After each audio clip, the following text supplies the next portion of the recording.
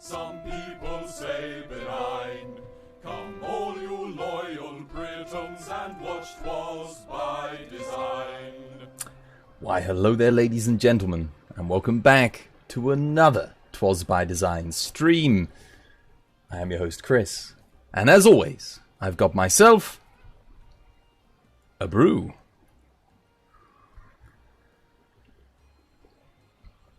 Oh man, that's strong. That's really strong, blimey. Cool. I'm going to be up all night tonight. How you doing, guys? Hope you're having yourselves a lovely, jubbly Tuesday. Our second day today of being back since we've had internet troubles. We're kind of hoping for another miracle and that we can get another stream off today. Something, you know, something working. Something doing good. 2 tea bags glued together. Yeah, man. Just tea and glue. It's gonna definitely keep me going. How you doing, Chomper and Innocent? Welcome back to the stream, guys. Hope you're having yourselves a lovely, jubbly day today. Long time no see. Yeah, it's been a while, man. It's been a while. Lobby codes are up. !lobby if you fancy coming and joining and getting some hunts in. I'll probably, just while we wait for people to join and whatnot, I'll try not to knock my mic around too much. I'm going to quickly get the stream raiders up and get this started. Not that anyone's really joining it so much, but I mean, hey ho, it's something for people to do when I go for my tea break at the very least. So we might as well get it up. But yeah, how you guys been? How are your Tuesdays treating you? I hope they're treating you well. I hope you're having yourselves a lovely, jubbly one. I finished cooking, and I had a meat-free stir fry. It was like a beef substitute, it's meant to be beef, but it was plant-based. Bloody hell! I never realized how bad plant-based beef would be outside of burgers. Like, damn, it's bad. It's now good. It's now good at all. You're melting? It's pretty chill here. We just had like a storm come through, and I've got the windows and everything open, and it's not too bad. It's nowhere near as hot as it was earlier today. Let's have a look. What should we put down? I guess we'll just put down a tanky fella. That'll do for now. Hey, Roy. How you doing, Roy? Hope you're having yourself a lovely, jubbly day today. Welcome back to the stream. Thank you for the host as well, Roy. And Splat Kids, Kevs. Thank you for the host as well. Much appreciado. Oh, yeah. It sounds like the volume for my game feels like it's really loud for some reason. Maybe it isn't, but it sounds really loud to me. Ever since I got this new Sound Blaster command center, everything sounds super duper loud.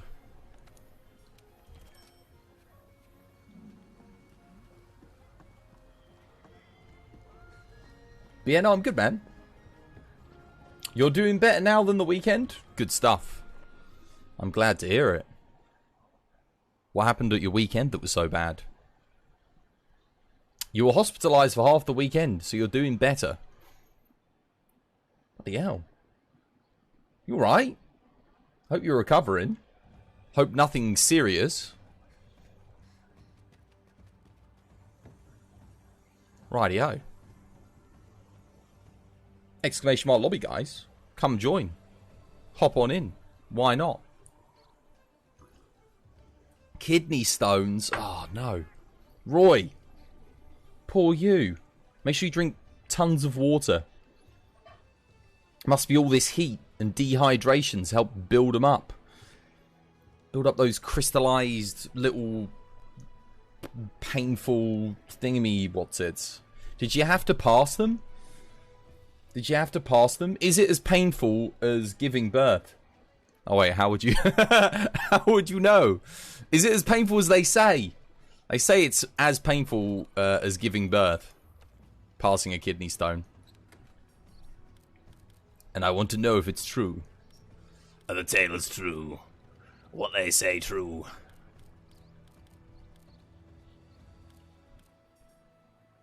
Schwags. Could play some Gunlance. I don't think I actually played any Gunlance yesterday, you know. Yeah.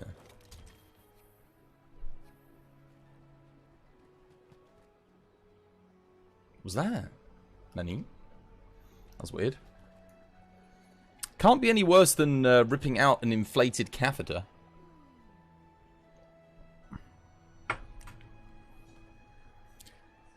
Both of which sound incredibly painful. But I've heard the kidney stones are like the worst pain. Like nothing even comes close.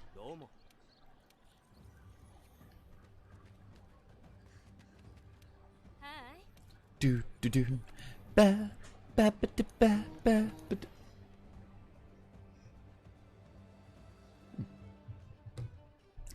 Do do do do do do do do do. Oh, you know what I might do quickly, just while we wait for people to come join us. Because it's something that, it's one of those things that, you know, kind of just needs to be done every once in a while. I'm going to get some more wet fish things. We'll grab our Lucky Lance build. Probably make this like way more efficient, but this thing just gets the job done, you know. Hey, Fluff. How you doing, Fluff? Welcome back to the stream. I hope you're having yourself a lovely, jubbly day today. You've tried painting your forms. Kidney stone top meter by a landslide. Yeah. So it is as painful as they say. Well, that means I'm just going to keep drinking as much water as possible.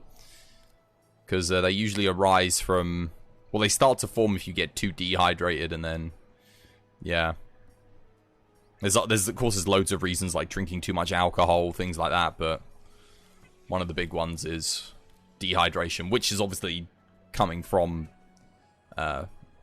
drinking too much alcohol. Where's the lucky... There it is. That's what I want. Hey, Divine. How you doing, Divine? Welcome back to the stream. I hope you're having yourself a lovely, jubbly day today. Feel free to come join me, Celine, by the way, if you want to get some, what they called, thingies. How have you been? I hope all is well. I hope you're keeping the spirit of the Bungu alive for Teos, because I know Teos hasn't been... I haven't seen Teos on recently. I did, last time I watched him play, he was playing... Elder Scrolls Online. I know he's been loving that game recently. But I know he's taken a cheeky break from Monster Hunter. Le Mon Hun.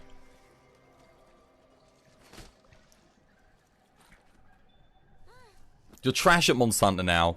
I warmed up pretty quickly yesterday. I went from killing a Zenogre in like 6 minutes 40 to... We got like a 10-minute fatty in yesterday, so... And I think I was using the hunting horn, so yeah, not too bad. Didn't take me too long to get back into the rhythm. To paint a picture, Twas, you walked around aimlessly as walking in pain made more sense than laying down in pain. It helps take your mind off things too. You were sweating like a pig from the pain alone. Joyce! Gather quest. Yeah, kind of need these wet fish fin pluses. I just want to make sure I don't run out of them, you know? You've been playing Guilty Gear, and you picked up Yu-Gi-Oh! Again. You're trying to be a pro duelist now. I always promised I'd show you guys my Yu-Gi-Oh! Cards, didn't I? I got a crazy collection. Like an insane collection. I used to collect when I was a kid.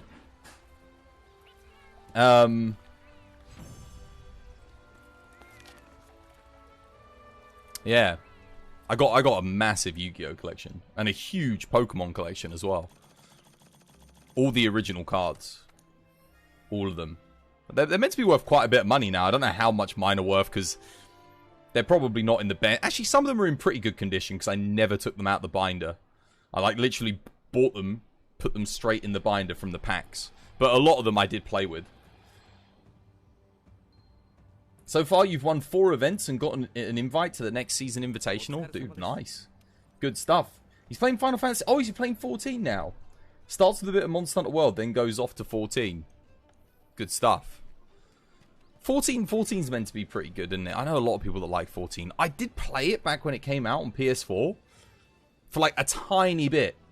Like, no more than 40 hours or so. Which is, for an MMO, is like nothing. But it wasn't really for me. But I know it's changed a lot since then. What are you doing, Celine? What are we looking at? Corv? I'm guessing you posted Corv. Oh, not a Corv. Alright. Why not? He does play when he has the time now, though, since he works a lot. Indeed, indeed. I catch him every now and again. I do get to see him. What shall I run? But I miss being able to watch him, like, every time before my stream. Because it used to be, like, a regular. It was either before or after he would be streaming. Usually before.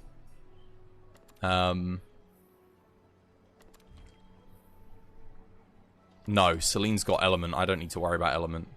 Let me, do I get rid of Sir Reginald? I probably...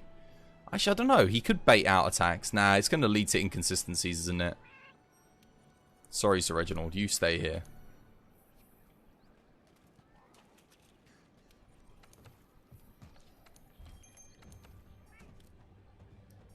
Do not want Provoker. That'll be fine. You just lurk and ban people. Good stuff. You're pretty sure you have over 100 bans. Dude, the lifetime bans on this channel are 2. There were 3 and I unbanned one of those people. 2. In 5 years. 5 years. I mean, I'm pretty lenient though. Most of the time, if someone tries to rip on me, I'll just rip them back. It usually shuts people up. Or it doesn't. But the lifetime ban rate on this channel is ridiculously low. Oh, wait, no, I've got the wrong blooming thing. Hang on a minute. Oh, I don't have smoke bombs. Sorry. You've banned 12 bots permanently so far. What, from your channel?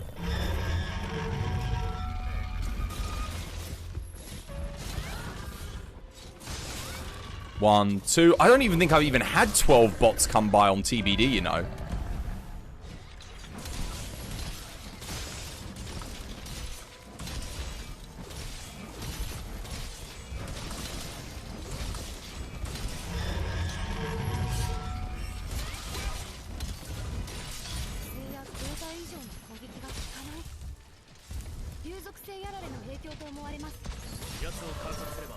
Damn it.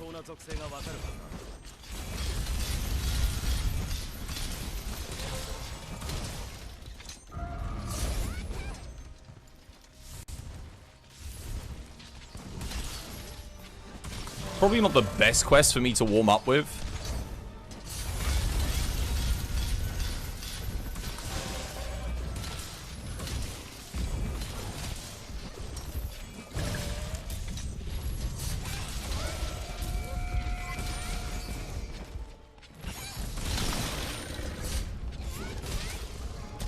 Let Celine get that. Cheers, Celine. Nice. Really? I didn't realize how lucky I've been then. That's crazy. 3, 2, 1. No, legit, like, I think I've only ever banned 3 people, not including bots, I guess. And one of which was unbanned because the community was like, nah, unban them. So I was like, alright.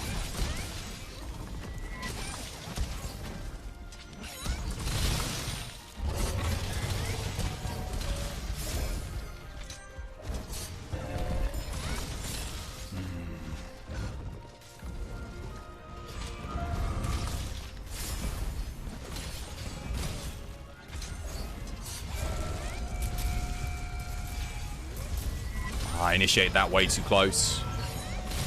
That's alright.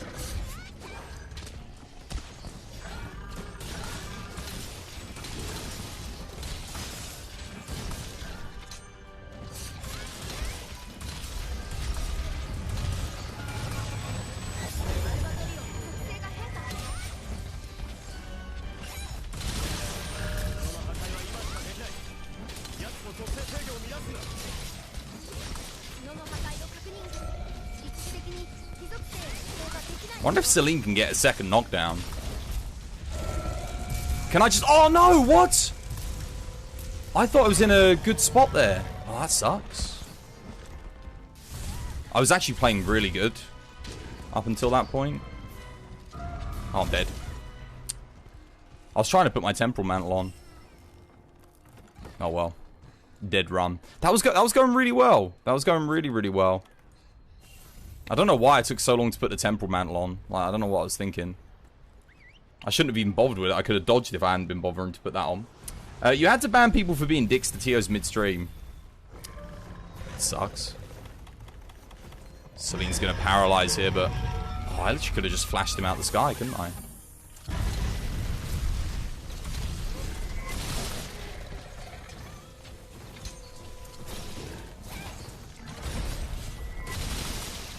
Unfortunately,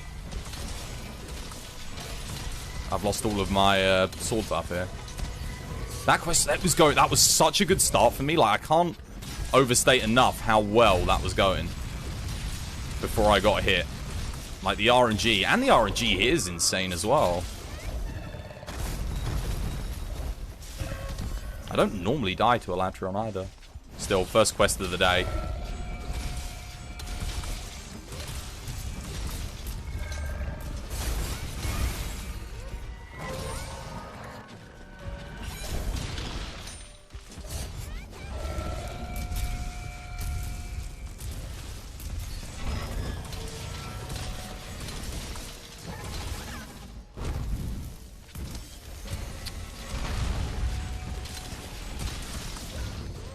Are you kidding me? Oh.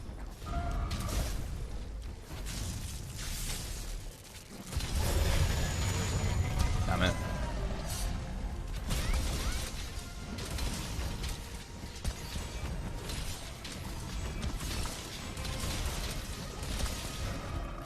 Oh my god, you son of a...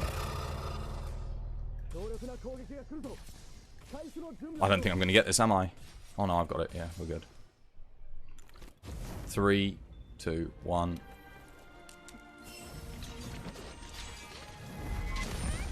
What? Wait, what? Like, hit his head! And there was me thinking I timed it to perfection.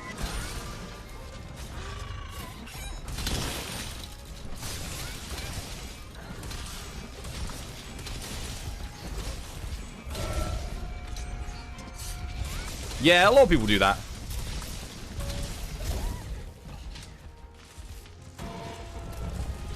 I like to teach people not to mistake kindness for weakness.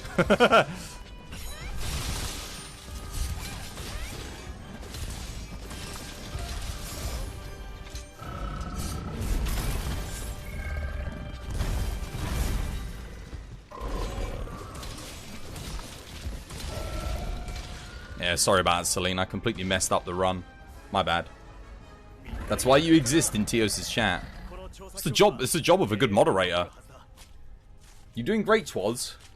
It's just the Latron bit. No, that was my fault. If I'd just, I could have just healed. I was just being stubborn. I could have just healed or, dodged. But I was like, nah, I'll put the temporal mantle on. Got hit. When I tried putting it on the first time, I was like, I can still put it on. Then I got hit the second time. I was dead. Yeah. That actually would have been an insane run if I'd just healed. They would have been really good.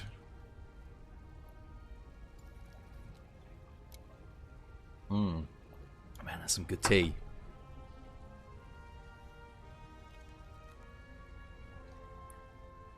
And if I'd bought the right loadout with smoke bombs and stuff, could have got him out the sky for free. Free paralysis.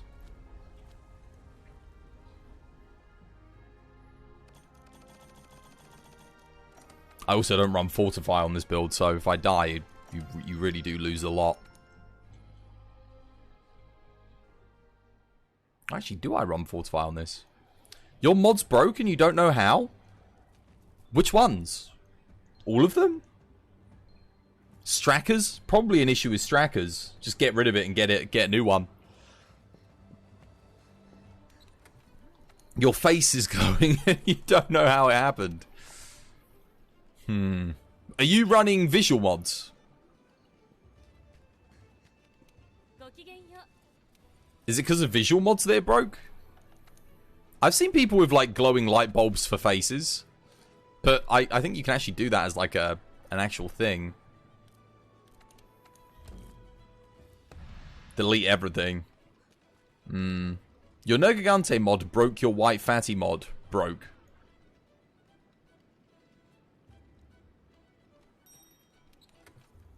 Your Charge Blade mod broke. See, I don't really know that much about mods in this game. I've only started using them like around 3 months ago, 4 months ago. Before that, before White Fatalis, I didn't get any mods. And I got White Fatalis because there was no new content being added. And they weren't going to update the game again. So I thought to myself, well, might as well get it. And I did always say I won't use mods until they finish updating the game. Because it's always annoying. Like, it's always annoying, you know, when a regular update comes out for a game and then all your mods break. And then sometimes mods get discontinued and mods that you ended up really liking or relying on get cut. And I just didn't want to have to deal with any of that fuss. But now that the game's done, it's a case of, hey, might as well, right? Because there's not really anything to interrupt them or stop them from working. What should I run here? Charge Blade? I'll run Charge Blade as well. Why not? Let's both do Charge Blade.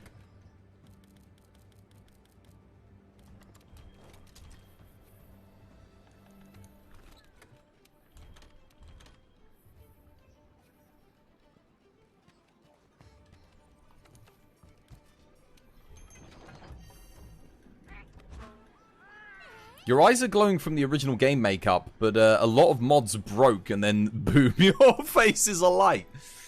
Great stuff.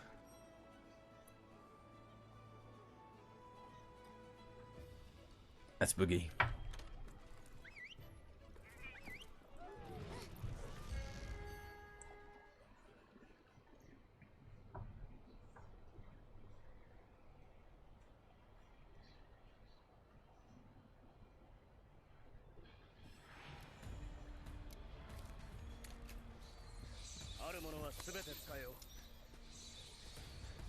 This is the bug that I get with the scout fly particle effects.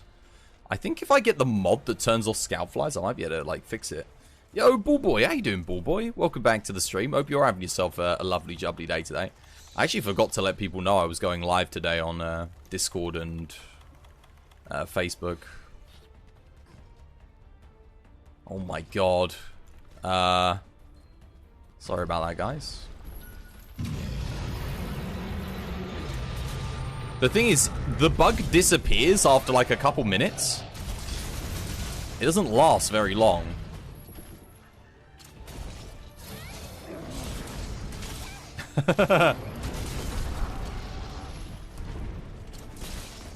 Oh no.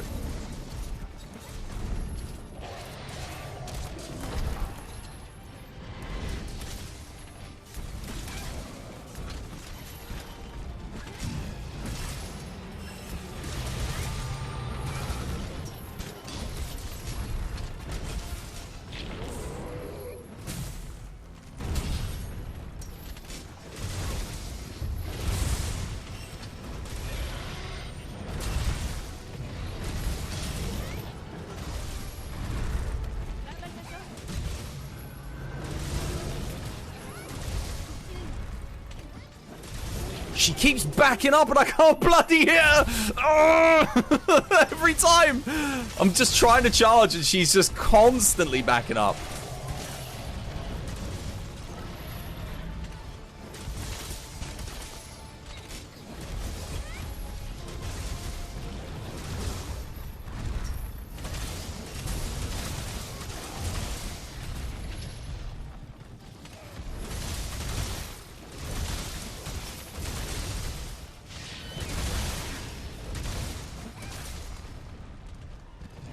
Good evening. I'm good. How are you today? Yeah, I'm good, Bullboy. I'm good, thank you. Hope you're doing well.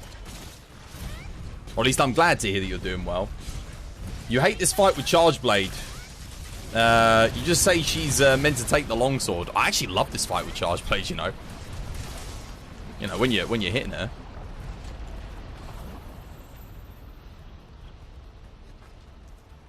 But that was a bad area 1 for me.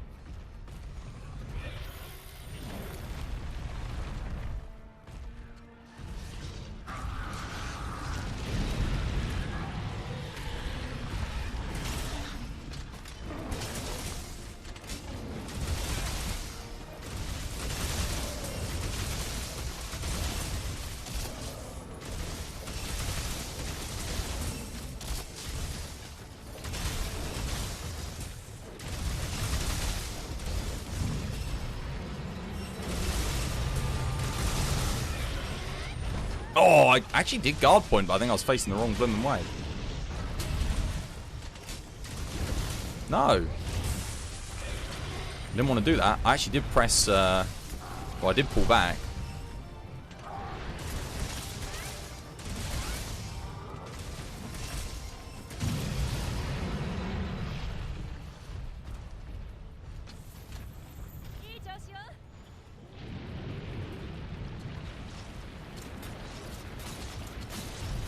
Oh, why do I always end up on the same side?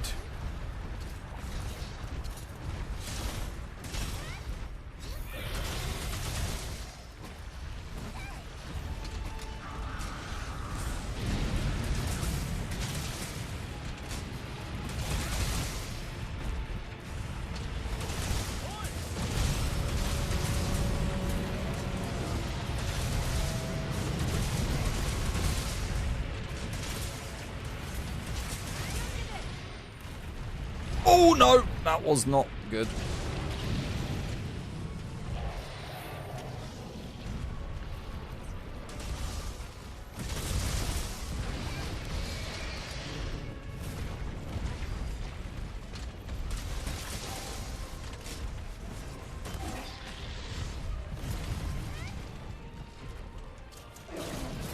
Oh, don't tell me we both claggered the first time we claggered the whole fight and we both claggered at the same time. No.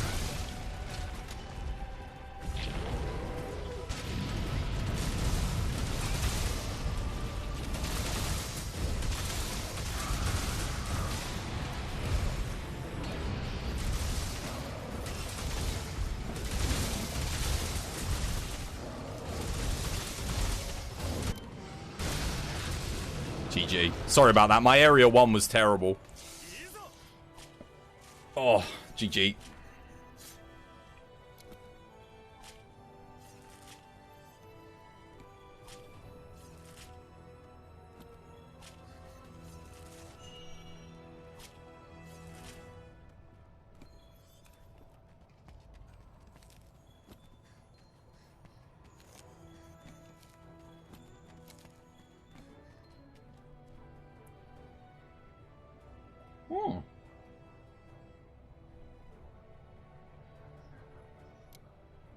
Good fun, though.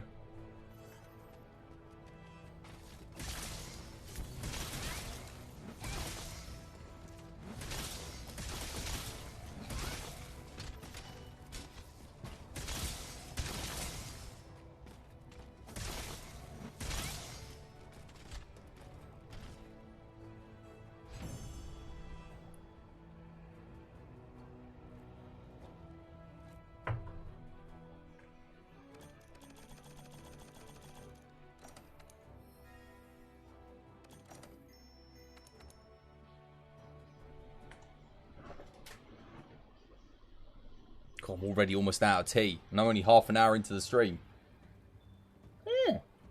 Rise here. I wonder if we'll disconnect from them today. We need a 4th player, guys. Exclamation mark lobby if you want to come join.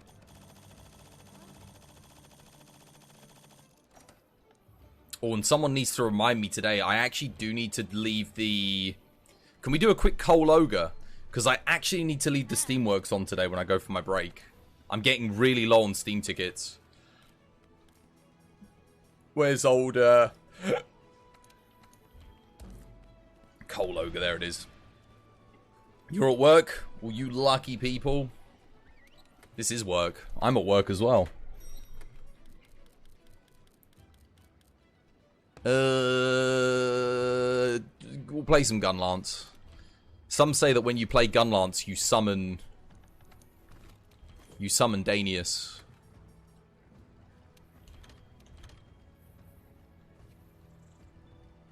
You'll be right back. You've got to go right quick. Nice, dude. Enjoy.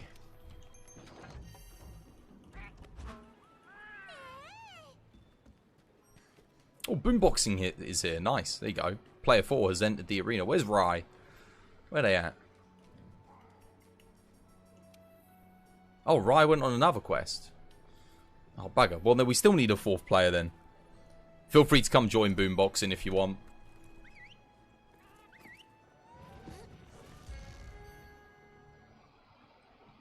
Hope you're having yourself a lovely, jubbly day today.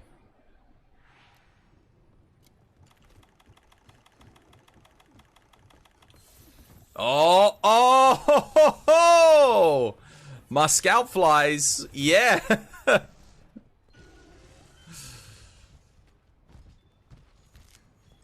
The best mod.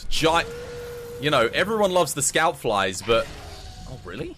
But how much do you love giant scalp flies?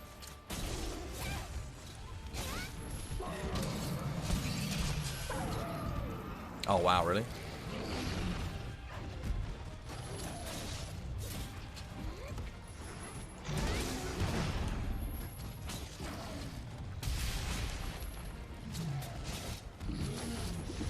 Why is he ignoring... What the... What?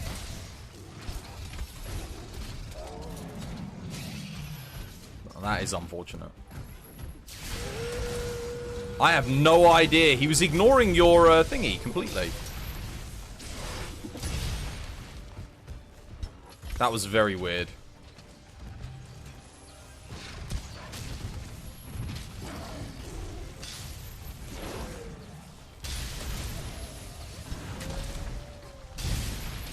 He's hitting me with everything as well, even when he's nowhere near me.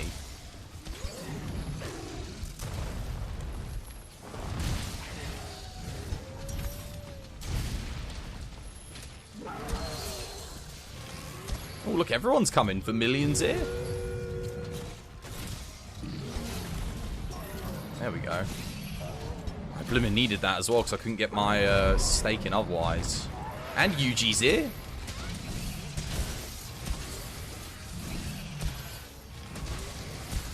Hey, Sofif, how you doing, Sofif? Hope you're having yourself a lovely, jubbly day today. Aurora Borealis. At this time of year, localized completely in your arena. May I see it?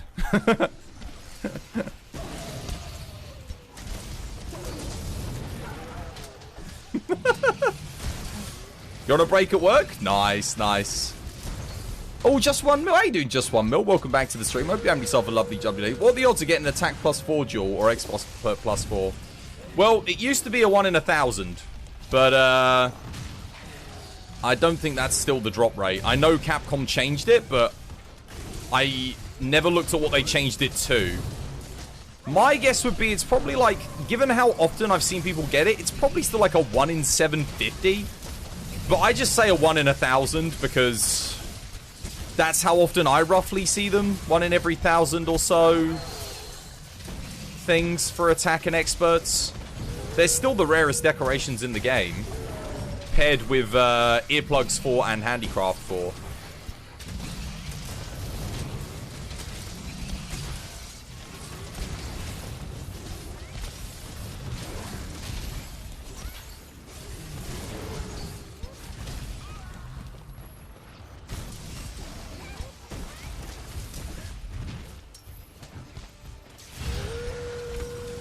You still haven't had an attack +4 or an expert +4 drop outside of their free ones.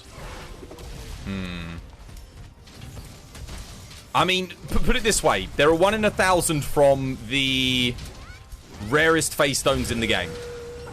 So you have to ask yourself, have you had over 1,000 of those face stones? And if the answer's yes, then you're unlucky. But yeah, like, bear in mind, 1,000 of those face stones, when the most you could ever get if you got really lucky from like a standard tempered monster quest at master rank is 5. I don't need to tell you, that's a lot.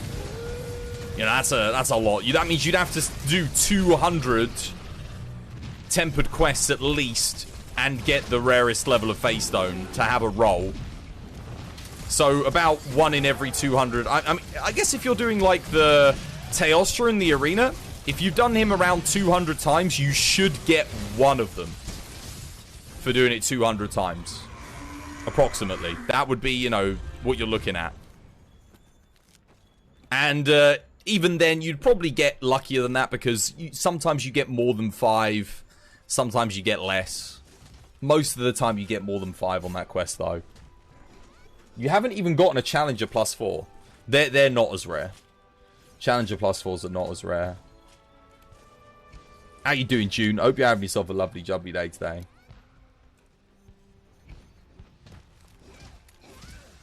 But no, you've got to play a lot. But if you're getting those quests done, let's say you're getting those quests done, because you can do that Telstra. If you get good at it, you can get it done in 3 minutes very consistently in the arena. So that means you can do it 20 times per hour if you literally leave and get straight back into the arena. We'll minus a few. We'll say 15 times per hour, because it does take you time to get your loadout ready, wait for people to ready up and everything else. So 15 times per hour. So let's say you play for 10 hours a day, you're going to get 150 attempts in a day. So statistically speaking, if you did just do it every day for 10 hours, on average you should get one. So be that handicraft, earplugs, attack or expert once a day. And based on my experience, I would say that's about right. Yeah.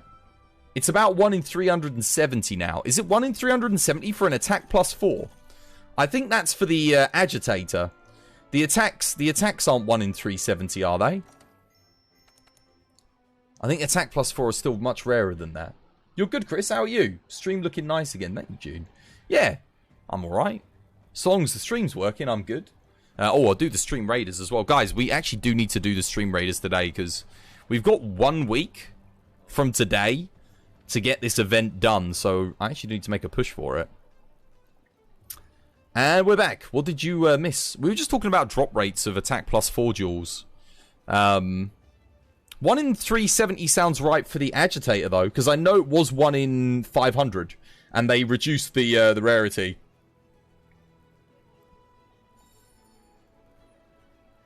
Oh, look, someone actually did put down a unit. Yeah, that's a rarity. Attack plus is a 1 in 370. I'm gonna Google this. Let's find out definitively. I not that I doubt you, Jet, but they took it from a 1 in 1,000 to a 1 in 370. That's actually impressive. That means if you haven't got one in like 60, 70 runs of doing Teostra, then you've gotten unlucky. If it's at that commonality. You need the Challenger decos so bad. Why, though? You only ever need one. Just make the Agitator level 5 charm. And then you only ever need one. What should I put down here? I guess I'll pop that down. There we go. This is a loyalty bonus chest, this one. Let's have a quick look. Let's look it up. Let's get, let's make sure. Is it, decoration drop rates. Monster Hunter World. Iceborne. Iceborne database. Let me see.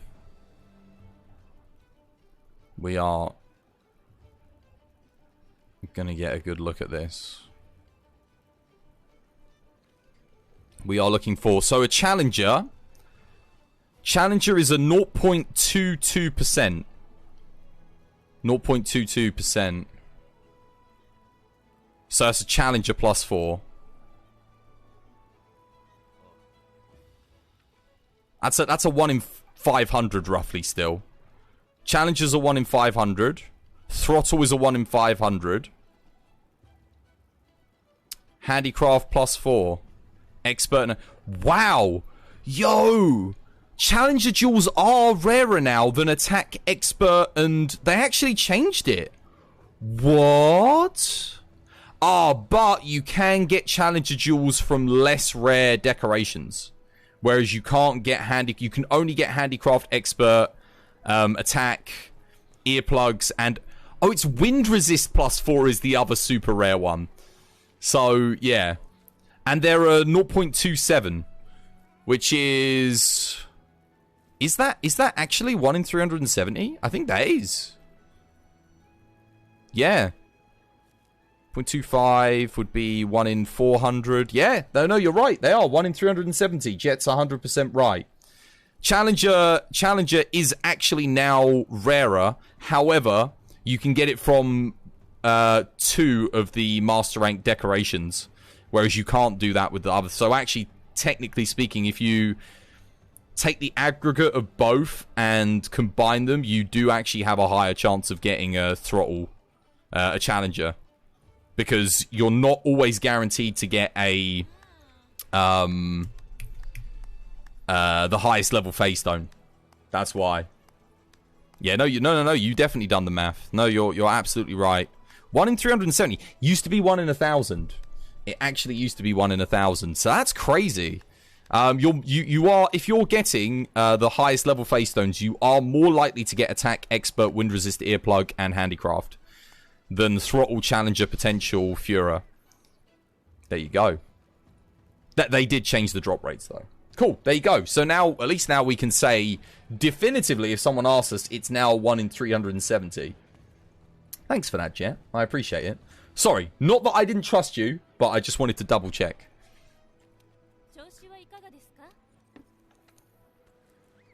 Do you have a rotten region bone piles in the guiding lands? I do not. No, my region for the rotten region is not leveled up. Oh, are we going with this again? Want to do a Dawn of the Death Star? Who wants to come join for this? Boomboxing, you want to come?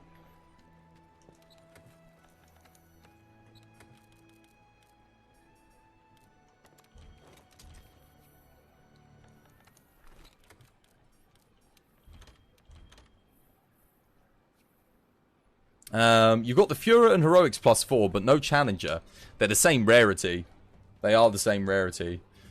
Man, you guys don't even want to see my deck. We do need one more. You guys don't even want to see my decoration collection.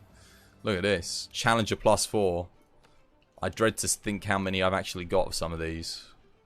Just while we wait for someone to join. How many have I got? I got 7. 8, 9, 10, 11, 12, 13, 14, 15, 16, 17, 18, 19... 19. I have 19 Challenger +4 decorations. Stealing your account. How many experts do we have? We can have a look and see how many we've got of these rare ones. What about attack? 1, 2, 3, 4, 5, 6, 7, 8, 9 attack +4s. That makes sense based on the old rarity drop rates before they altered them. Where's Expert? Expert is on page 3. 1, 2, 3, 4, 5, 6, 7 of those.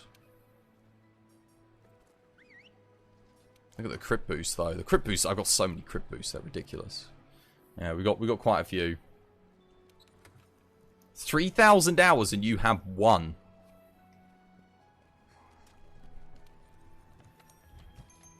I kill things quick. I'm very efficient with my farming. But how many times have you done like the Zenoga and the thingy quests? That's the thing. The quests that actually matter. That really make the big difference to boosting your farm. That is the thing. Because if you've done like 3,000 hours of Elatrion, Fatalis, Raging Bracky and other things, then... That was a recent thing, so maybe 1,000 hours into that. Fair enough.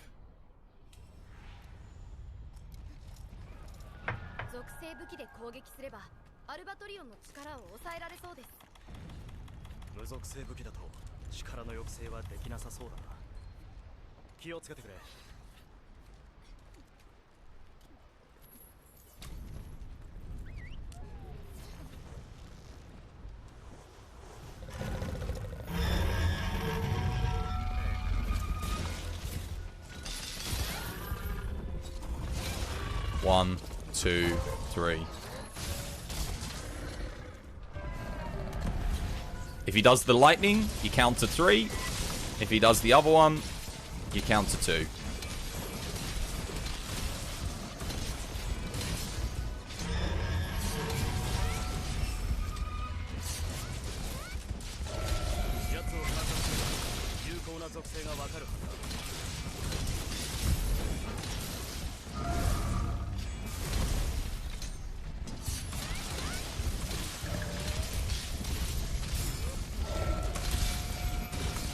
Nice.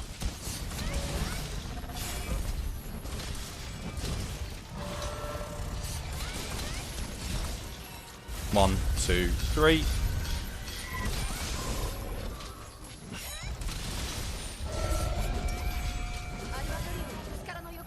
Oh wow, that was a really quick knockdown. Oh, I'm guessing you're all running element.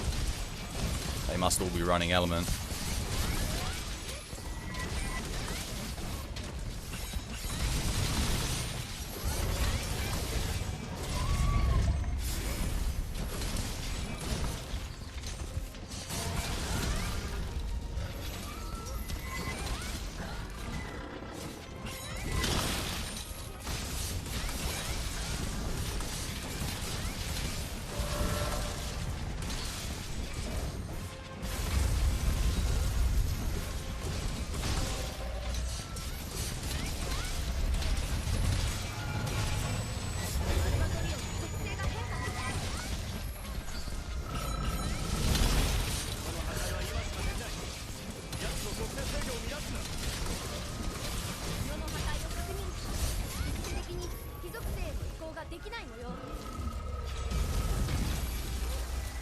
No! Oh!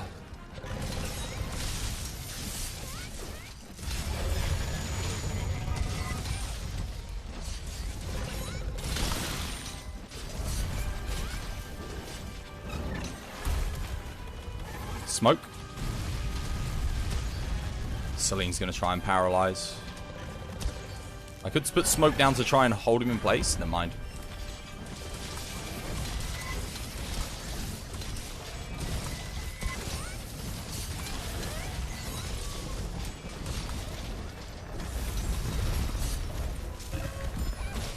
Oh, I actually got that.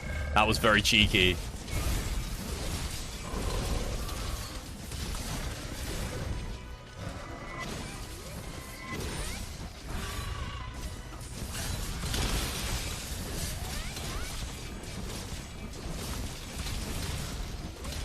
Oh, I tried to foresight, but couldn't come out of my Spirit Slash there. We need a weak spot on the forearms. I'd love to do a thing there, but actually it's probably better if I do that.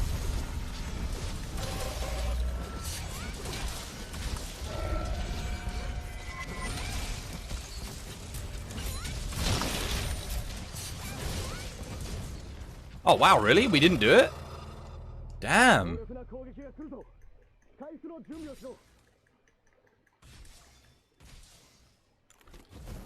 3, 2, 1. I'm surprised that wasn't pre-Eschaton.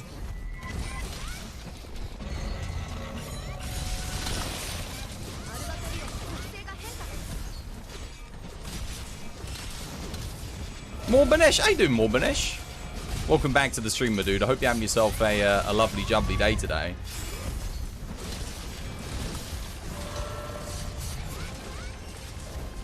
Three, two, one. Oh no! Because he got knocked out, it actually ruined the thing.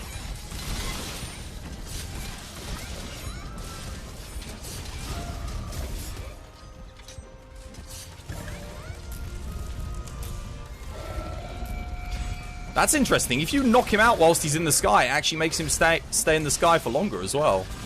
I never realized that.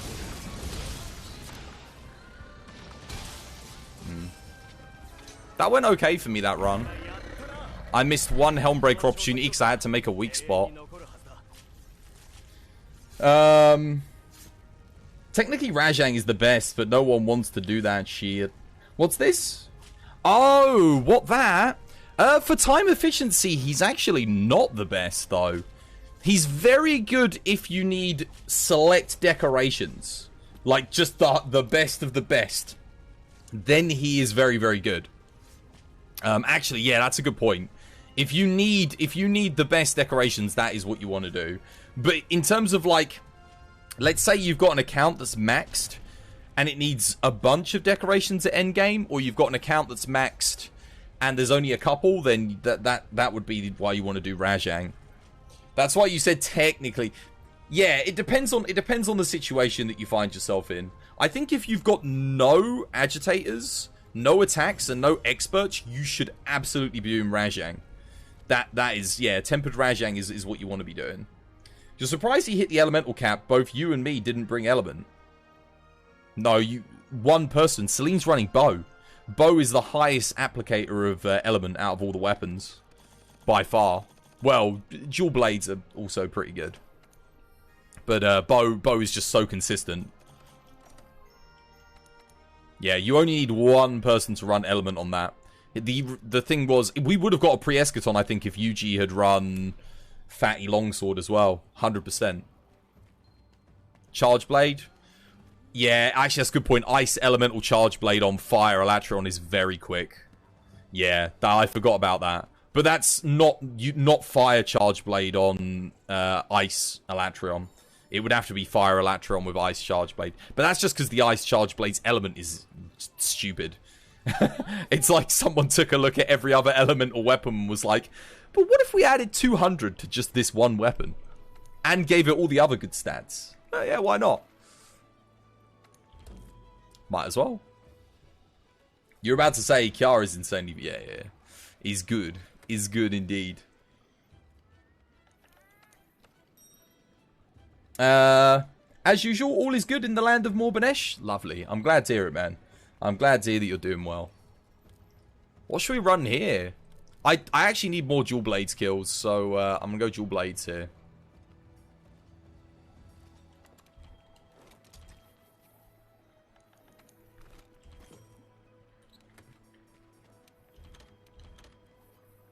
You're going to go make the Kiar Ice right now. Good stuff. The Kiar Ice dual blades are still pretty legit. Yeah, they still hold up. Or are you talking about the Kiar Ice Charge Blade? The Kiar Ice Charge Blade is a must-have. It's just that good. The fact that it holds up against Fatalis in a bunch of matchups and is better than Fatalis is testament to just how OP that weapon's been ever since we got it. Just insanely good. I don't really want Provoker because I'll mess up the whole thing here. But at the same time, I want Black. You know what? I can take Provoker. I actually want to be the one that pulls him over to the wall anyway, because sometimes someone doesn't come stand by the wall. Sorry for the wait. Is the best ice weapon in the game? Yeah, it's between that and the ice bow with the Velcana essence, because with Frostcraft. Just because of how efficient that is. But on its own, I think it is the best ice weapon in the game, hands down. It's so good. Not that some of the Frostfang ice weapons aren't good, like the longsword, for example, but it doesn't hold a candle to like how you wouldn't really use the Frostfang. You'd never use the Frostfang longsword over the Fatalis longsword outside of Elatron, and you have to get the knockdown because you're not quite comfortable with it otherwise. Otherwise, you're always running Fatty.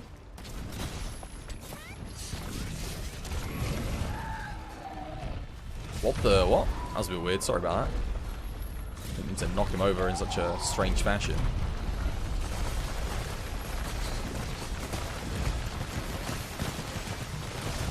I got kicked off. That was so weird. I made it on before the hammer, but I got kicked off. Okay.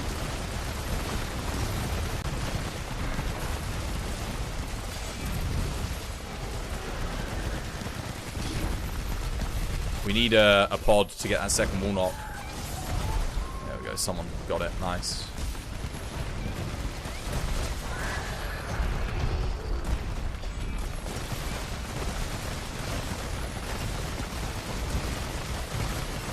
It's just so OP. Yeah, it always has been. Ever since high rank. Ever since we got it. The Kiara Ice Charge Blade's been ridiculously good.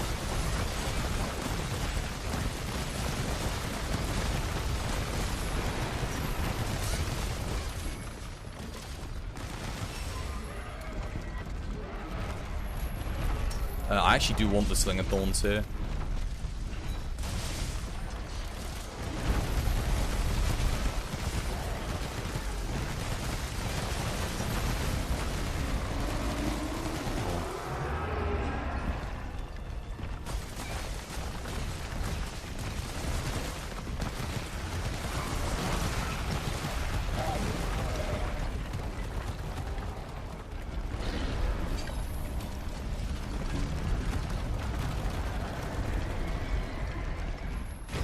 Hey, Mr. Keels. How you doing, J Kills? Welcome back to the stream. Hope you're having yourself a lovely, jubbly day today, man. How's things, dude? How have you been?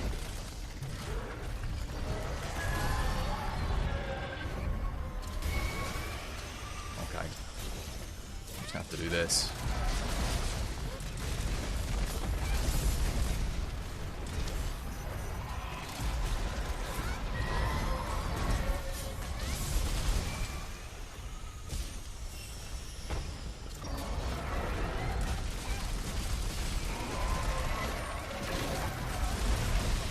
Chilling and hunting. Nice. Good stuff, man. Anything interesting happen on your hunts?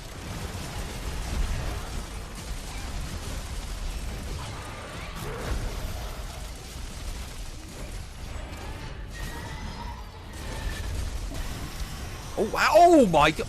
Yo, it just double tapped me out the sky. You guys see that?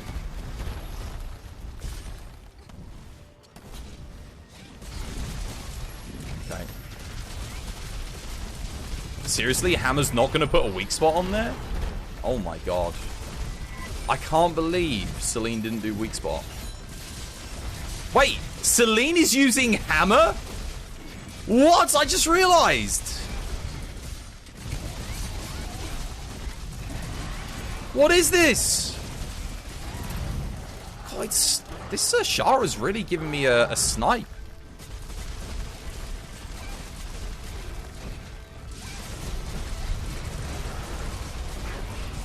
There's the other break.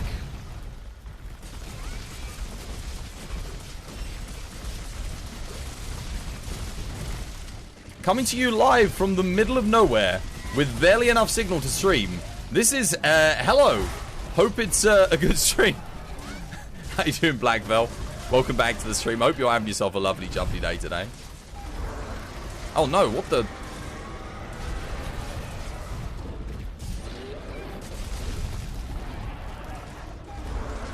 Oh, that has multiple hitboxes.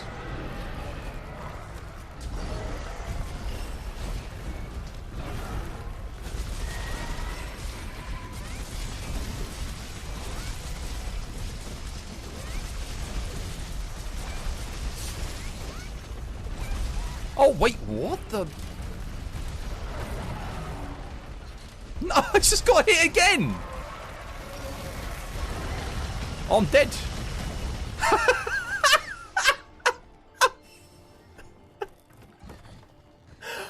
I couldn't do anything. I literally couldn't do anything.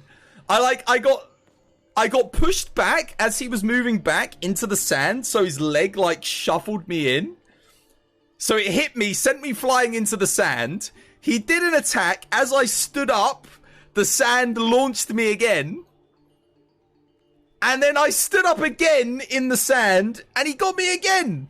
Like, slowly got pushed into the other attack. Oh, my goodness. He killed Yuji as well. That was great. Oh, hello.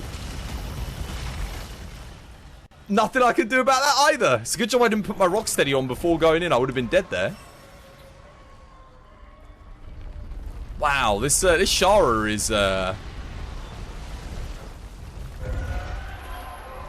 having a bubble a little bit.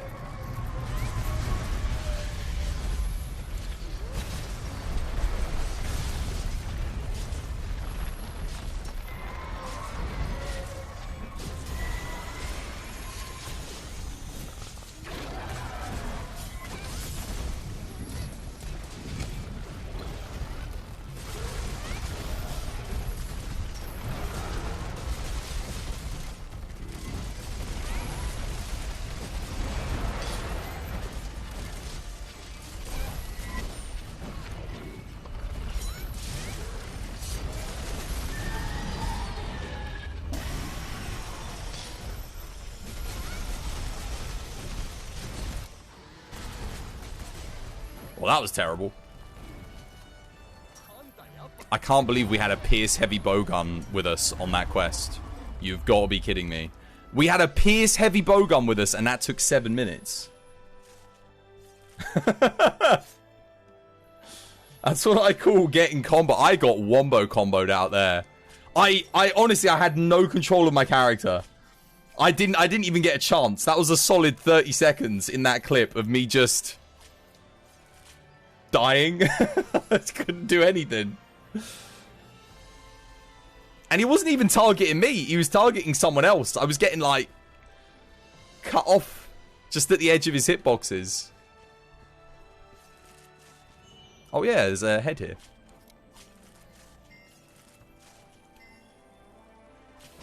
I am no legend by any means, but you're a humble wanderer in search of the perfecting your swordsmanship. I like that. Yeah, man. Aren't we all?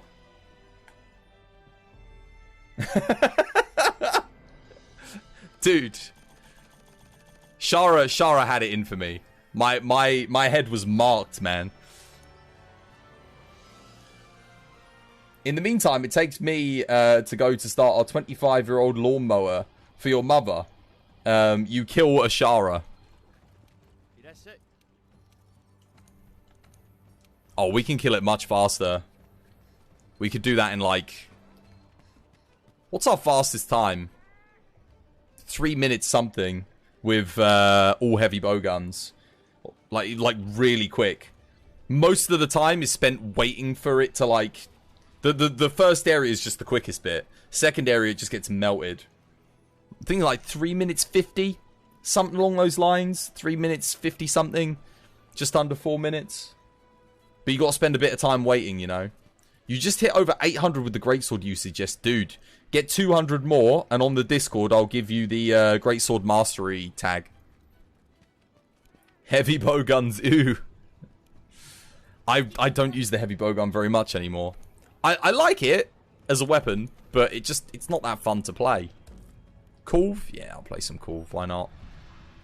Why not? I do want to get 1,000 on the, Let's have a look. I want to see how the guild card's coming along. Update. Here's update.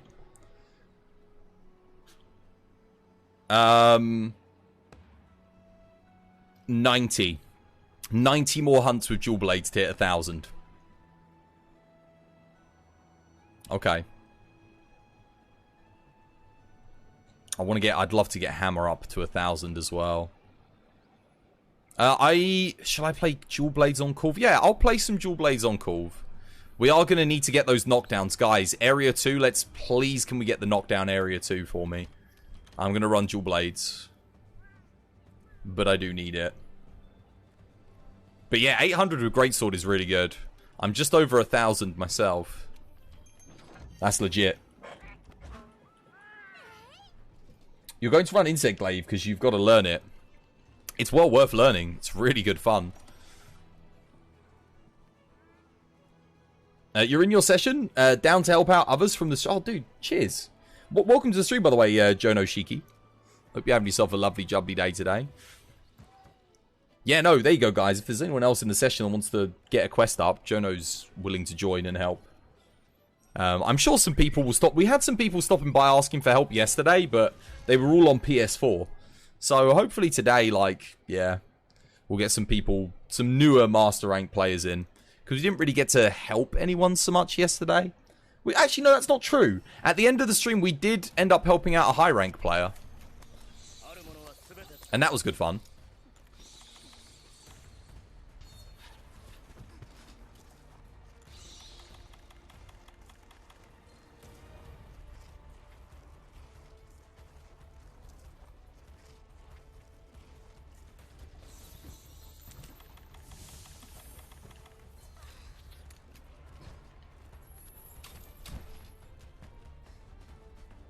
Woo!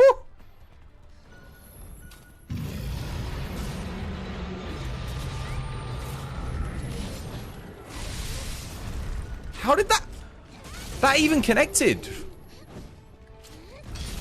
Okay. I need to put just one on with the dual blades. I don't have Shaver on this build, which probably a mistake.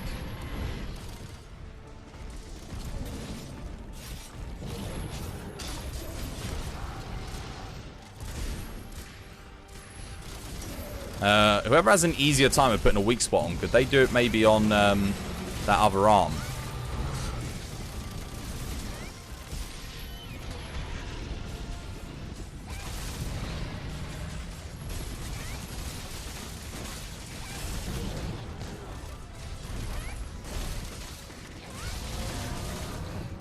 Never mind.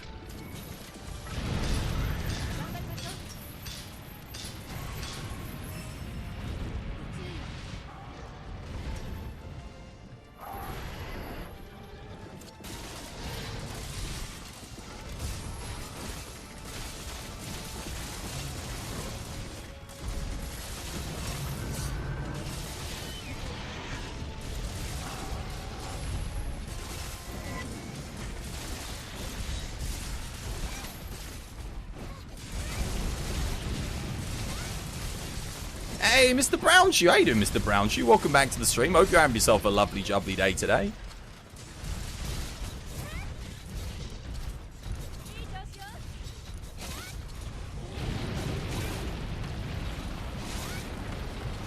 Oh, snap. Got it. Excellent. I don't have Shaver on this build, like I said. You're on vacation? Oh, nice. Want to say hello real quick so you guys won't forget about you? I won't forget about you, Mr. Brown Shoe. I hope you're enjoying your holiday. You always say play how you want, but you do have to understand the math behind some of it. Yeah. It depends, man. It depends on what level of play you want to achieve. I mean, if you want to be one of the better players, naturally giving yourself the best tools is going to allow you to achieve that goal faster, you know, because then it's just understanding the core mechanics and principles. Guys, I remember what I said, can we please get the knockdown, because I'm dual blades. I would really appreciate it. Boomboxing Vermilion.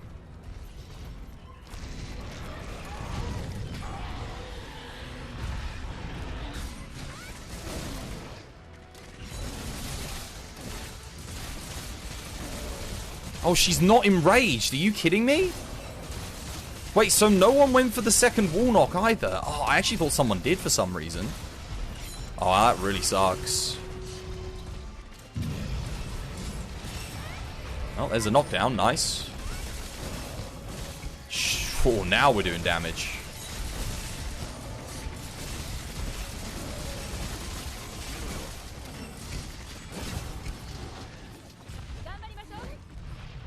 That's why I needed that knockdown, was for that kind of damage.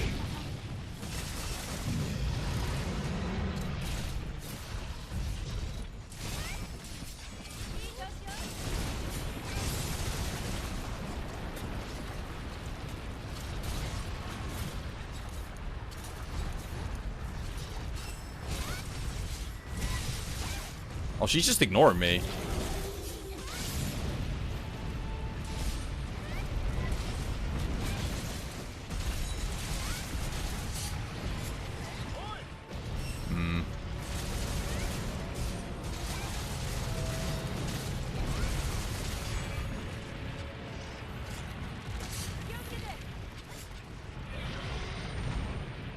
Thank God Kultrov's hit zone isn't trash like Namiel. Oh, I know. It makes it more satisfying, doesn't it? Like, having those really good hit zone values. It's nice.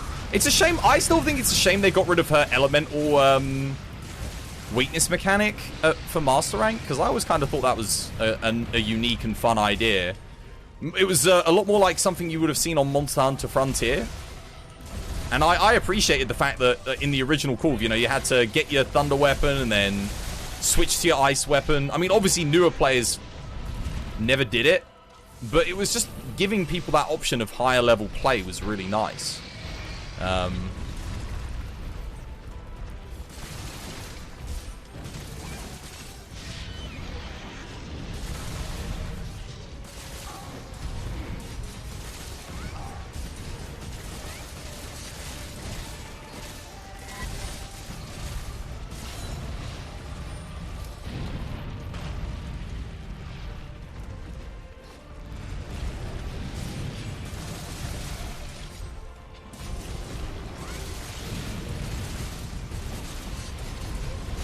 You think it was the community feedback that hated the elemental thing due to the grinding RNG? Well, that's only because Capcom didn't balance the weapons accordingly. Like, all of the Kulve weapons were the best things to fight Kulve with. So it made people hyper-reliant on getting Kulve weapons outside of the Lunar Styx light bowgun in order to fight Kulve efficiently, you know?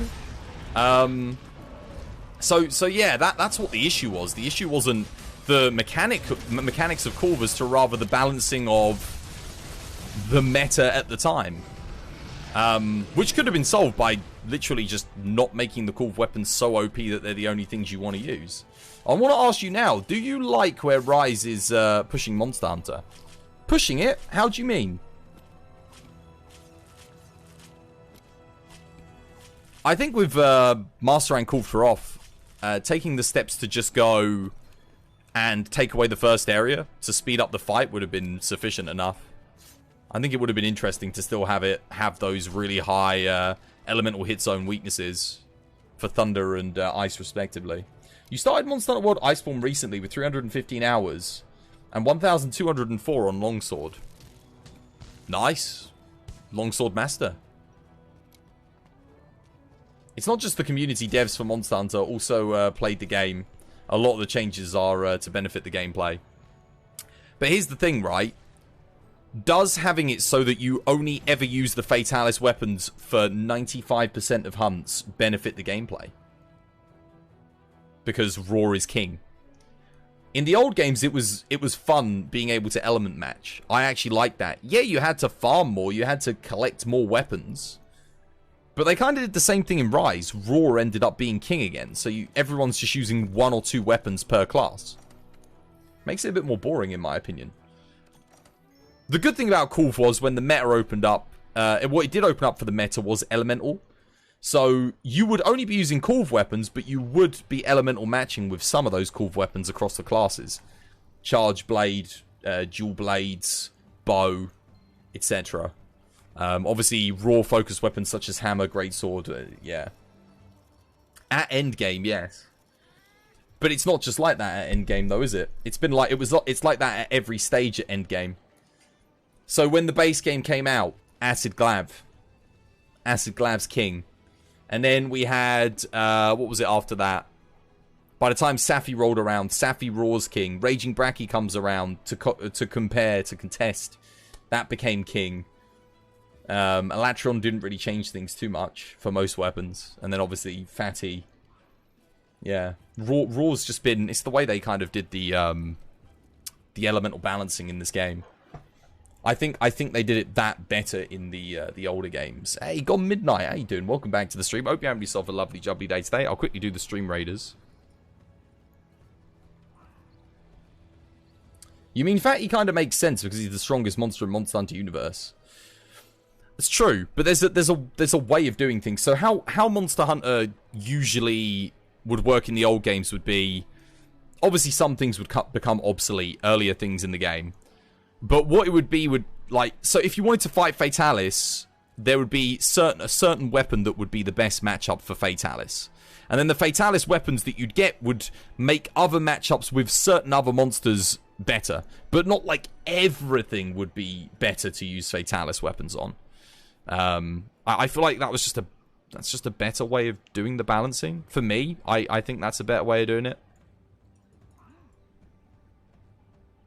Gonna take a break for now? Righto, Celine. Righto. Raudio.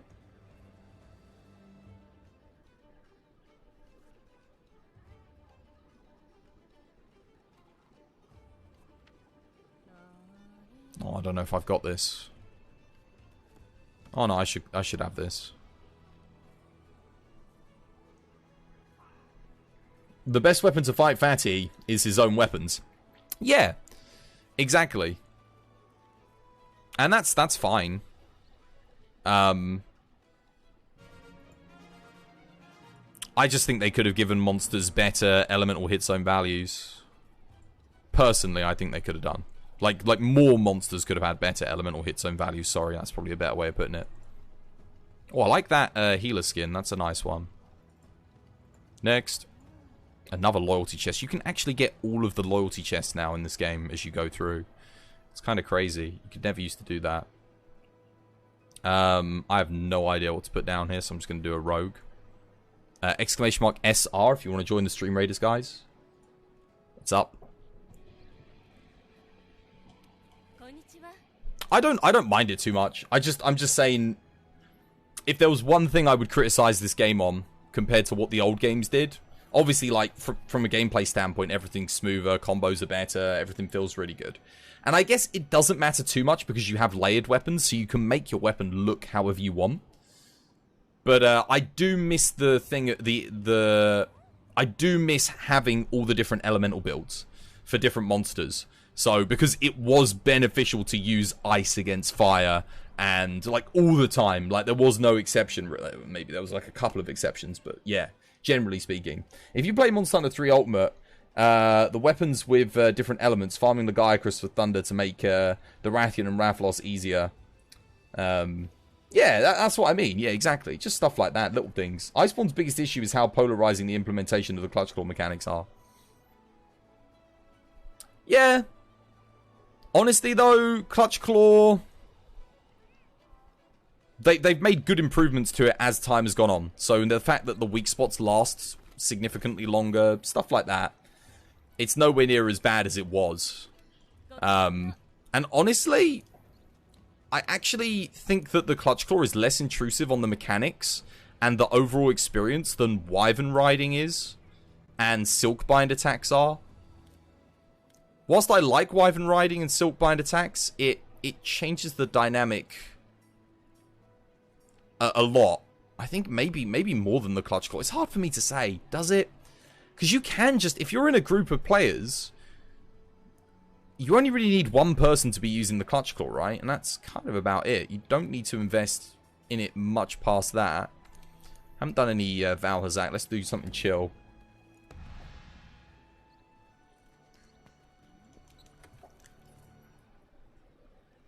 Clutch Claw compared to Rise is amazing.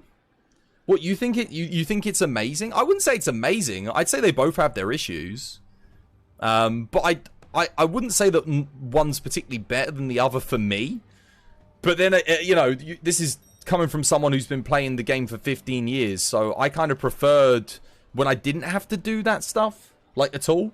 Like, any of it. Where I didn't have to watch my little bugs recharge at the bottom and I didn't have to worry about the weak spot being present. Like, I'm not really... But it does add an extra layer of depth to the gameplay. So I suppose from that perspective, it's like, you know, if you want to min-max and optimize your play, it's interesting enough. What should we play, guys? What shall we play? Shall I play some Hammer? Or, actually, no, I haven't played any Gunlance today. Exclamation mark lobby as well if you want to join the lobby. You can't stand the Wyvern riding plus Silkbind moves. I don't mind the Silkbind... I don't mind the Silkbind moves in the sense that they're new moves. What I don't like about them is I personally feel like we should always have 3 bugs. Like, going around and picking up the 3rd bug in the environment is just... It would be more fun to have 3 bugs at all times, I think. The other thing I don't like about the Wyvern riding is that you can't control it. Like, there's no, like, press A button to ride the Wyvern. It's just, if you attack, you start riding it, whether you want to or not. I really, really don't like that. And it's weird that Capcom put that in because it breaks a fundamental philosophy in games design, which a lot of bad games ignore, where it's never take control away from the player. If you look at all the best games that have ever been made, a lot of them have, like, very interactive elements throughout the game. You know, they don't take away control from the player for anything. Not even for cutscenes. Like, you look at Half-Life, for example. Perfect example of a game that does its best to never take control away from the player. You're always there, you know, in the action. It keeps you really engaged with the experience. And the Wyvern riding, I feel like my control's been taken away because that element of choice has gone. Yeah, exactly. It takes away my files, it kills your helm breakers, and oh god. Oh man. I just got a fatal error. Is the stream still going? My game crashed. Whoops. I'll be right back. Hang on a minute. That's a first. It paused, but it's back. Okay, cool. The lobby's still up, right? Lobby's still up? I was actually playing with a new player there. That was very weird. That's the first time I've ever had the game crash. Ever. Might be because it's hot today, though. Could be the heat. Let me check my GPU.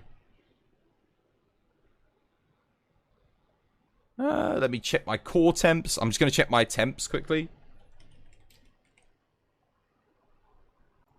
Core temps. We'll have a cheeky look here. Still up? Thank you, guys. No. My highest temperature is at 50 degrees currently.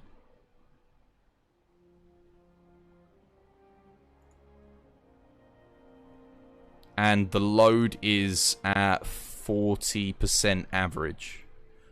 Okay. Weird. 50, 60 degrees, yeah. Okay. Don't know what happened there. Let us join the lobby. I'm coming back.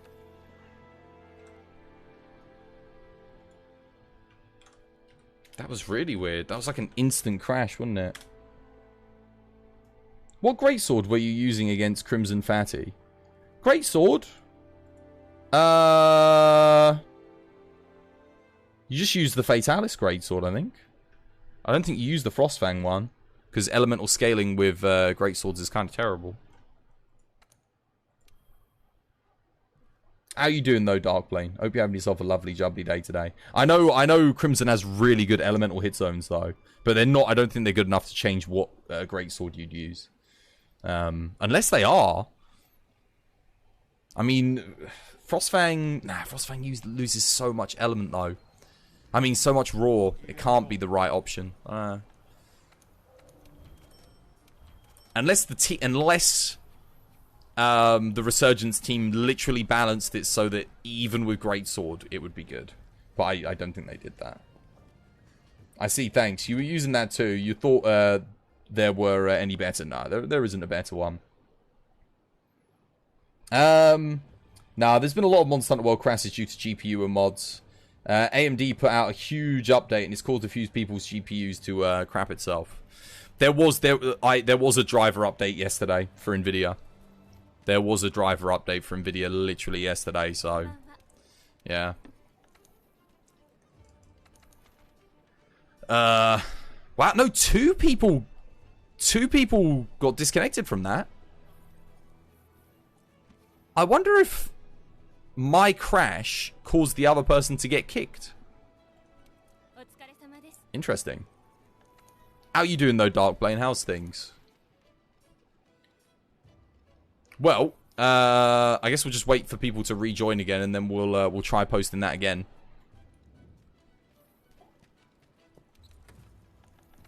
Boomboxing, you want to come join? I want to see if it crashes again if I do that quest again.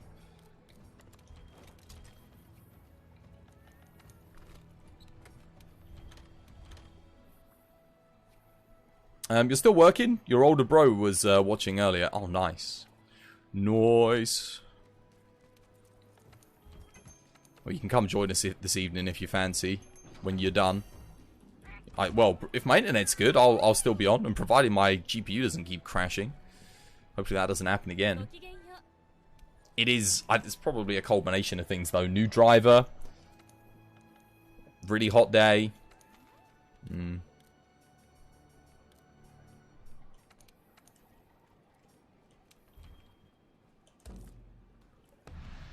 Nuts. Nuts is here. Yo, come join Nuts.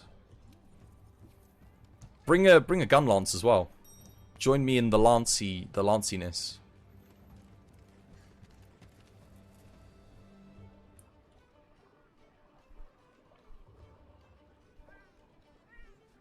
You're getting rusty? Yeah, brush off the rust.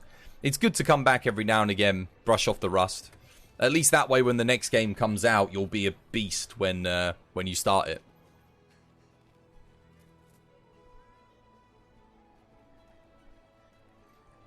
I have not forgotten my promise when I told you guys what I wanted to do.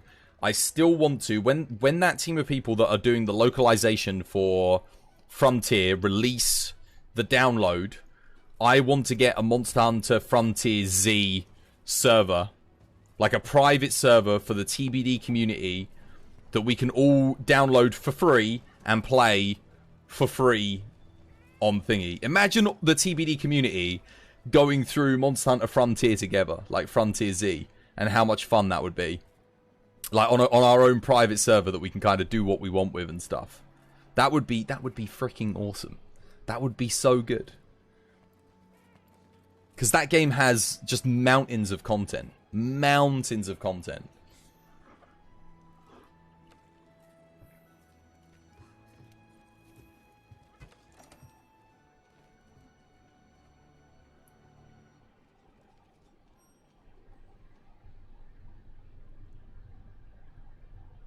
You didn't do the update because it messes with a lot of the render qualities. You're not sure that's good right now. I only get the stable ones that are stable. They're supposed to be, but they're not really. I'm ready to go, by the way. Whenever you are. Can you show your anti-Val gun line? Oh, right. Yeah, I guess so. I don't know if this is efficient or not. Probably isn't, but it gets the job done. Guard up, tool specialist, capacity boost, the level of handicraft, offensive guard 2, sling capacity 2, evade window 2, effluvial guard, weakness exploit, crit boost. It's a bit higgledy-piggledy, but it gets the job done.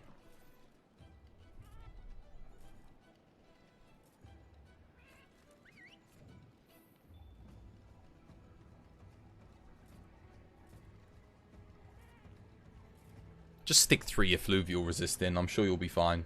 Get yourself a guard up. That way you can block his... you don't have to run away from him every time he does the effluvial or back cop away. Ideally, you wouldn't use guard at all with Gun Lance. Against Val Hazak, you definitely do. Keeps your damage uptime nice and high. You can't triple evade fast enough through the... the giant smoke stuff that he does. And keep in combat. So you just take the offensive guard, you block, you get the extra damage that gives you, and then you get straight back into the combat immediately. And sometimes he just spams that attack out so much, so it is worth having.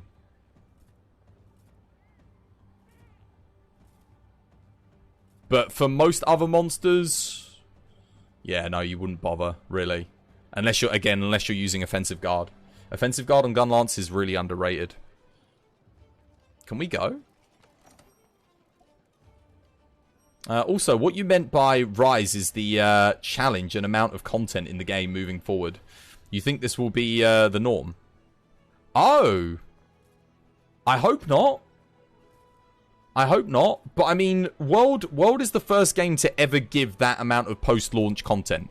It's the first Monster Hunter where they've ever done that, outside of, like, Monster Hunter Frontier. So...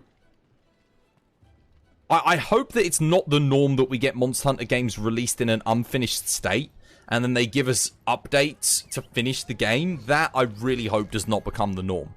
Because that's just sucks. I just want what they did with World and Iceborne to be the norm. You know, regular updates post-launch. But again, a Monster Hunter game has to sell a lot of units to get that kind of, treatment, you know? Rise didn't sell anywhere near as many units, obviously, as World, because, I mean, it's only on one platform, but I think that's what you gotta kind of needs.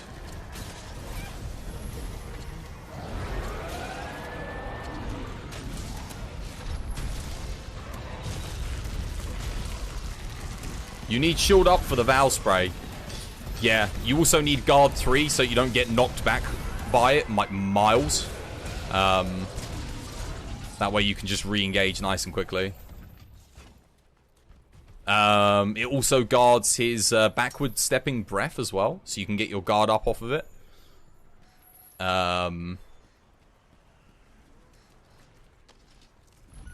Plus, guard is it's actually relatively efficient, because I think you can get like guard pairs with some really nice skills. It's like you can get guard level with some other stuff.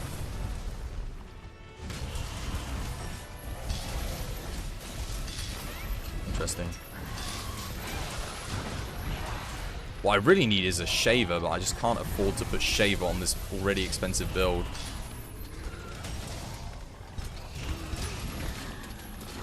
As you'll see here. Notice how I can just stand here. Offensive guard is up. And then I can just like, yeah, I mean if someone would put a weak spot on, that would be awesome.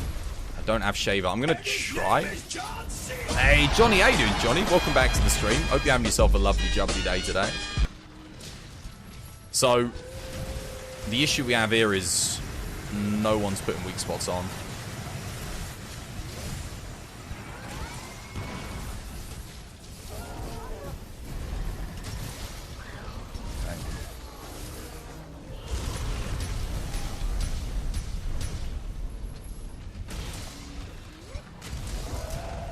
To get a knockdown or something, because I'm not doing anything here without my thingy in.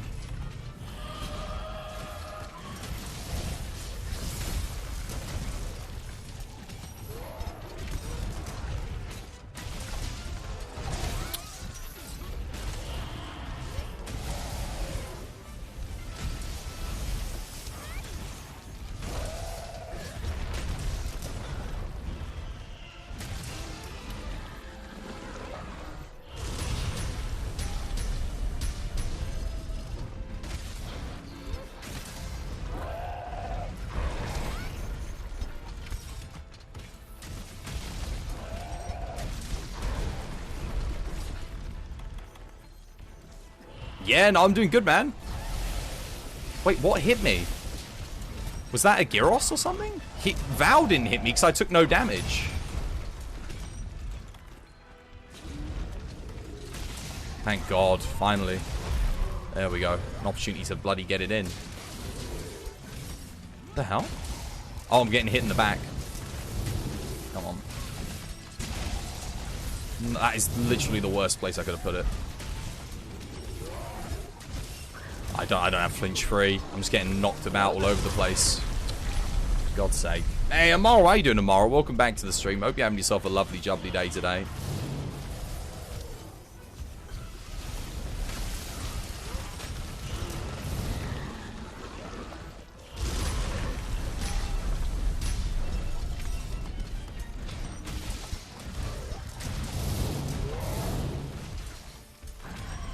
Oh my God. I am literally getting flinched every time by nuts. I've never been flinched so much with a gun lance before in all my life. Oh, it's also because of the dual blades. Just realized we're doing this 3-player too.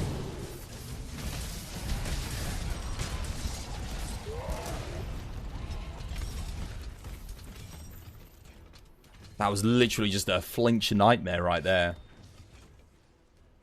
You think you DC'd this time?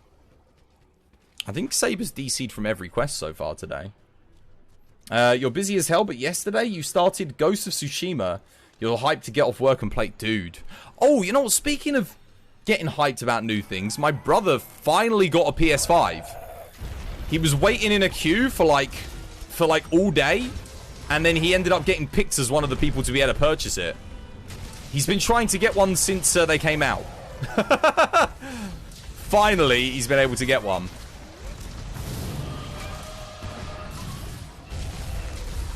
He got it with Ratchet and Clank and Demon Souls and an extra controller, I think. So literally like the 2 best games. You are Saber? I see, I see.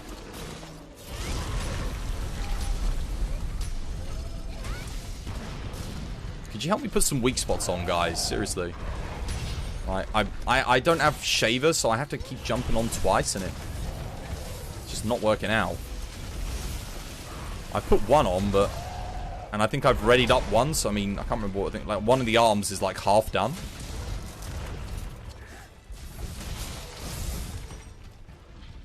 There we go.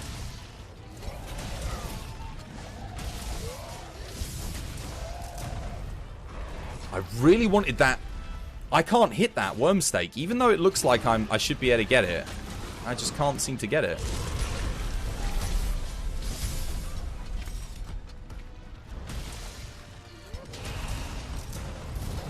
Like, man, I need to replace it. I just got knocked over by something.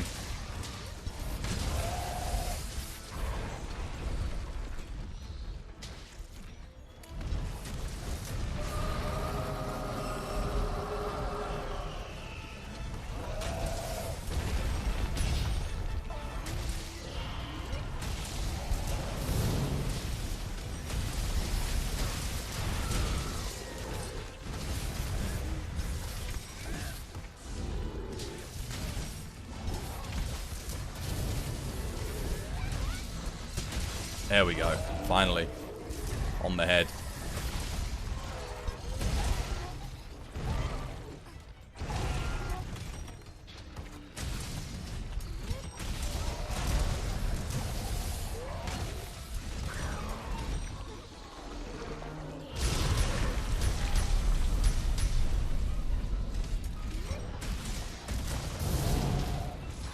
Wait, what?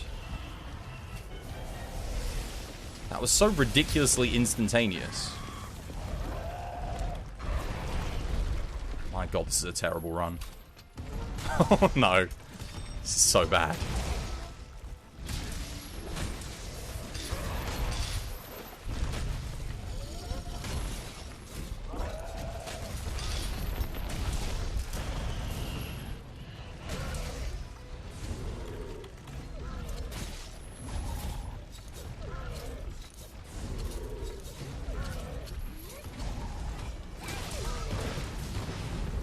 Just need to flinch him. If you've got a pod, now's the time to use it.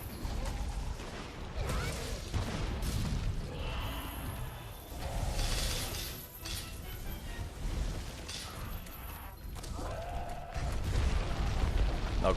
I thought he was charging there.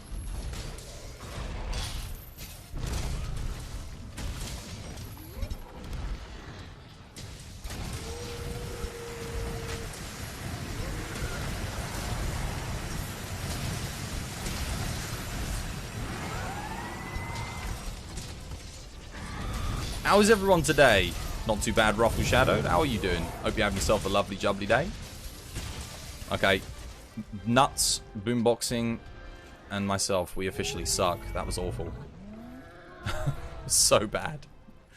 It took me forever to get that bloody thing. The thing is, the Rajang, it was bad from the start, because the Rajang got the Turf War, and Val ran. So, normally you'd go for like a wall knock, and you get the free wall knock in, and then you'd put your thing in. That was terrible. Your Saber, by the way? Yeah, it doesn't look like we can play together. I think your Nat type is probably on strict or something. Because it keeps kicking you from us. You forgot how much you hate Val. I really like this fight, but that was abysmal. You just can't force yourself to buy the PS5, even if it's easy to get. Oh, even if it was easy to get, more input lag, crashing issues with games, all the exclusives aren't even PS5 exclusives. Don't know, you feel like Sony fumbled this one. But with the PS5? I don't know if the market agrees with you. I mean, it's sold out every single time it's come into stock here in the UK. And it's been a commercial success. Even if it's considered the thing with a new generation console is and this is the rule for every single one of them. The first year of a console's launch rarely has very good games. But if you look at what the PS5 has gotten in its first year, actually it's pretty insane compared to like any other launch console's year. And what it's going to be getting in the upcoming months, you know, it's kind of ridiculous. I'd hasten to say that the Demon's Souls Remastered might be one of the best launch games. And again, whilst it is just a PS3 game again, but it might be one of the best launch games a console's ever gotten. Most launch games that consoles get are like terrible. pre like Nintendo 64, post Nintendo 64, it's always been bad. If you look at what the Dreamcast got, the PS2, Xbox, Xbox 360, PlayStation 3 wasn't good. PS4 didn't have very good launch games. Xbox One didn't. It's all rubbish, man. Demon's Souls was an exception. It's a pretty big exception, though. Again, like, how often do you see launch games with a title that good?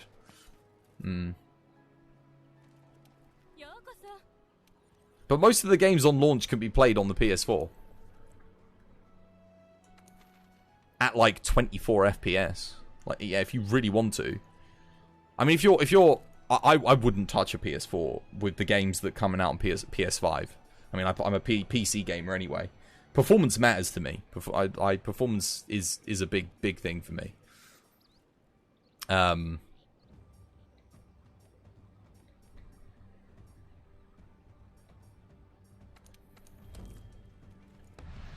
You need to upgrade your TV even to see that. No, you don't. Most TVs are 60 Hertz.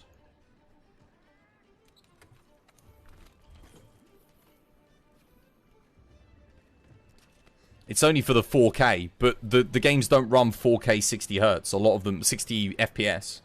If you got a TV with 60 Hertz, then you're going to be able to see the full 60 FPS. Like you'll notice it immediately. That's another reason you won't when PC is just better. Yeah, no, PC is better. The only reason you're going to get it is for the exclusive titles. That's it. Like God of War, Ratchet and Clank, Metal Gear. Metal Gear is not even exclusive anymore. It doesn't exist. Kojima's gone. I guess anything that Kojima's making. Or you run a plasma and you don't have a set refresh rate. People still use plasmas? Yeah, plasma was great, except you have to bloody refresh them every, like, couple years. The maintenance on plasmas just got ridiculous. You the only one? Probably the only one that still uses a plasma, yeah. You're the only person... Does anyone in chat still use a plasma television outside of boomboxing? It's all about LEDs, man. OLEDs. OLED TVs. OLED TVs are nice, man.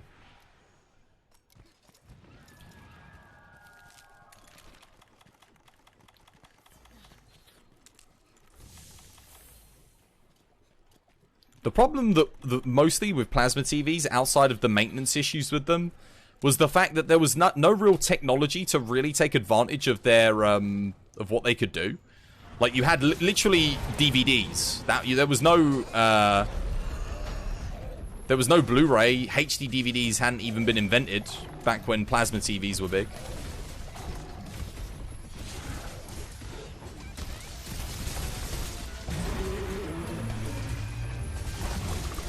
Who's doing the second wall knock? No one here, apparently. I'll see if I can get it now, quickly.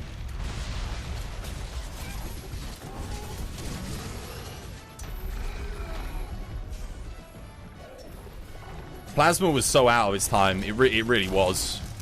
I think if plasma TVs came back in some way, and you know you didn't have the high level of maintenance on them, I think they could probably do quite well.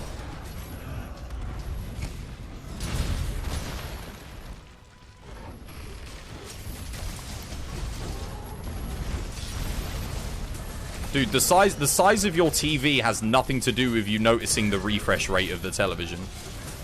Like, you will notice a high refresh rate on any size screen. Like, the resolution is where, like, the bigger the screen is, like, let's say you're playing on a 60-inch television, that's when the 4K resolution really starts to become important, because it's going to be a much cleaner, crisper picture. Because obviously you've got more pixels filling a larger surface area on the screen, right? That's where you notice the difference between like 1080p and 4K. But a refresh rate, bloody hell, you could have a 15-inch... My phone, for example, my phone has a 120 hertz option and a 240 hertz option. Let me tell you, you notice when you've got the high refresh options on. Oh, I realize I'm using the Val Hazak build still. Whoops.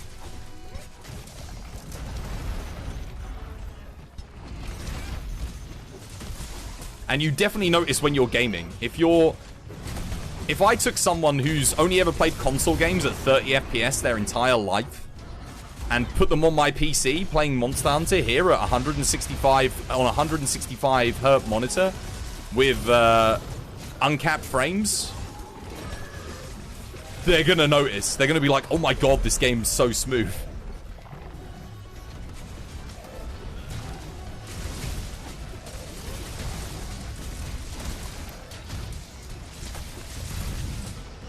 Maybe that's an issue with cheaper screens, perhaps. I think if you're buying high-end screens, the screen tear is not really going to be a big deal.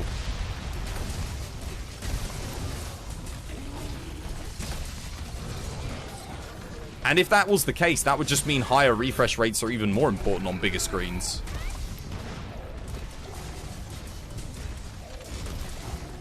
But most screens that you can buy today have options to go up to like 120 hertz, like standard. Not that there's anything on a standard TV that's going to be able to utilize that. Really?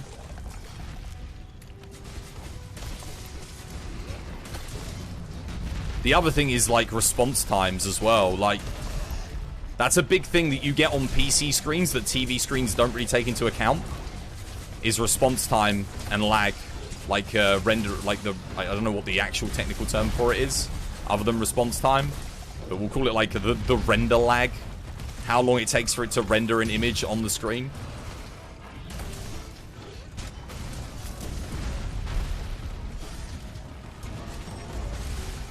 GG. Input lag on a PC is 1 frame, TV is like 2 to 4 frames. Yeah.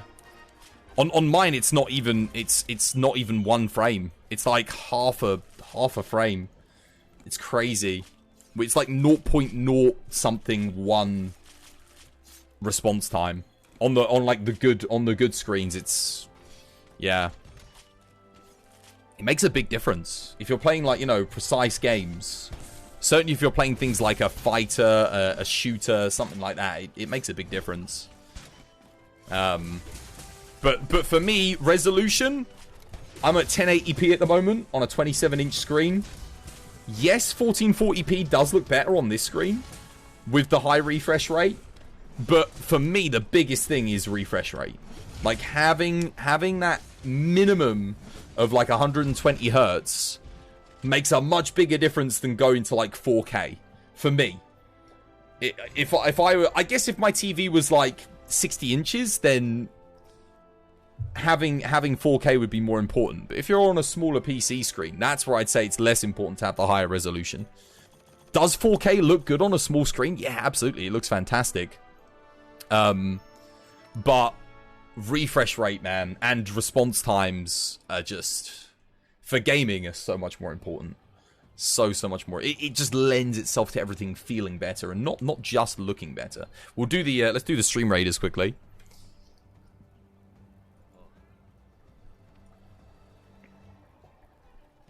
But for some people, that doesn't matter. For some people, I mean, let's say you're just playing a game like Dear Esther or a puzzle game, where you don't really need high refresh rates, you don't really need response times or anything like that. On games like that, let's say Hearthstone, for example, you're not going to, having a higher refresh rate and having higher response times will not make that much of a difference to the gameplay experience. Yeah, like The Sims. Games like that, having a higher resolution and making things look a lot prettier, probably just going to be more important. It's only when you're playing, I guess, more competitive games, or if you're trying to play things at a higher level where things matter more.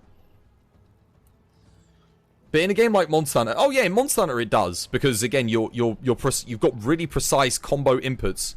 If you look at things like iframing and the longsword if you're doing EI spirit slashes, stuff like that. It's going to matter. It is going to make a big difference. For sure. 100%.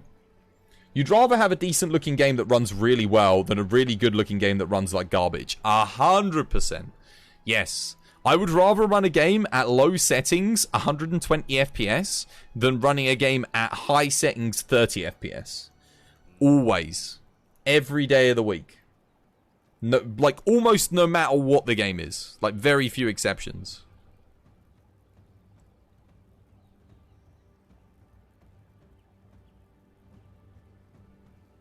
I think we've lost this one.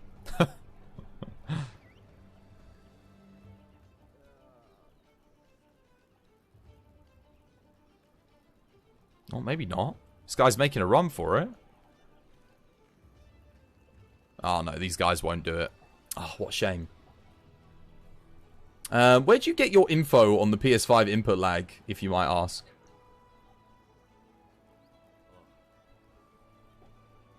That's a good point. I didn't actually question that.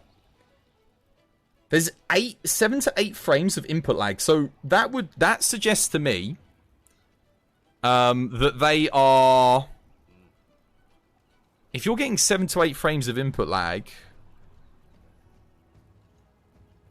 that would suggest to me that they're rendering the like frames like really early, and then they're delaying frames to give the console more time to render. That's what it would suggest to me anyway.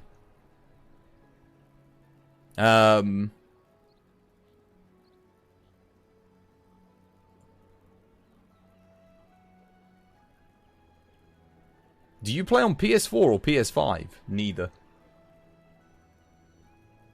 I'm just going to run this time, because it seemed to do quite well for the other dude. Try again.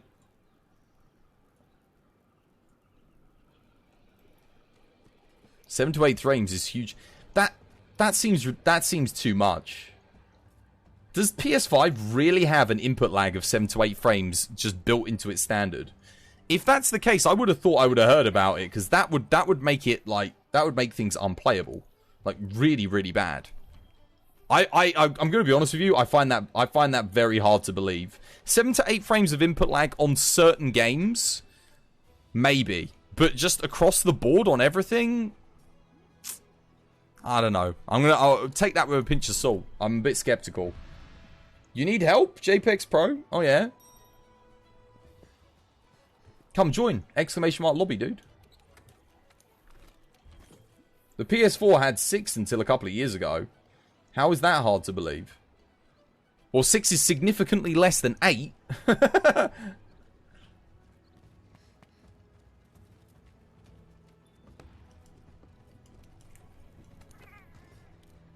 That's like me saying, because again, to put that in perspective, that's 2 frames. That's all they changed with the foresight slash in like Monster Hunter. At 30 FPS, they changed it by a 2 frame ratio to make it 2 frames tighter. And that made it, for some people, really hard to perform foresight slashes. Not for me, but for some people, it made a huge difference. It's huge.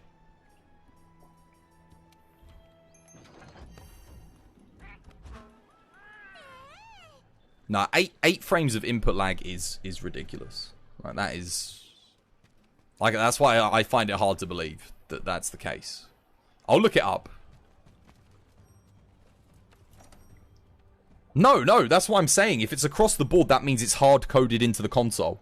That means it's got like a hard-coded render lag thing going on. It's like it's rendering things early in the system and then broadcasting it at an 8-frame deficit. Like 8 frames later than it's actually happening. That's like as if I had a Google Stadia. Is it frames or milliseconds? Well, milliseconds are going to be your inputs. So that's when it reads your inputs. So if it was 8 frames of input, that would literally be like playing a game from on the other side of the country and you're like watching it being broadcast to you. That would be a bit ridiculous. But frames is different. Frames is when are the frames getting rendered to you? So not the input. inherently that's going to make your input delayed because the information available to you is being sent to you 8 frames later than it should be. But that doesn't mean that the delays are being picked up late necessarily. There is a difference. One of them is your input being received. The other one is you getting the information to register an input in the first place. That's the difference between the two.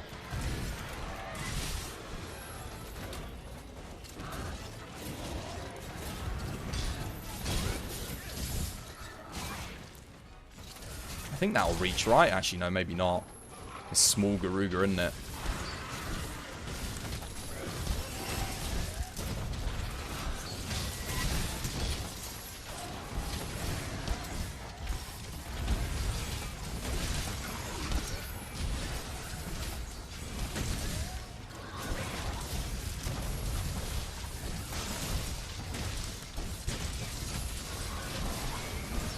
I'm gonna get over how much damage the Wormstake actually does in this game. It's really good.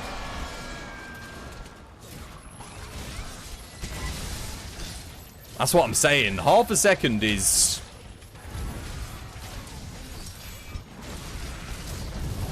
It's bad, man.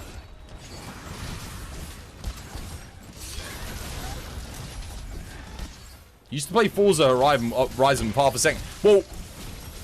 That's a 30... Let's assume the game's running at 30 FPS, right? At 4K. 8 frames is a third of a second of input lag.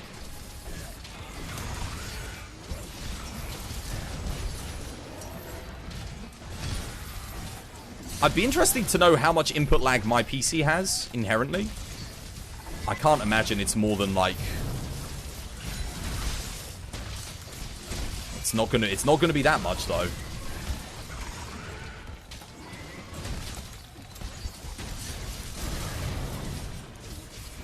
Obviously, everyone's PC is gonna be different. If you're doing custom PCs, it's everyone's gonna have like a different experience.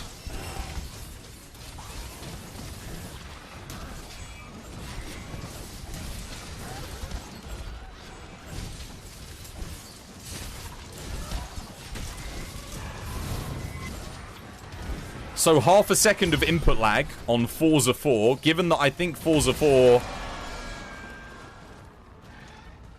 What is Forza 4 running at? Is it running at 30 FPS or is it running at 30 FPS? Because that means it's either going to be 30 frames of lag or 15 frames of lag, like input lag. That's a lot.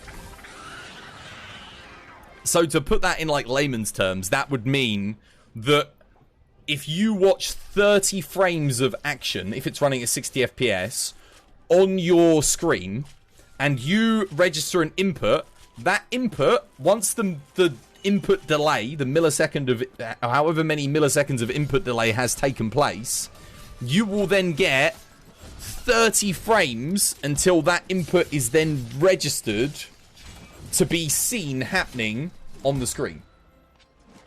That's what we're referring to when we're talking about this. That's why there's a difference between input delay and what you're seeing on the screen.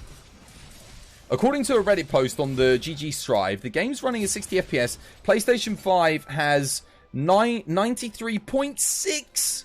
Okay, 5.8 frames. That's still pretty big, but that's not 8 frames. There's a big difference between 6 and 8 frames. That's still pretty bad, though.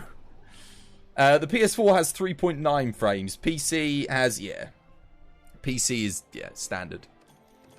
But then PC screens are better as well. So, I wonder how much of the screen that has to do with.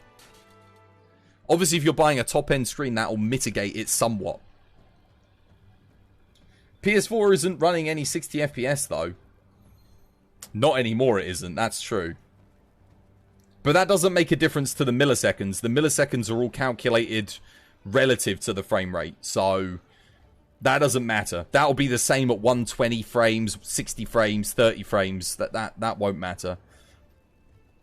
It will mean how much of the delay you feel across the frames. So, you'd be, like... Yeah. So if you've got less frames, you might feel it more because things will be a little bit jankier. But yeah, at roughly 1080p. That's a lot. That is a lot, even, yeah. So it's 6 times greater than what your average PC has. That's your average PC. Not like your top-end PC. 5.8 gets rounded up to 6 frames of input lag. Yeah, no, it does. It does. But it's not quite 8 frames. Again. That's why I said 8 is exceedingly high. Worryingly high. 8 is like 8 and then 10. The difference between 8 to 10 and 6 to 8. And the difference between 4 to 6 is huge with the PS4. Right. Put the minigame up. I guess that's just another advocate for why you want to be switching to PC then. You'll be able to literally play better. That's interesting though. That is interesting to know. I didn't realize the PS5 had such severe input delay and stuff. Exclamation mark SR, by the way, guys, if you want to put some units down while I go grab a cup of tea. Be back in like a minute. I need to get something to drink. And I'll catch you guys back here in a minute. Shield.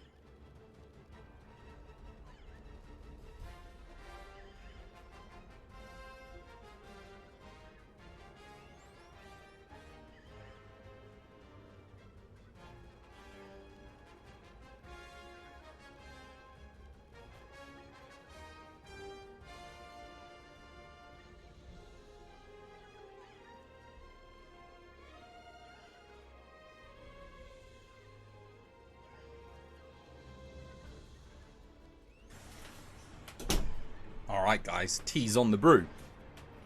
Tea is on the brew. Close this. But now you're preaching to the choir anyway. I know all this. That's why I play PC. But the thing I was going to say is, we all talk about it, and we all say things like, oh, you know, our input delay, and we take all these things into consideration because we're all looking to play as well as we possibly can, because those are the things that matter to us. Why is my stream running at 20 FPS? GPUs are like 100%. Anyway, because those are the things that matter to us.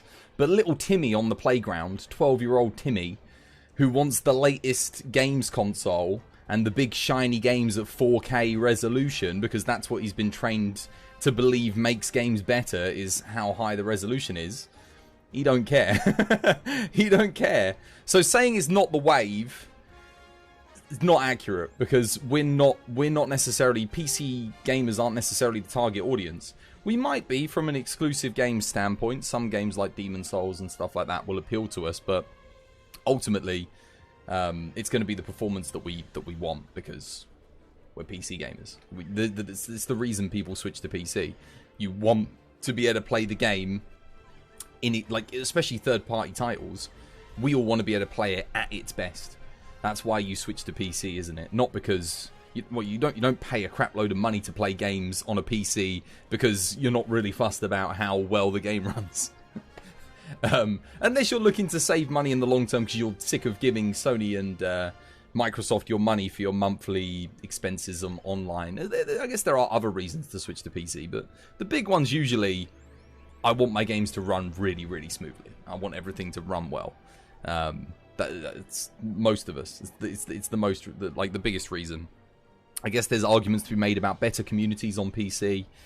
Typically speaking, communities on PC are slightly better, more mature, mostly, and yeah, just like-minded individuals. Because a lot of us get sick of those console lobbies, you know. Call of Duty. You pay Microsoft for Windows because gaming on...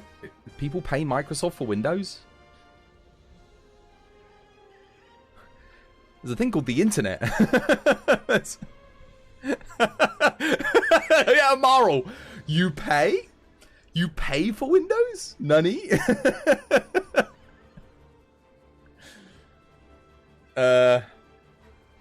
General rule you have with consoles is at least wait for the second revision.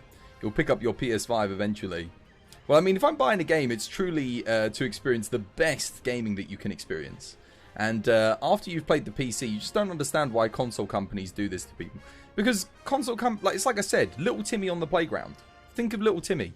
They know their market. They know their target audience. Their target audience does not care about milliseconds of input lag. They do not care about... they don't care about frame rate. Very few of them do. The vast majority care about what's the resolution, how nice does it look. That's it.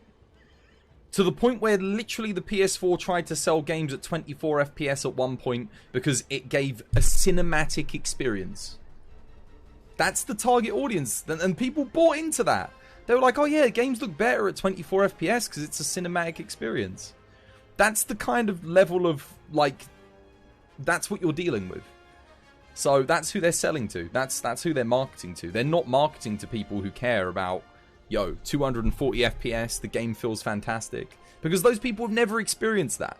Until you give someone a PC that runs at 240, a monitor that runs at 240 Hz and a game that runs at 240 FPS on a high-end rig, no one's going to know that that's the better experience.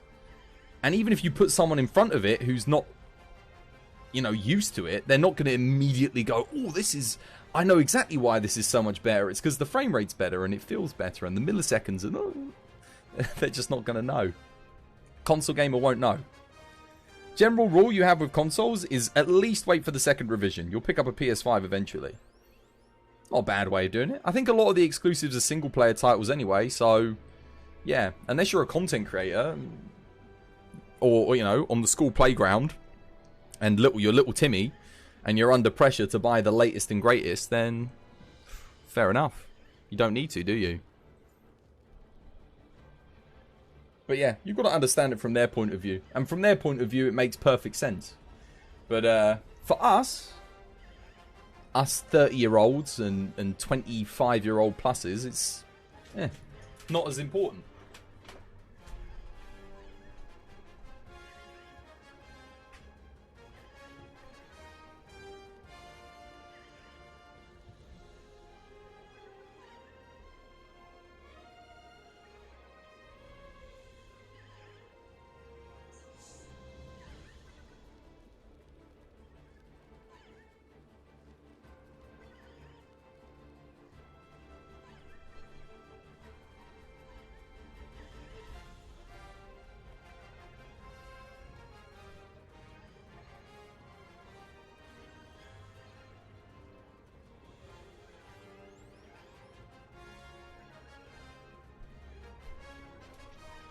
Alright, tea,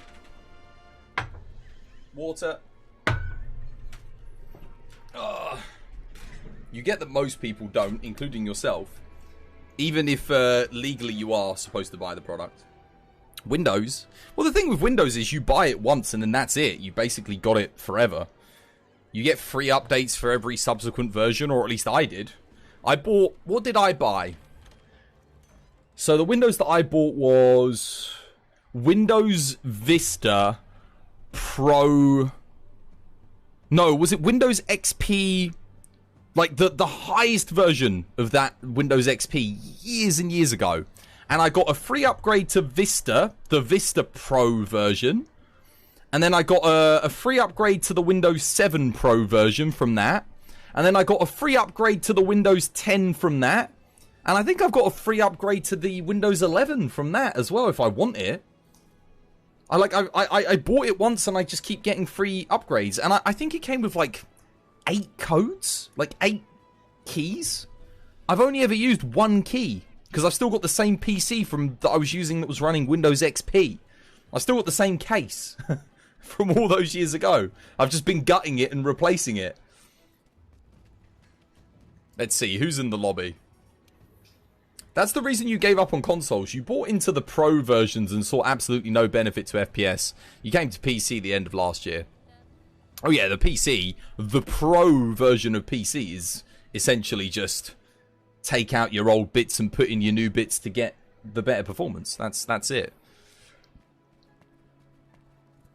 But your average gamer is not going to be doing that. Your average gamer has no clue about how to improve, upgrade, build a PC.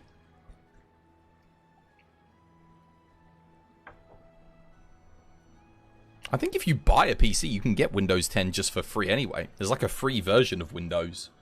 And all it does is occasionally it asks if you want to buy the normal version of Windows. I'm pretty sure that exists. The place where Winter sleeps. Ah, they're on a duo. There's no one here in the lobby at the moment. I mean, there's 4 people. We need more people. We need like another 3 people so we can get a couple of hunting groups going. Ryan and myself could do a hunt though. Yep, you can indeed. You've been using the same key he took from work since like 2008. Keyboard, do you mean? How long have I had my keyboard? About 10 years. Not as long as 2008, but I've definitely had it for a decade.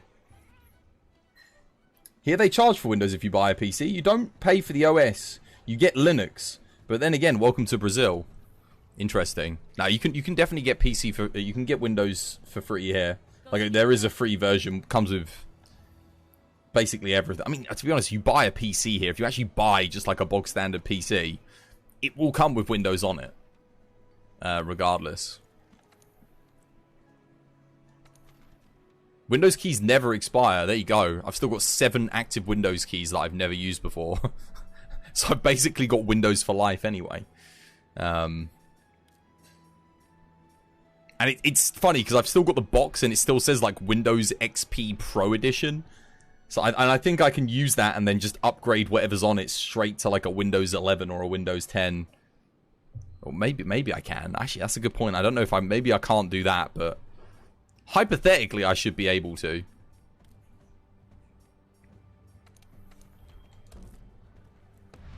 You'd like to chime in. PCs do not come with Windows by default. If you buy a PC, they do. Absolutely. Not if you're building a PC. No. If you're building a PC, you've got to put Windows on. If you go into PC World and you go and buy a PC, like a bog standard Dell or an Asus laptop or whatever, it will have Windows on it by default. It just will. 100%. You bought a PC. I would challenge someone to find in the UK a PC you can buy without Windows on it. That's not been custom built or you've built it yourself. Like any retailer's going to have it. Oh, a fact for Gone Midnight. I would literally challenge you to do that. It was £100 extra for the operating system. They don't do that here in the UK. People would just think they'd be scamming them. You buy a PC, you get home, it's got no OS on it, and you're like, oh yeah, you got to pay £100 extra for that. Nah, the only places that do that are like custom builds. If you're getting people to build a custom, then they charge you extra. Edward Muybridge, 1830 to 1904, is often thought of as the father of film. He produced a series of short films of horses in motion between 1877 and 1878. The Horses in Motion is a series of cabinet cards by Edward Muybridge, including 6 cards that each show a sequential series of 6 to 12 automatic electric photographs depicting the movement of a horse. There you go. There's a fact for you. And it was an extra £100 for the operating system. So you were like, no thank you. That definitely sounds like a scam. I've never heard or seen in any PC shop you have to pay extra for the Windows. They always come with Windows OS. It was good, Banner. How are you doing? Hope you're having yourself a lovely, jubbly day today. I actually don't want to run Gun Lance here. I need to get some more Dual Blades kills in. That's crazy, though. I've never heard of just, like, standard retailers selling PCs without Windows on them. That's very cheeky, isn't it? Got room for one more? Vermilion, you want to come?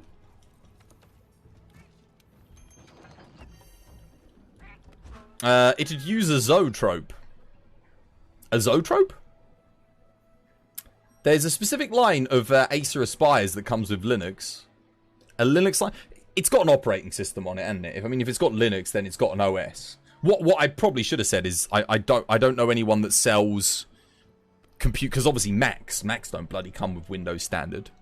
On a retail level, not custom build and not if you're building it yourself. I don't know of people selling PCs without an OS. That seems like a really weird business practice. It does sound a bit like a scam, because imagine if you're old granny Fanny, and you're going into PC World to get a £350 desktop so you can email Margaret up in the northwest of England, and Granny Fanny goes in, and, I would like to buy a Windows PC, please. And they sell her a PC, and they go, it's £100 extra if you want the operating system. Like, I need Windows. It's £100, dearie. Gives hands over old Granny Fanny getting fleeced for £100 on her PC.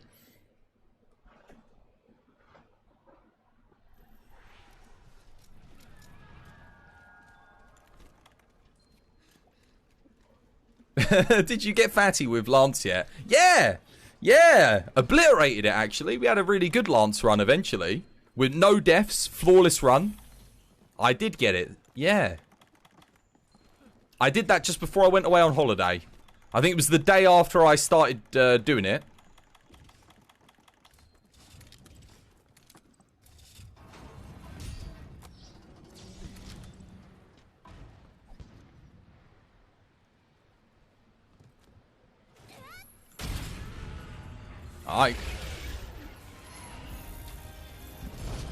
The pre-built PCs you get usually use a called an OEM key. Usually links with the hardware, separate, $100 key. Oh, interesting. When did companies start? I mean, here's the thing. The last time I built a pre-built PC, bought a pre-built PC would have been... What year would it have been? 2001? Year 2000? For Windows XP 2000?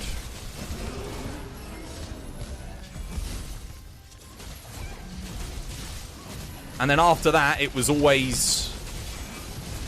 It was just build your own. Buy your own bits, build your own. For gaming. Because, bloody hell, try buying a good gaming PC when you're not building your own back in the year 2000. Good luck.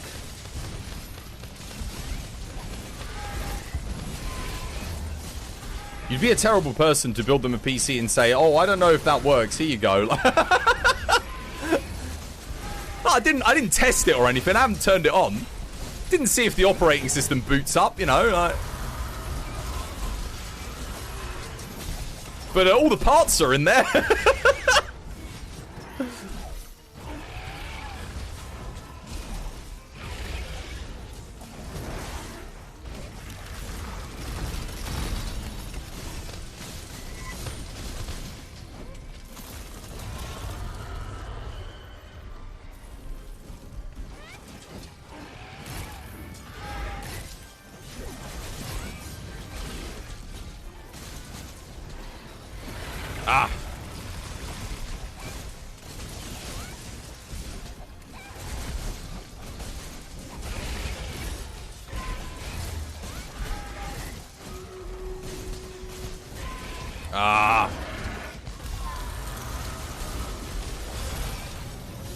Nice.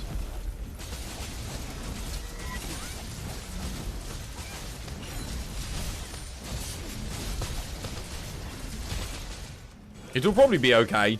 Yeah, exactly. The biggest mistake I see new PC builders making, I've seen this about 3 or 4 times now, is people forgetting to update the BIOS. Is get their motherboard BIOS up to date. That's the biggest thing. The biggest mistake I see people making, like new PC builders. Unless you're buying like in fact, never. I don't think you can ever buy a motherboard with like the latest BIOS on it. Because they'll always, even out of the box, even if you bought it on like launch day, there'd be an update for it. Yeah.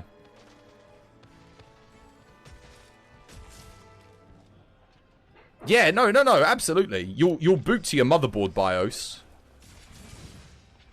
Standard. You'd recommend reading how OEM keys work. They link to the motherboard after use. You're saying you could swap parts with it, still working as long as you work within motherboard and disk restrictions due to the OS being tethered to it. Does anyone know, hypothetically speaking, would there be an easy way to make it so that you could boot video games from your, like, just games in general, from your, you know, without any operating system, just your BIOS, right? Could you boot Monster Hunter from your BIOS without making any, changes to code or anything? No, you couldn't do it. Not at all. You'd have to make a specific script to be able to do it, right? See, I didn't think so. Technically, yes, you could. No. Not with using like any drive or boot stick or anything like that. Because I know obviously you can do anything if you put the right stuff on a USB stick. You can clone drives and do whatever you want to do from that. I mean, like, literally, could you just get away, like, change your BIOS in such a way that you could boot things from it? You think you're done for now? Oh, yo, take care, Gummy. Yeah, it was fun hunting with you, man. No, but if you work out how, you could make money. It's probably possible, but it's... Like, why would anyone... I don't know why anyone would ever want that feature. I was only asking if it was possible. No, you cannot write world into your BIOS. I think that's what you're asking, right? No. That's not what I was asking. What I was asking was... could you... Because the thing is that the BIOS has access to all of your components, right? Because again, it's your motherboard. It's connected to everything. So you've got everything that could run. The only thing you don't have is, obviously, if you're... Let's say if you're running no OS and you're running from your BIOS, you don't have your operating system. With no OS, no OS, no Linux, no anything, and no custom code. Well, a little bit of custom code. Do you reckon there's a way you could get it to run whatever you wanted? Anything. It doesn't necessarily have to be video games, but like anything. Boots it up, plays it on the screen. I mean, you'd have to bypass Steam somehow. Your BIOS would need to ask, as your OS, which means you'd have to write world in somewhere into your BIOS. Yeah. It would literally have to be built into it, pretty much. And your BIOS would have to understand it as well, because it would have to be able to read it. So you'd basically have to get your own custom code that mimics what the OS does when it boots the game anyway. So it would be completely pointless. I wonder how a game running directly from the BIOS would run. I wonder if it would probably run really well, right? You would think. He wants to make World Mother... Look! Alright? I only play Monster Hunter. Yes and no. No, okay. It could do. No, I'm not saying it definitely would, but it would have the potential to run, like, really well. I'll post the quest. Some MP3, MP4 players use a sort of BIOS as their hardware. It was B-trolling.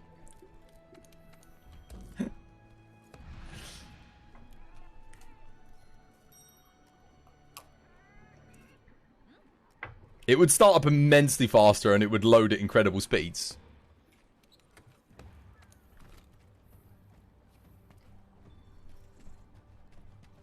But it would crash as soon as the BIOS runs a check.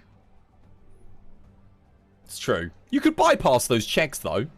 Ragnar Lofbrook, thank you for the follow. Oh, first follower of the day. Bloody hell, have I really been... Dude, thanks for hitting the follow button, man.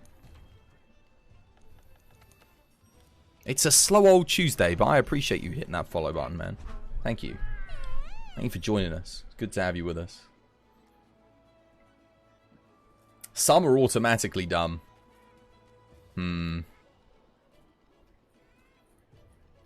There'd be a way to do it. There'd be a way. I'm actually tempted now. I've got a couple of old motherboards lying around. Got a couple of old PC components. Rustle something up just to see. That would be bloody funny.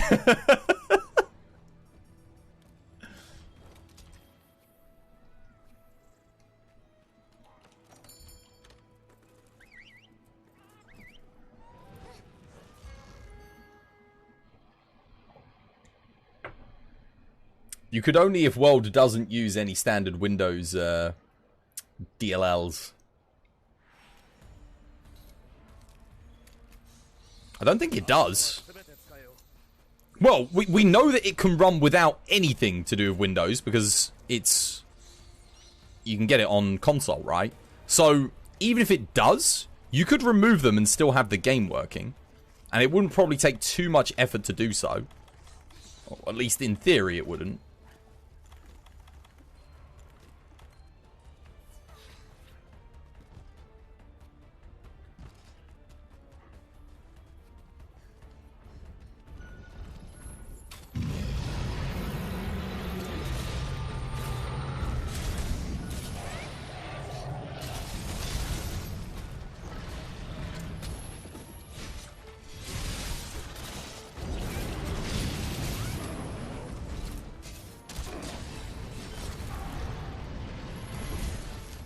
Number 2. Yeah, nicely done. Well played.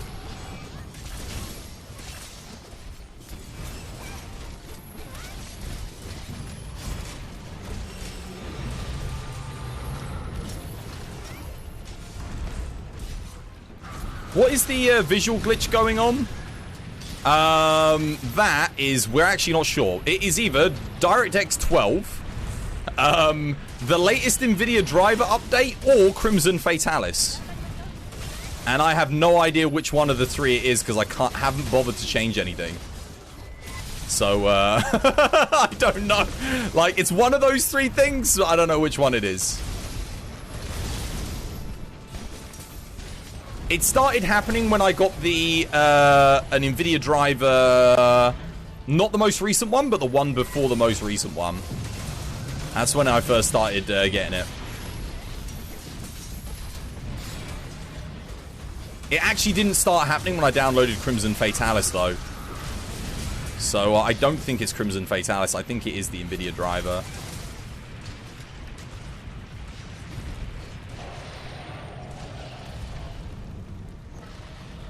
Oh, rip right. Rip Vermilion.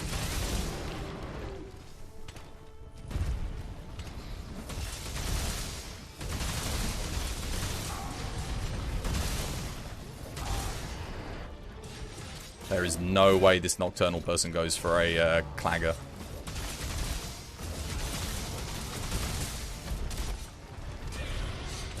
That would be a Christmas miracle.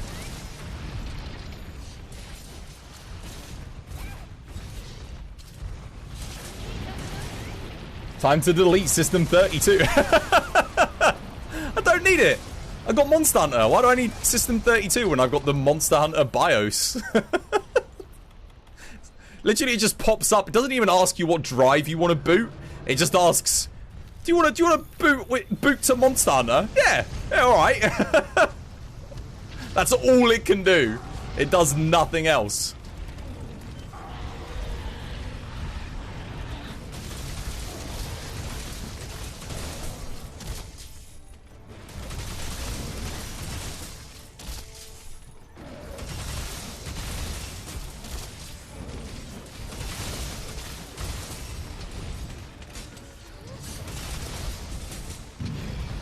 I got a max Savage Axe combo off there.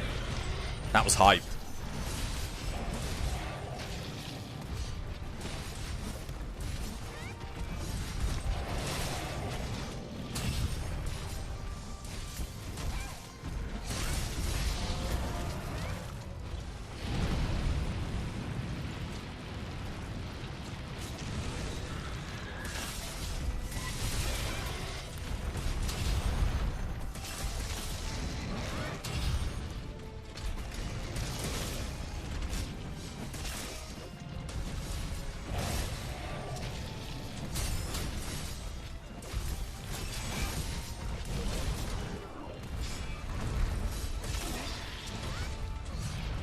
I actually do need to refresh the weak spot here, so I'm going to go for that.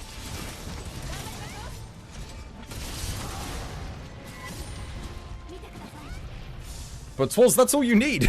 Exactly. That is all you need. Oh wait, why am I carving this? I don't need that.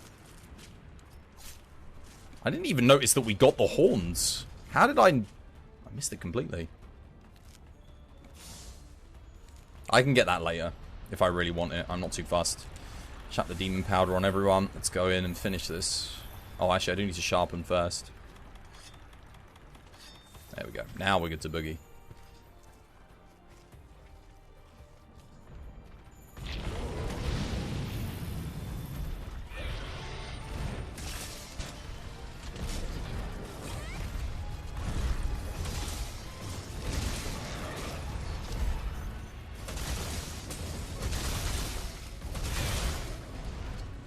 Oh, nice launch. Well played.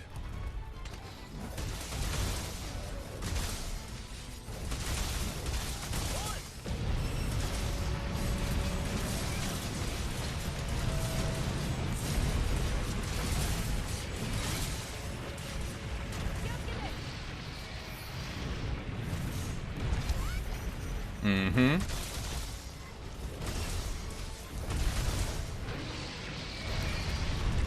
Oh, she got me.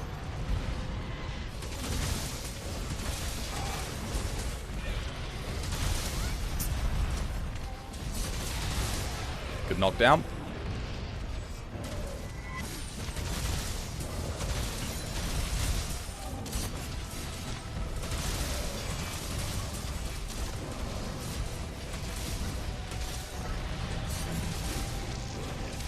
Oh, wow. No guard point. Wrong button. There we go.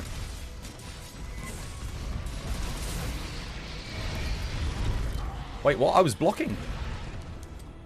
Questionable. Oh, GG. Well played.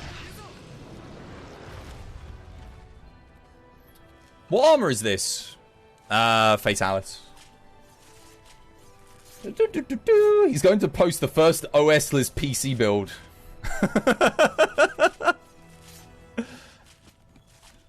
Honestly, I don't think I could do it. I mean, given enough time, I think I could do it. But the amount of time and energy and effort to do something like that, it'd only be worth it for the YouTube video, and it'd probably take me a couple of years. Oh, Fly Hunter the 2. Thank you for the follow. Welcome to the TBD family. 'Tis good to have you with us. And King Shinobi, welcome to the stream. Hope you're having yourself a lovely, jubbly day today.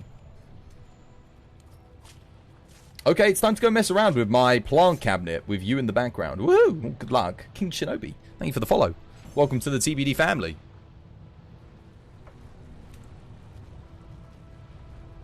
Thinking about the Windows installer creates an environment able to run Windows executables without running a true OS.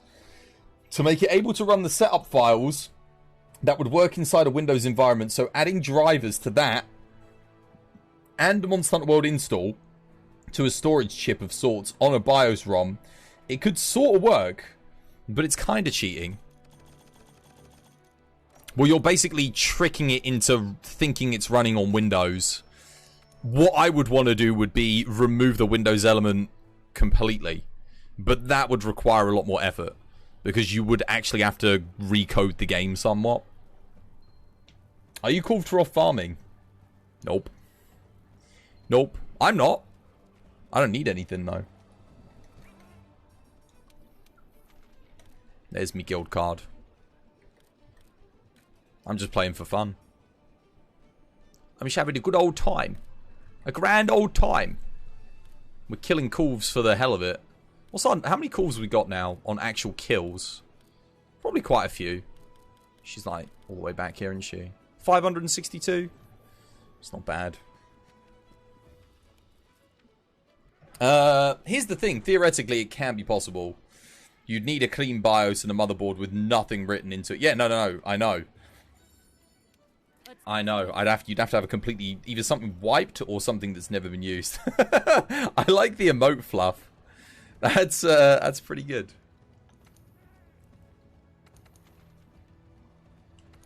Sure, why not? Just for fun? Yeah, man. I mean, we are doing help for hunters, so I mean, if anyone actually needs help with Kulturov, I'm more than happy to help them. But I'm just chilling. We're just chilling and discussing doing stupid things with computers at the moment. As you do.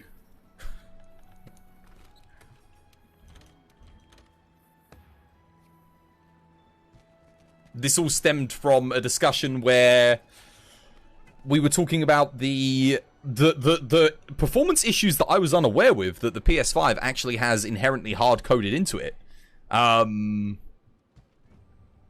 Which isn't good. I didn't realize how bad it was, though. And then we started talking about how we could optimize... I was talking about a hypothetical situation to optimize the way you could run your game, like, to its fullest potential. And that would involve scrapping your OS completely and running your...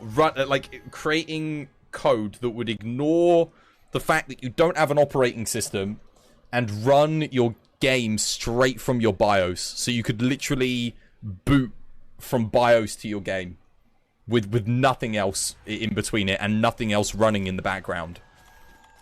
Yeah. That would be fun. Alas, you play via PlayStation 4 or PlayStation 5. That's a shame. Otherwise, you could come join us.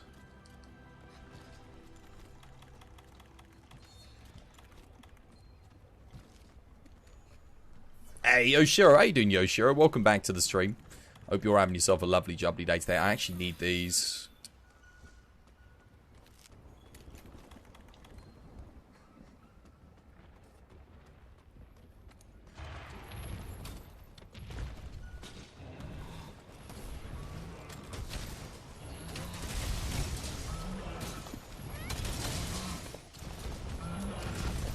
Wait for it.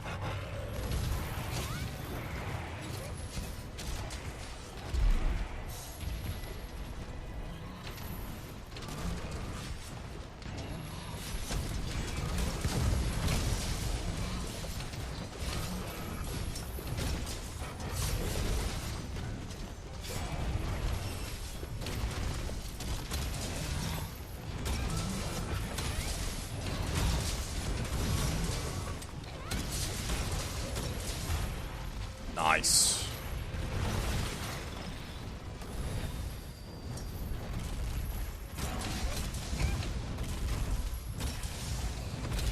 Need to put a weak spot on the wings so we can get that knocked down.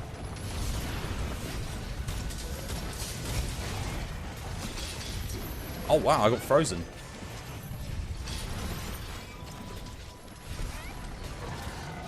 Oh. There we go.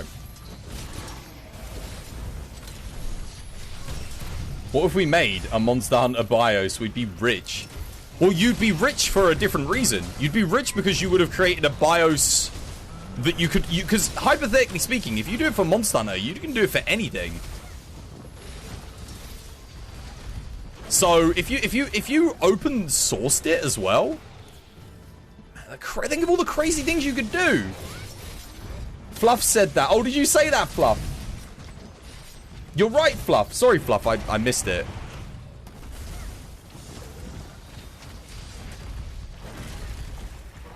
What you would essentially have is you turn your PC into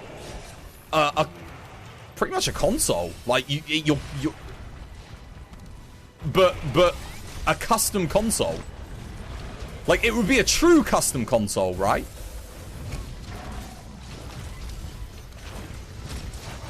Open sourced custom console. Who's this? Azul, how you doing, Azul? Welcome back to the stream. Hope you're having yourself a lovely, jubbly day today.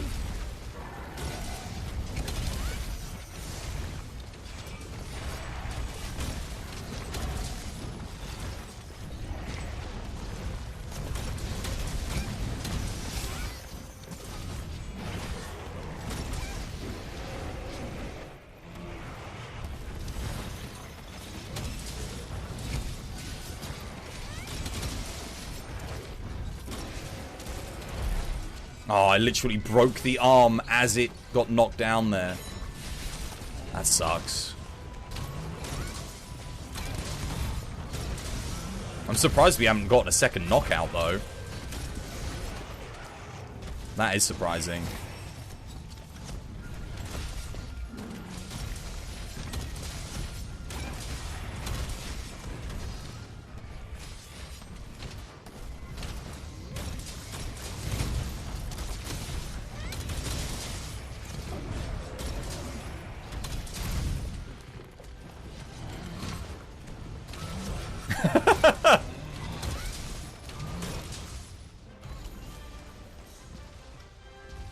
GG.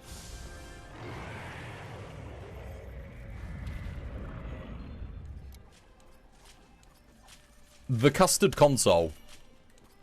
It's better than a custom console.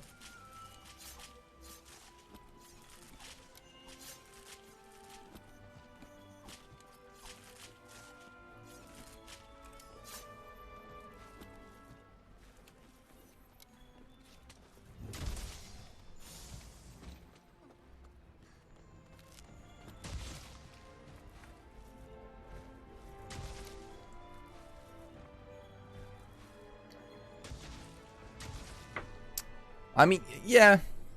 Yeah. That's basically what a Raspberry Pi is doing when you think about it. It's pretty much just a motherboard with, you know, a couple of components strapped to it. Boots games straight from its own custom BIOS, or the BIOS that people put onto it. Yeah.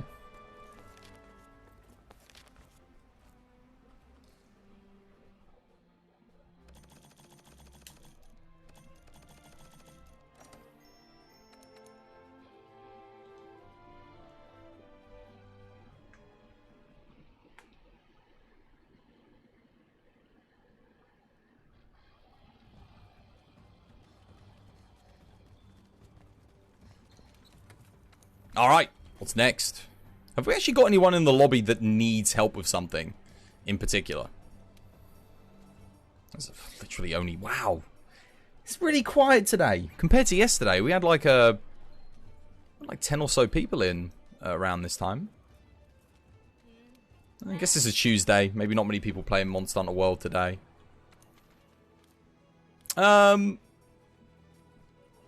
I actually thought there were more people than this. I thought Yuji and Celine were... I guess they all left. Yuji, Celine, Gummy. Yeah, they all went, didn't they?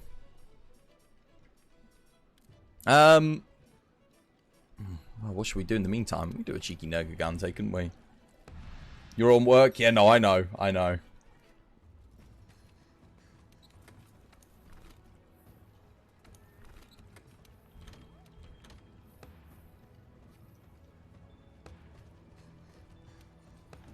Couple hours? Oh, I mean, I'll still be here in a couple of hours. I'll do the stream raiders quickly before we go.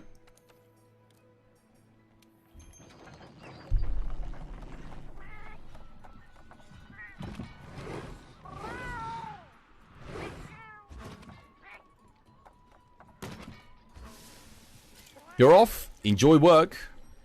Have yourself a nice one, King Shinobi. Cool, early hours of the morning for you. Wait, you're 12 hours ahead of me. Where are you? Australia? Or Japan?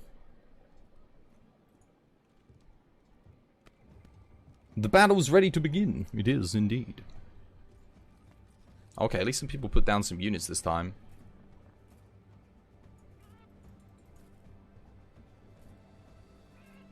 New Zealand. Ah! Close. You'd be asked for a dual run, but you hate to be selfish. We can do a dual run, yeah. We'll do one after this. Why not? I'll post the Teo.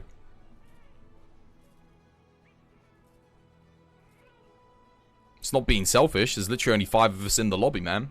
Might as well. At least then we're helping someone.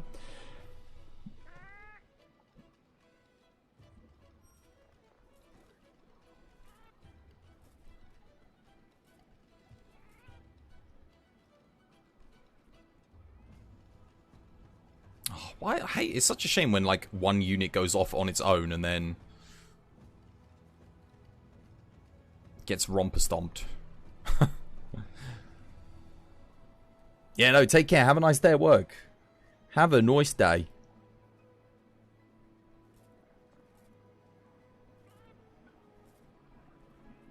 Oh man, the stream really tanks when Stream Raiders is on.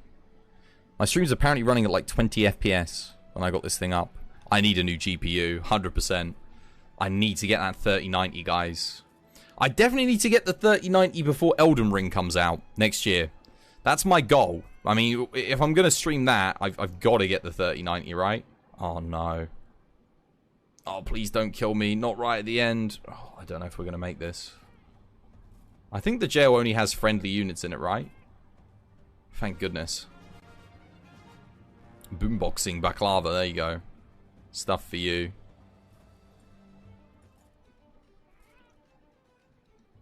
Here we go. Alright, next one's up, guys. Get your units down. Oh, blimey, that's a lot of crap. I guess I'll just pop this down. They're pretty tanky.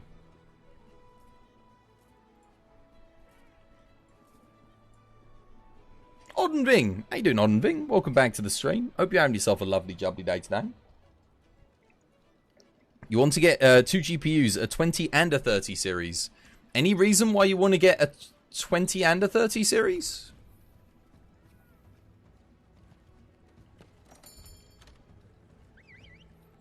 Oh, no, you have 2 rigs. I see. And one is just a dummy rig, so... I've only got the one. I've only got the one. I just want to get a 3090. If I get a 3090, then I'll be future-proofed for streaming for at least another couple years. At least. But I don't need to get it until I, like, really need it, you know?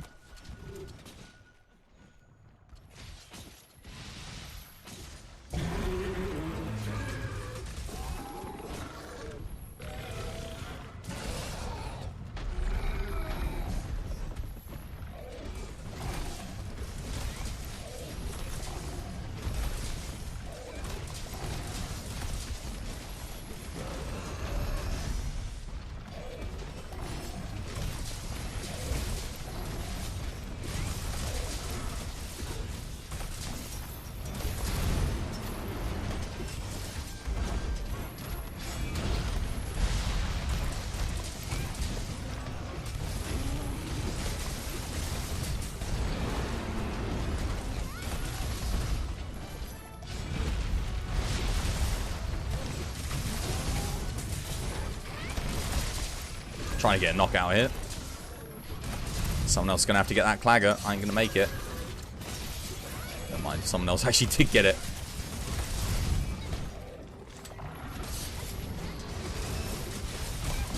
Got it.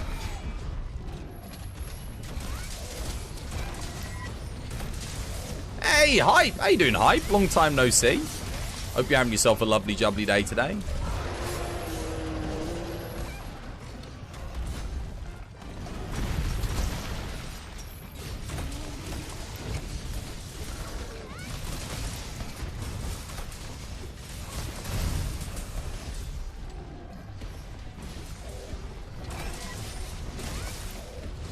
Yeah, man, I've been good.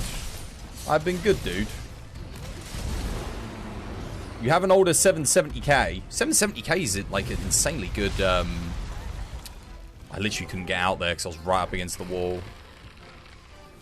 It's like a really good CPU though, because of how efficient it is. The problem with the later 990s is how hot they run and everything. Even though they're better, like, yeah, they got some serious thermal issues.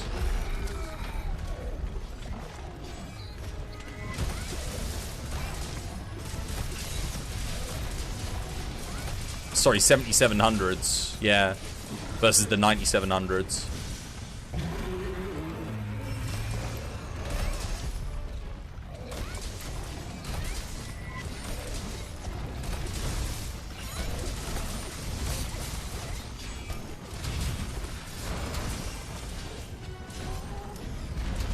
Are you playing on PlayStation? Nah, man.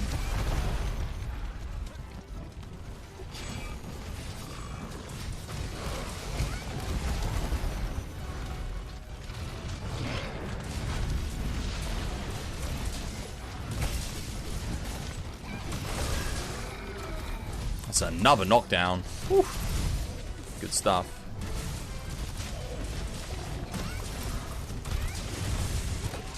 GG. Well played.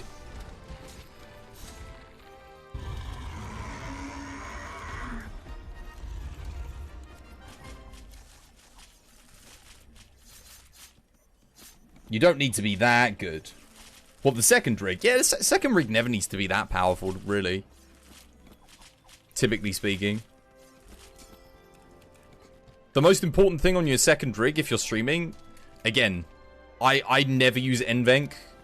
I would always say for streaming the a CPU, like given the cost of the CPU and the performance you can get for streaming from a CPU, X264 is usually always better. So if you get a PC with a decent motherboard, a really good CPU, that's more than enough usually for a good streaming PC. I mean, I guess you'd want a sound card and stuff as well, but yeah. I mean, you can have that on your primary PC. That's not too important. Oh, Indie Indigo Anthem. Indigo Anthem. Thank you for the follow. Welcome to the TBD family. It's good to have you with us. That took me a couple tries.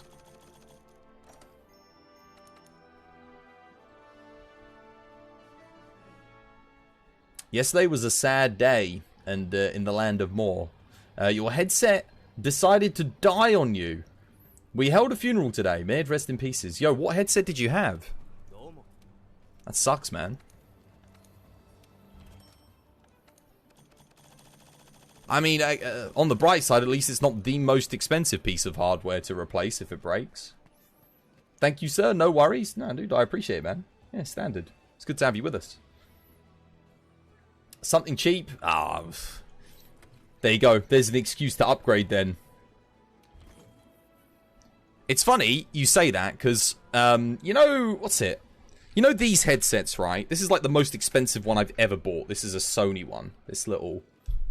Just for me phone, you know? It's got like a little mic on it and everything. This one's lasted me quite a long time, but I paid about £35 for this. This is Sony. Before I bought this, I used to have all these cheap ones. And you would go through them. They were like £7. You get them on Amazon. You'd go through like one every couple of months. It's ridiculous. And I finally bought a good one. I was like, oh, I'll buy a good one. But if it breaks, it's going to suck. But it's lasted me forever. The good one. Goes to show you. Sometimes it does make a difference. Hey, are you off, DS Kids? Yeah, dude, thank you for the hunts. It's good fun, man. So you haven't been here in a long time. You do hope everyone... Nah, dude, it's fine. I haven't been able to stream in a long time because my internet's been terrible. It's good to have you back, though.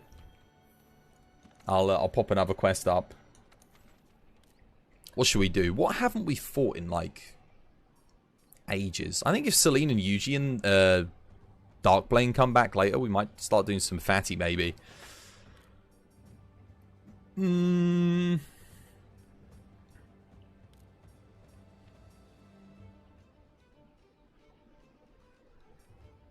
This could be fun. Something a little bit different.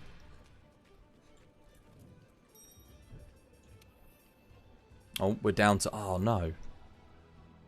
Literally down to only 3 of us available at the moment in the lobby. The other one's on a SOS.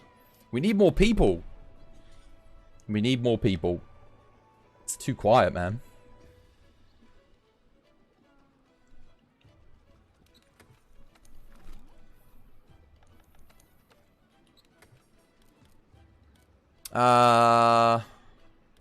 What shall I run for this one? I'm tempted to run Lance, actually. But the only thing is there's only 3 of us. It's going to be kind of low DPS. You know what? I'm going to run something I would never normally run. And because I haven't played heavy bowgun since I came back. We're going to run a max spread heavy bowgun. Do I have shield on this? I don't. Okay, I'll go quickly chuck a shield on it.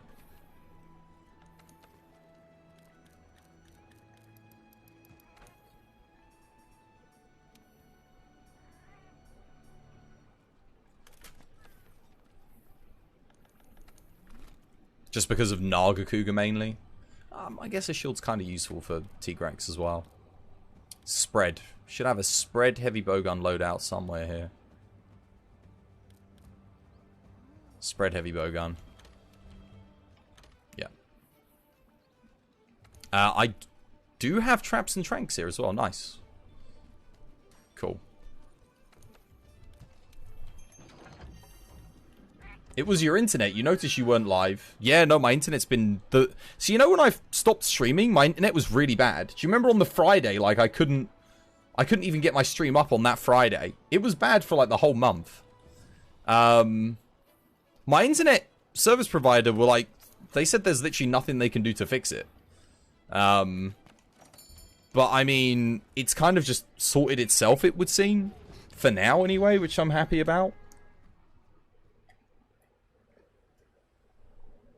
You'll be on soon? Oh, nice one, June. Yeah, I'll see you in a bit. Good stuff.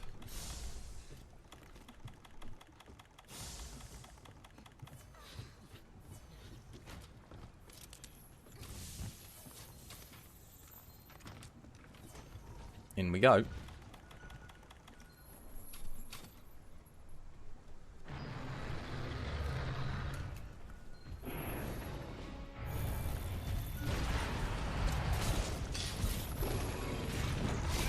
What the hell? I pulled left. Oh, that'll be enough to enrage him.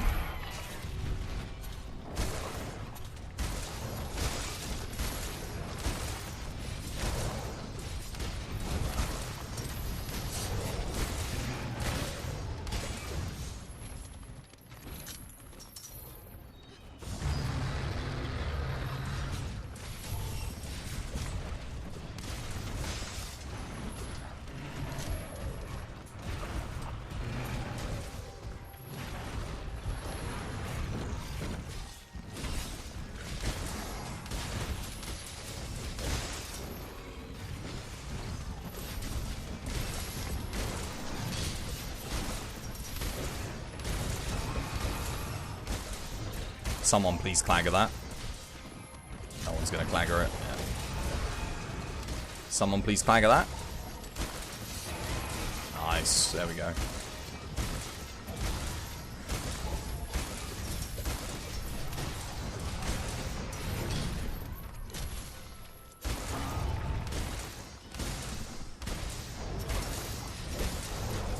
It's game over for poor Mr. Tigrex. One down.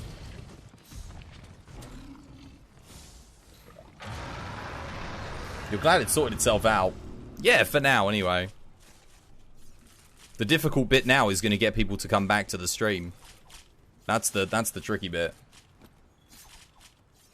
Is there anything you can get with? Get with? I don't know, man. Is there?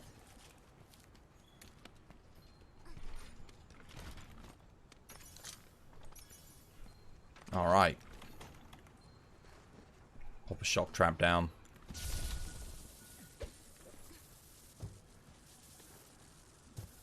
Golden endgame having like 10 millions. Yeah, you can fully augment two sets of armor probably with 10 million. Yeah, that's about it. Augment and upgrade 2 sets. Roughly. How much is it per... Yeah, because it ends up being around 800k, doesn't it? Per piece. I mean, items or transfer to points. But with money, you buy things, man. Just buy stuff. Buy armor, buy weapons, augments, upgrades, whatever you need.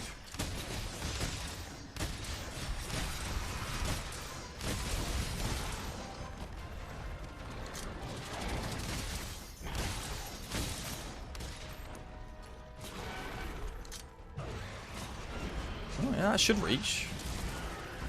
Nice.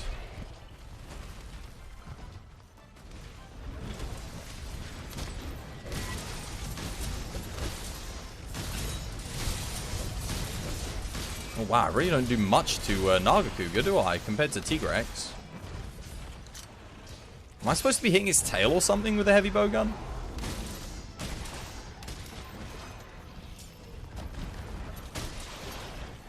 Something else has got to be a better hit zone than that.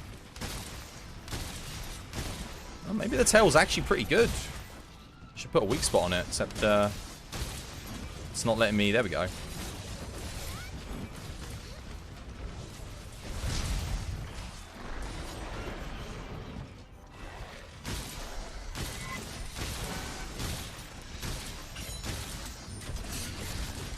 I mean, it depends what you want with your money, but you can pretty much buy, like, you know, all your resources and stuff. All your basic hunter things, all your armors, weapons, if you've got the materials to make them. But are you asking, like, could you buy everything with 10 million? No.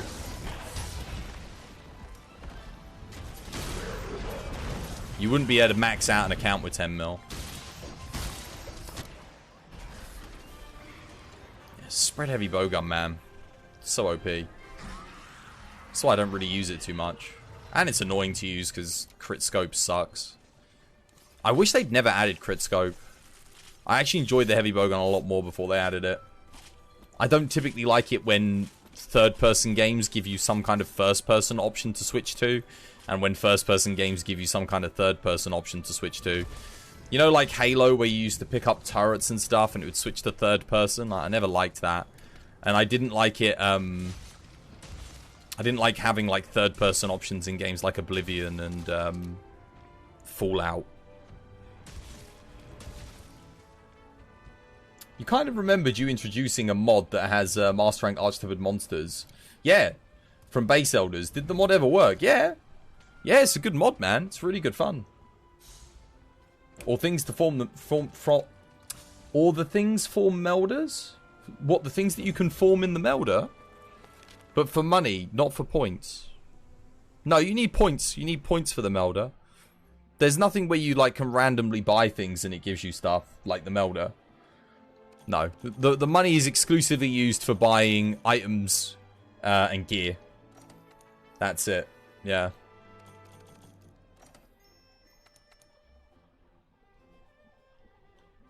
And then upgrading those items and gear. So buying them and upgrading them. No, use standard.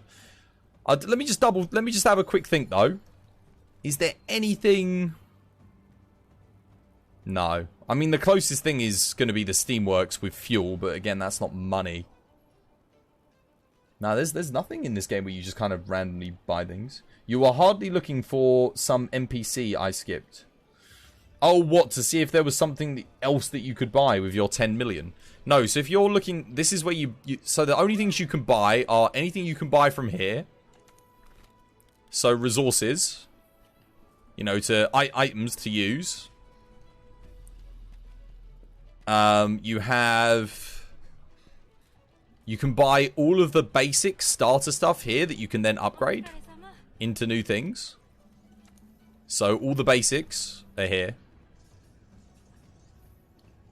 And then you've got basic armor for low rank, master rank, etc. And then the only other thing you have is all of this is with money. All of these things. So let's say I wanted to upgrade, I don't know, anything. Just take a piece of armor for it as an example. And then you can just use this and upgrade it. It's 360k to max that out, and then you augment it, and then you can upgrade it further. I mean, it's a lot of money to augment. Like I said, in-game armor is not cheap. You'll go through 10 mil fully augmenting and upgrading just 2 sets.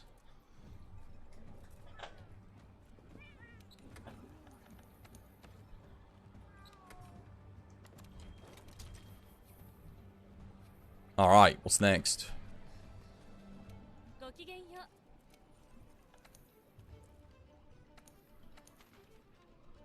You want to do MOAR number 1?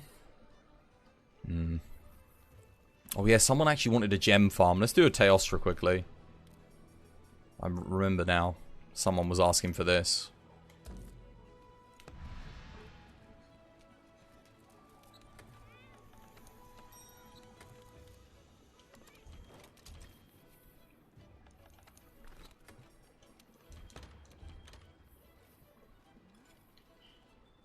All right.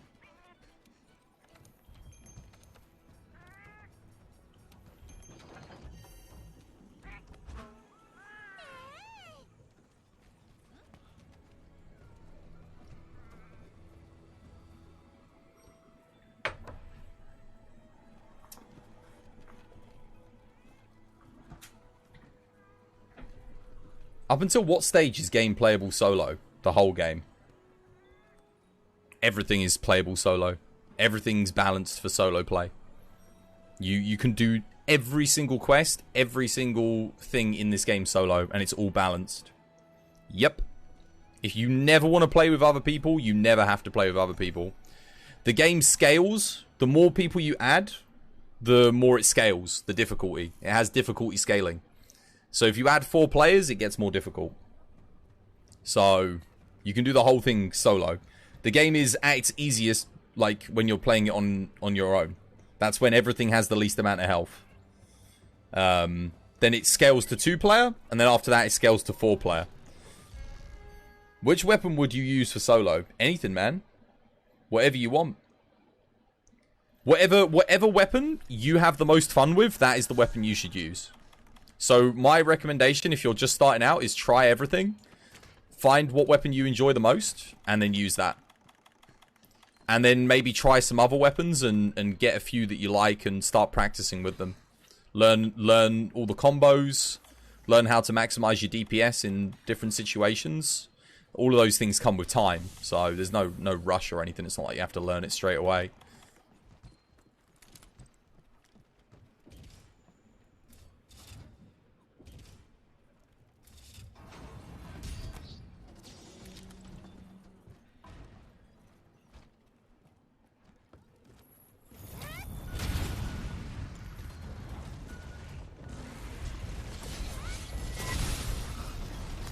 Put on the wrong mantle first. Bugger.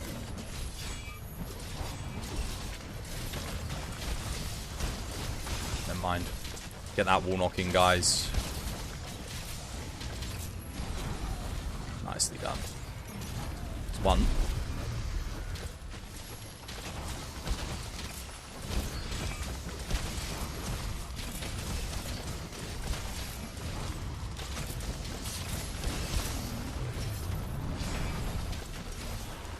Second wall knock. I'm going to get hit there.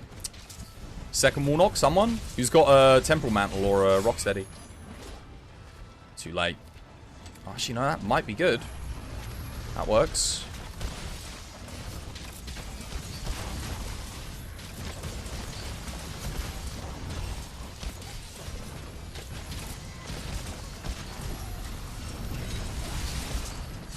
Seriously?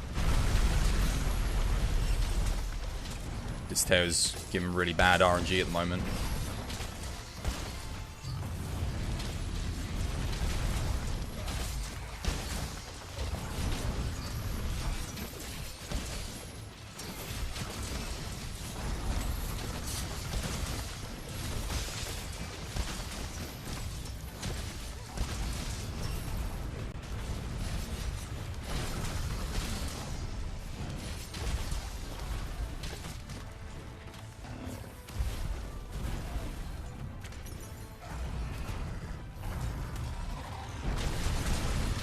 Nice. See if I can get the knockout here.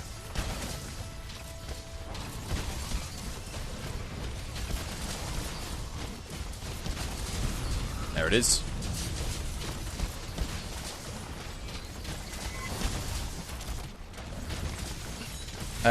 There is something like Charge Blade is ultra good weapon, but for solo Fatalis is actually probably one of the worst. It depends on how good you are with the weapon. Every weapon is the best on Fatalis if you're the best with that weapon. Like, you can use everything. I've already proved that here on the channel, right? I mean, I beat Fatalis with Lance solo, Charge Blade solo, everything solo. Except for Heavy Bowgun, which... Heavy Bowgun solo on Fatalis is kind of tricky. But it's definitely doable. I mean, if I was better with the Heavy Bowgun, it wouldn't be a problem.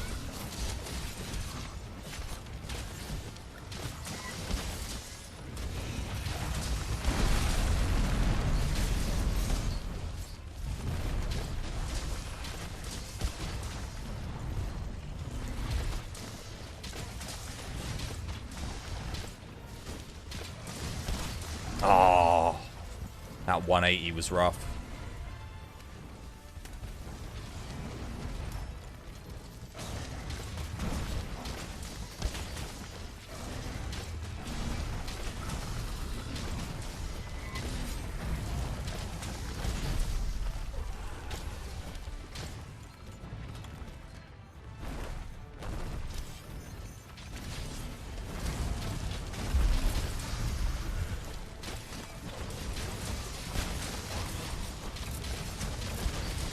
And besides which, if you're just starting out the game, you don't need to be worrying about Fatalis.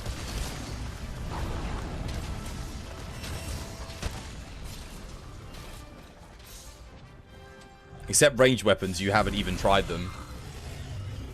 Light bowgun and bow are fine on him. I mean, the general rule of thumb is don't get hit. But It's relatively... bow's a little bit harder, but certainly with light bowgun, it's fairly easy not to get hit on Fatalis. Bow's a little bit trickier just because it's stamina dependent for your evasions, so if you're not really keeping an eye on your stamina, and if you're a little bit too far away, you can get caught in some tricky situations, but for the most part, it's not too bad. Heavy bowgun's just a little bit different because you're slower, and whilst you can block things, you're going to take a mountain of shave damage blocking things from Fatty. So ideally, you do want to be evading, keeping away from him.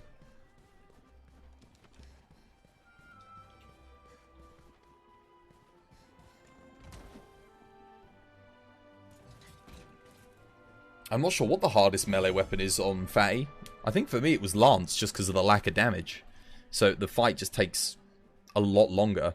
And you'd think, oh yeah, just block with the Lance, but you still take a load of shave damage, so it's an awkward one. You can somehow progress through story by using Defender and Artemis. You can progress through the story using literally the first bone weapon if you want to. Doesn't mean it's a good idea. You can't decide if you should proceed solo in the game with a bow or large katana sword, or maybe something else, I don't know, advice. I can't advise. Depends on... There's no advice I can give you. It's whatever one you enjoy the most. What are you having the most fun with? Like, what one do you like the most? You can use all of them if you want. Usually when I go through a Monster Hunter game, I'll upgrade 5 or 6 different weapons as I go through. And I switch depending on what monsters I'm fighting and what weapon I have the most fun with. Let's say I'm going through a Monster Hunter game for the first time. And for whatever reason, like back in the day on 2G, I got stuck at a certain monster. I might go, okay, I'd go back and farm some of the previous monsters, get a new weapon, and try a different build. And then progress with that. And then maybe switch back to the old weapon if I start having trouble with that. I mean, you don't have to stick with anything. On this game, there's no stats or item requirements or levels or anything like that. It's just you use whatever you want whenever you want to. If you get bored of a certain weapon, you go, okay, I'm going to try a different weapon. You try a different weapon. The only thing that's going to stop you from being able to use that weapon is how good you are with that weapon. It's solely dependent on your skill and knowledge of the combos and openings for that weapon. That's it. There's nothing based on stats or anything like that. Like, it's just how good are you with it. You never thought about it like that. Weapon is more classes in Monster Hunter game. You need to also feel good when you're playing it. So try everything. That's literally what I said. Try everything. And then decide.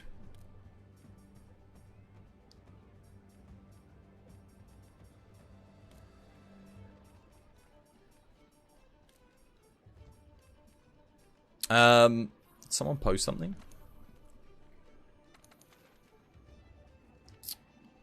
Put the red cup away.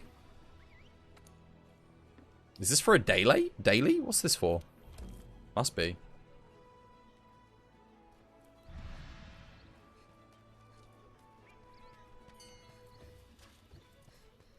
Let's see. I haven't been here since I came back. I haven't even talked. I forget that this desk even exists. I really shouldn't, because I still need research points.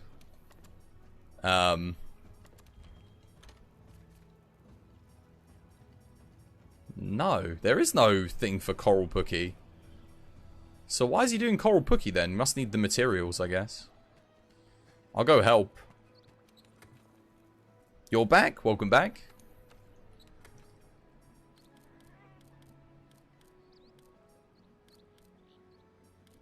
Welcome back. Also, is this your first Monster Hunter game? I hope you're not asking me, Odin Bing. I don't think Odin Bing's asking me. Stream Raiders is ready. We'll do it after this quest. This will only take a minute.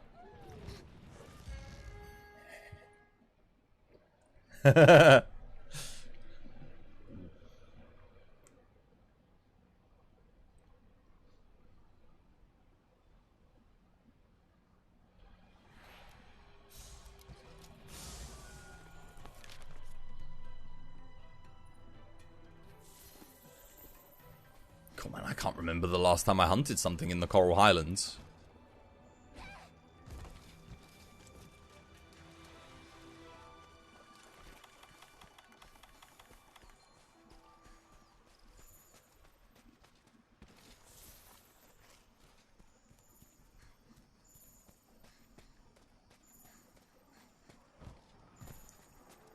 Pookie pookie.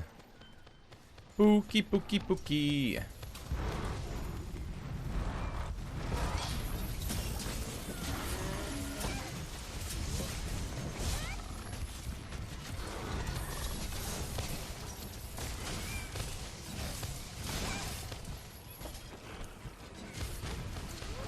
Oh, I hate this move so much.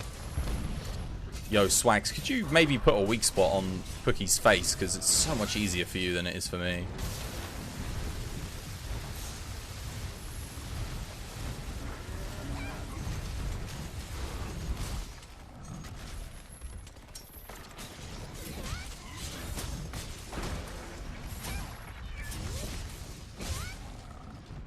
No? Okay, I'll see if I can get on it. I just keep ending up on the wings.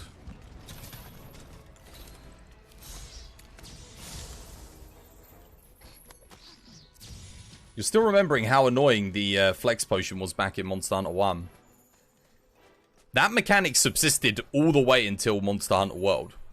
Like, they had that in every Monster Hunter game. Prior to this. All of them. I don't know why. I mean, it was by design. It was, you know, they wanted it to be clunkier and more deliberate. It was to add that level of risk. It was like, hey, look, if you never take damage and you play perfectly, you'll never have to open yourself up to an attack.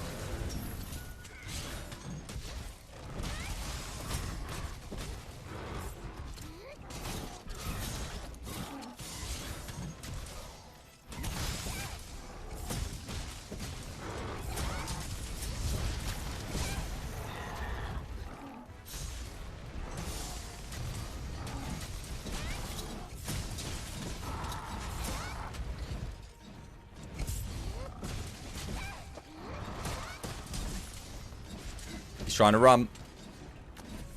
Damn it. Oh, I got him. No. I delayed him to see if Thingy would flash. Oh, you can go and capture him. Did I even bring traps? I did.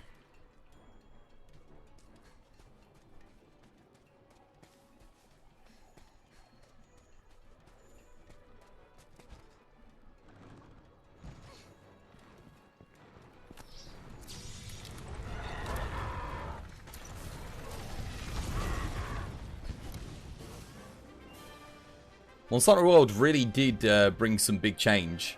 No load screens between areas, no breaking the pickaxe when you... Yeah, having bug... Like, you don't even need bug nets anymore. The dynamic net that they give you for capturing endemic life versus needing bug nets and going to specific areas to capture bugs. Like, just having a standard pickaxe at all times where you can just run up to ore and mine it really just makes things a lot more fluid, a lot more streamlined. Being able to move when you're eating items, that's a huge one. Obviously, just like the smoothness of the combat. I mean, the combat was always relatively smooth in old Monster Hunter games. Most of the combos are... You've still got all the core combos, and the timings feel more or less the same as the old games. But then the improvements to all of the combo systems and the additions that they've made to weapons that were perhaps a little bit flatter than some of the other ones, pretty huge. You just played Rise for 8 hours. You think it's better than this? Dude, go back and play Rise for another 8 hours then, man. In my opinion, Rise doesn't even come close to this. Personally, it's night and day. Rise is a great game, and it's better than most games on the market. Like, if you go buy it, it's fantastic. But compared to Monster Hunter World and Monster Hunter Iceborne, it's... Nah, not even close. Waterproof. Oh, that was for the Waterproof Mantle Plus. I see. Man, I don't even remember doing that quest. Right, what are we doing next? What should we do? Do Cheeky Zenoga. Rise just needs G rank. It needs a lot more than just G rank. There's a lot of issues with that game. You finally made it back to home. Base, now you can load the video. Nice.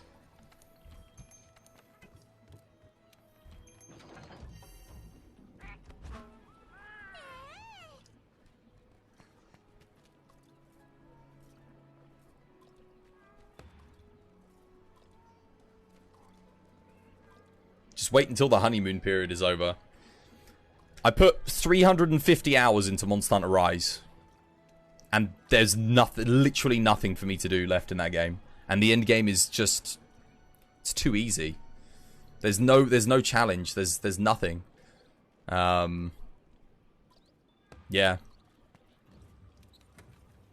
And they're not adding anything else. There's nothing to look forward to with Rise. Their whole roadmap for the next 3 months is literally paid content, emotes and stickers, and a couple of event quests. That's it. That's, yeah. Yeah, there's no investigations on Rise. There's no... Yeah, there's just nothing. There's no tempered monsters. You've got 6 Apex monsters, which are all easier than tempereds were in base high rank anyway. No, farm is a mega fun, right? Was I totally didn't make a 55-minute video complaining about Narwhal grind.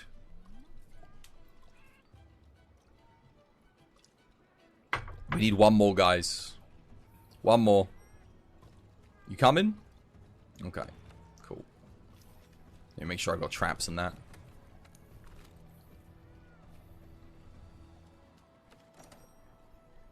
Stream Raiders? Oh yeah, Stream Raiders. Let's do that before we go.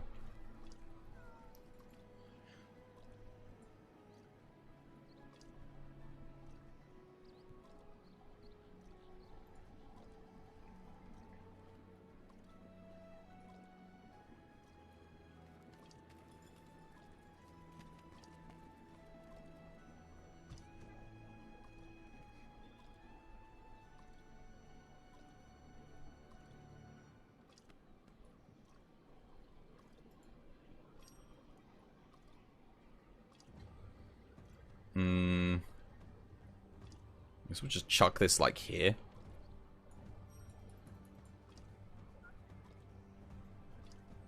Valstrax is a lot of fun. So here's the thing, right? Rise. Look at the end game monsters. Forget Narwhal because it sucks, and All Mother Narwhal. It's awful. You have Teostra, Kushala, Chameleos. Okay, I've fought all of those in like every Monster Hunter since the dawn of time. Right? Ever since they introduced Elder Dragons in Monster Hunter 2, we've had Kushala, Teostra, and Chameleos. So, that's great. And they're, you know, they're fun iterations of those Elder Dragons. But let's say I fight them like 50 times more in that game each. 150 hunts. Which I did. I've already done those. I've already played them in World. And the fight is more fun in World because the game runs better. The game's smoother. And it's more challenging in World anyway, because you've got harder versions of them, right? I mean, relatively. They become easy when you've got like your max gear, but the first time you fight them, they're going to be pretty, you know, pretty good. And then you've got Valstrax. That's like, okay, that's from Generations, and it's a good update, a nice fresh version of him. But again, it kind of suffers from the same issue, right? Because he's not really new. And yeah, what they really needed was like a set of 3 new Elder Dragons that we'd never seen before. Because one of the things I loved about World was we got Valstrax, Nergigante, Xeno'jiiva, all of which were like... Sorry, not Valstrax, sorry, Valhazak. Valhazak, Nergigante, Xeno'jiiva, all new Elder Dragons, right? And then we got Velkhana, Namiel, and Shara Ishvalda. All new again. That's like, that's crazy. So if you look at it that way, like this version of the game has introduced more base element Elder Dragons than like any other Monster Hunter before it, I want to say. I could be wrong there, but maybe since 2G? Because 2G you had they introduced a lot. Like, that did introduce a lot, to be fair. But hey, they did, you know, Magnum Aulo's good and whatnot. I think if they just needed some kind of, like, equivalent to the tempered system, just so that there was, like, that extra level of challenge there for people that wanted it. That would have been good, because for all the criticism people make about the tempered monsters in this game, they're fun, man. You know, like, they add something for you to go for.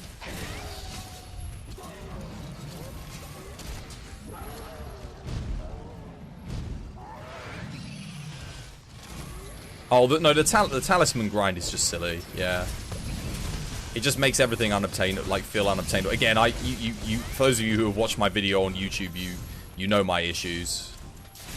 It's funny because I've seen loads of people making that exact same video this week in the past like week or two, saying exactly the same things that I covered in my video that I made like 2 months ago.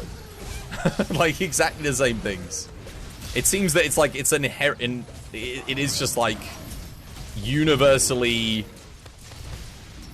accepted issues with the game at this point.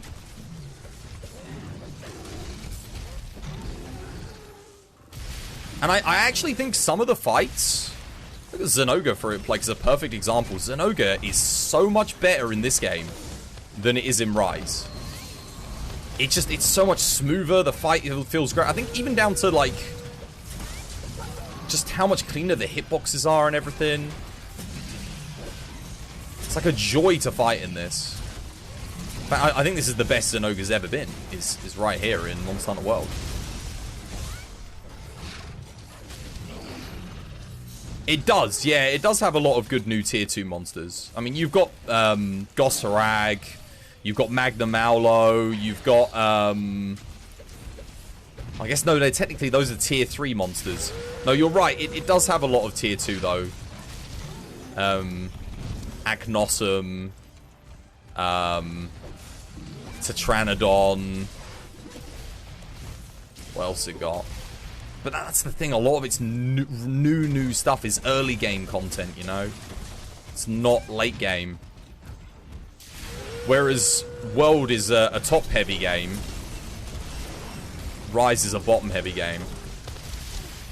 Oh, I actually missed my back hop there completely.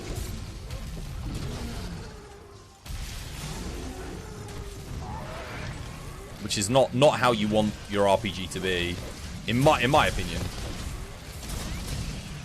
Some people probably like having like a really vast and big early game, but for me, I like to have my end game to be the beefiest part of the product, which in World it absolutely is. Like World and Iceborne, that's where the bulk of the content is. That's why we always call like the story the extended tutorial. Like once you beat Shara, it's like, oh yeah, you beat the tutorial, well done. Oh, I was literally going for it. 12 FPS. Yeah, that's the other thing. Again, FPS. Zenoga is like a frame hog. Same with our Mudron. It's like you get like 10 FPS. I can't believe I was watching a review for Rise the other day saying that it runs beautifully. I was like, dude, you need to go get your eyes. You need to get your eyes bloody tested. If you think Rise is running well, bloody 10 FPS. Like, Jesus. Like, Longsword's way better in Rise, but it isn't though. Because the frame rate's all over the place and the inconsistencies in the inputs, like the input lag is so terrible. It doesn't feel as good. So yeah, it's got I agree, it's got the new moves are fantastic and the way EI/ works is better objectively. But because the game isn't as good, doesn't run as good, it doesn't feel as good. And game feel is more important for me. Longsword is broken in Rise, and Rise is broken. Will you buy Rise for PC when it comes out?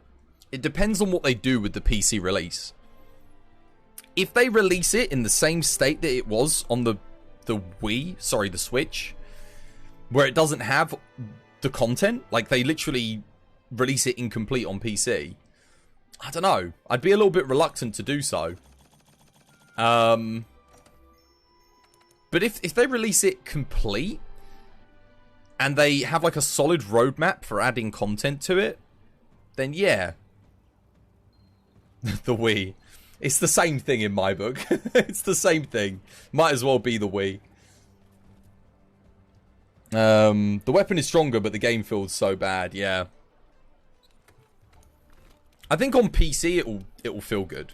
It will be just objectively better. But the other thing is the changes they made to Foresight Slash, man. Foresight Slash sucks in Rise. If you're like me and you think that Foresight Slash is the best thing they've added to Longsword since Spirit Slash, then it hurts with having the Foresight Slash being as bad as it is in Rise. It just feels off. It feels bad, man. You still think the PSV Monster Hunter was awesome. It was. It was. And it's crazy when you think about how much that game was doing when it came out. We're talking like 2006, 2007? 2005, 2006, 2007, right? Crazy, man. Same thoughts here about Rise on PC. There are so many issues to address. You might even buy it on a discount, not on release. I'll see if I can get it on release. I want to be able to cover it, but the Switch version's left a bad taste in my mouth. Like, in terms of, like, it didn't live up to my expectations. My expectations were pretty high for it, but it just didn't live up to them. Not because of the game so much as I think the console. So I'm hoping that the PC can fix the issues, but all it takes is for Capcom to chuck on heavy de novo in there and not increase the size of lobbies, not improve performance across the board. There's a lot of things. I mean, there's no reason for them to not do that. I'm just listing things that I can think of where they might go, hey, you know what, we're not going to do this. Like, we're talking nightmare scenario here.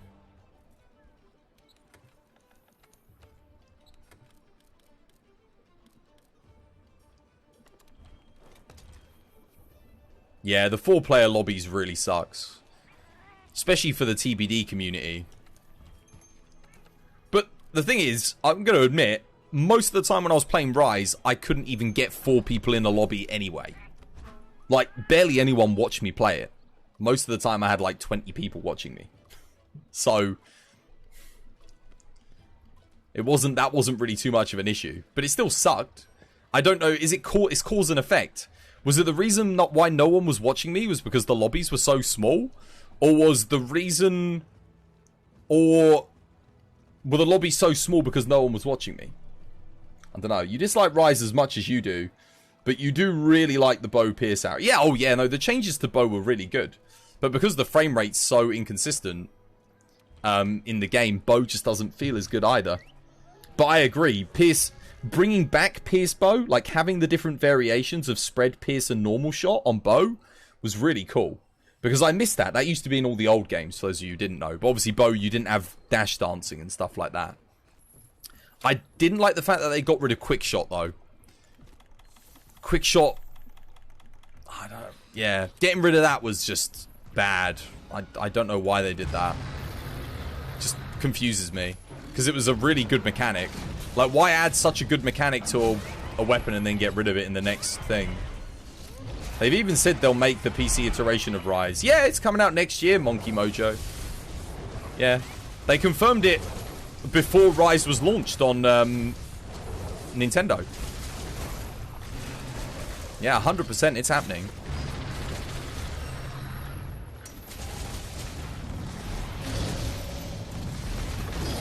How did my circle combo not work?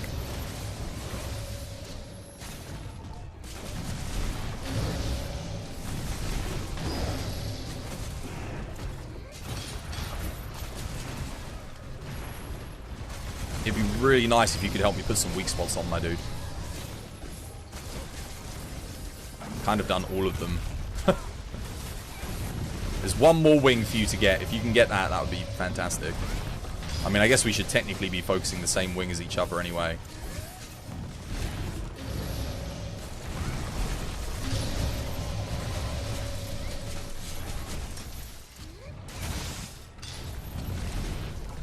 Oh my god, man. I think he, like, clipped me into the wall there.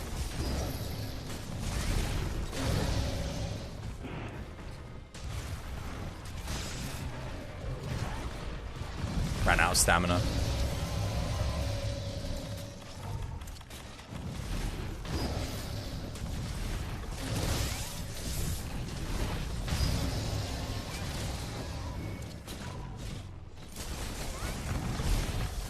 That's true. If the game had literally just built upon Monster Hunter World and added all the new features that it had, it would be an objectively better game. But it didn't. It took away a load of stuff from World that, like, we'd all got used to and we all loved and enjoyed. Massive improvements that really made the overall Monster Hunter experience significantly better. And removing said things... I mean, I'm not talking about graphics and, you know, visual fidelity or anything like that either. I'm just talking about, like, general things like lobby size, investigations, tempered hunts... Improvements like that, just like universally loved. Well, maybe tempered hunts weren't universally loved, but I think the majority of people agree once they took them out in Rise, people were like, oh, this is missing. This sucks. But Rise for me, it doesn't make my top 3 Monster Hunter games.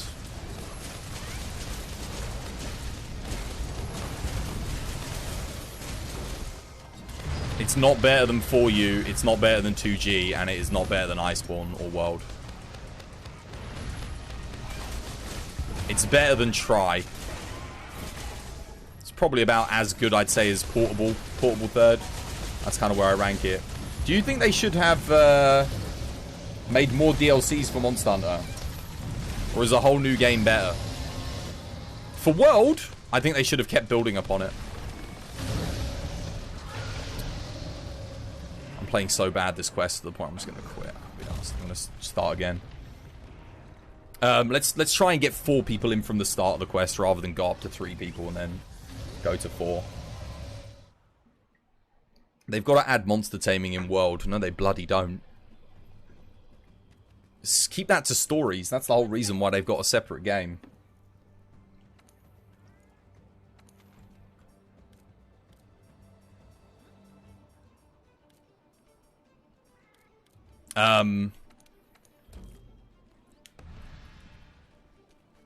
I like the fact that they do experiment with the Monster Hunter games and they add new mechanics, but sometimes those mechanics take the game too far away from its original feel. To the point where it feels like a distant relative to the game that you love, as opposed to an improvement of a game that you love.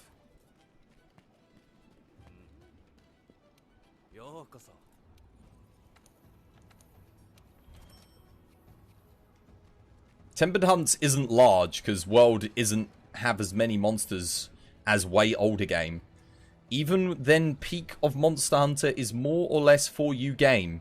That being same engine, almost 10 year. World is more compared to Monster Hunter 2G, I guess.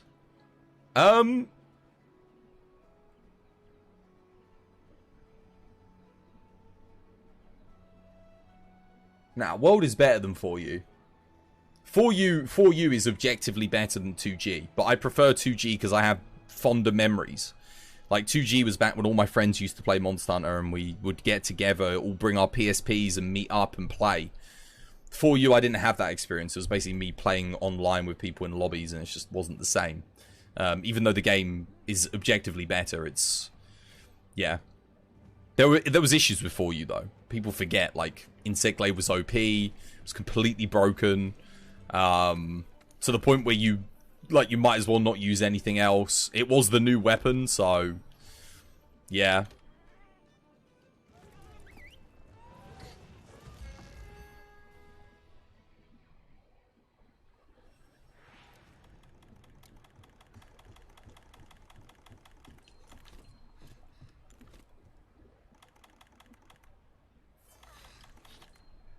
But 4U was not without its issues. I actually think 2G was probably a more solid game overall.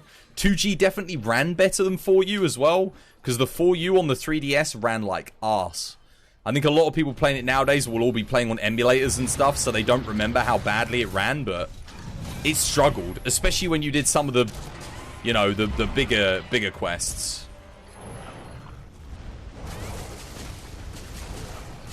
But the balancing in 4U was nowhere near as good as it was in 2G. 2G had its standouts, like, you know, some of the Black Diablos weapons were kind of OP for Hammer and whatnot, but pretty much about it. Like, I don't remember anything else really being completely broken in 2G. Oh, well, the Acantor bow in Freedom 2 was OP. That was broken. Like, you got the Acantor bow and you wouldn't bother using anything else. Are we seriously doing this 3-player again? Okay. Look, when I abandoned, either come and join me or let me do it. Like, don't join so we have 3 players again. Because bloody that last quest was taking like 5 minutes. The whole reason I quit was because I couldn't be asked to wait.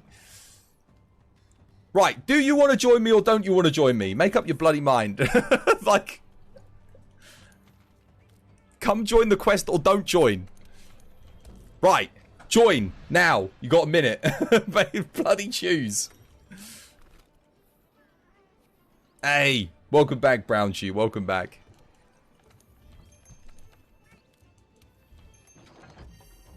Glitches? Oh, what, the visual bugs? Yeah, that's the bloody Nvidia drivers, man. I'm telling you. The updates have messed with it. I don't really want to roll back because of the other games and stuff that I play. Kulftaroth, as much as people hate it, is not a broken relic. I love Kulftaroth. It's like my most hunted monster in the game. The only reason people disliked it was because it didn't give them the weapon that they wanted. That is it. If Kulftaroth had been more generous, everyone would have loved it. Everybody. If Kulftaroth was as generous as Safi Jiva is, because Safi Jiva you have more choice over getting the weapon that you want. If Kulftaroth had that mechanic, it would be universally loved. The only reason people don't like Kulf is because it doesn't give them the weapon that they want. That's it. Because the fight itself is bloody fantastic. It's so good. Even a high rank, it's brilliant. Even a high rank. The area one's a little bit slow, but it's like it gives you that element of Monster Hunter that you used to get with Lao Shang Lung. Sort of like following this giant creature through a ravine. But it's Kulftaroth, right? And then the fight evolves over time.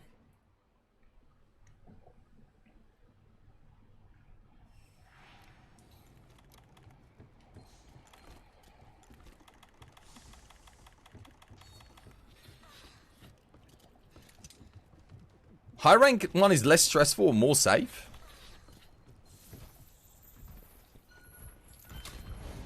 I disagree with that. High rank Kulftaroth back in the day was not less stressful and more safe. Arch-tempered Kulftaroth to get P1 runs, the amount of coordination it required was like something else.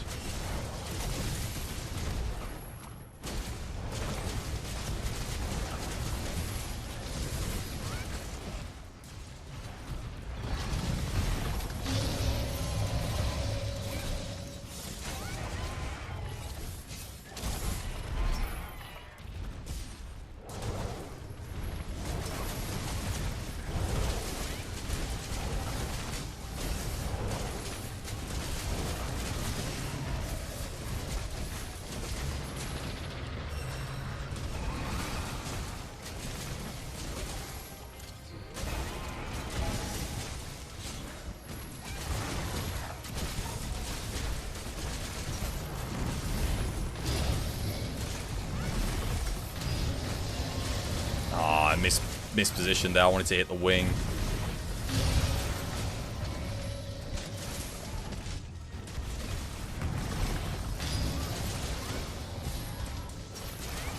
There it is.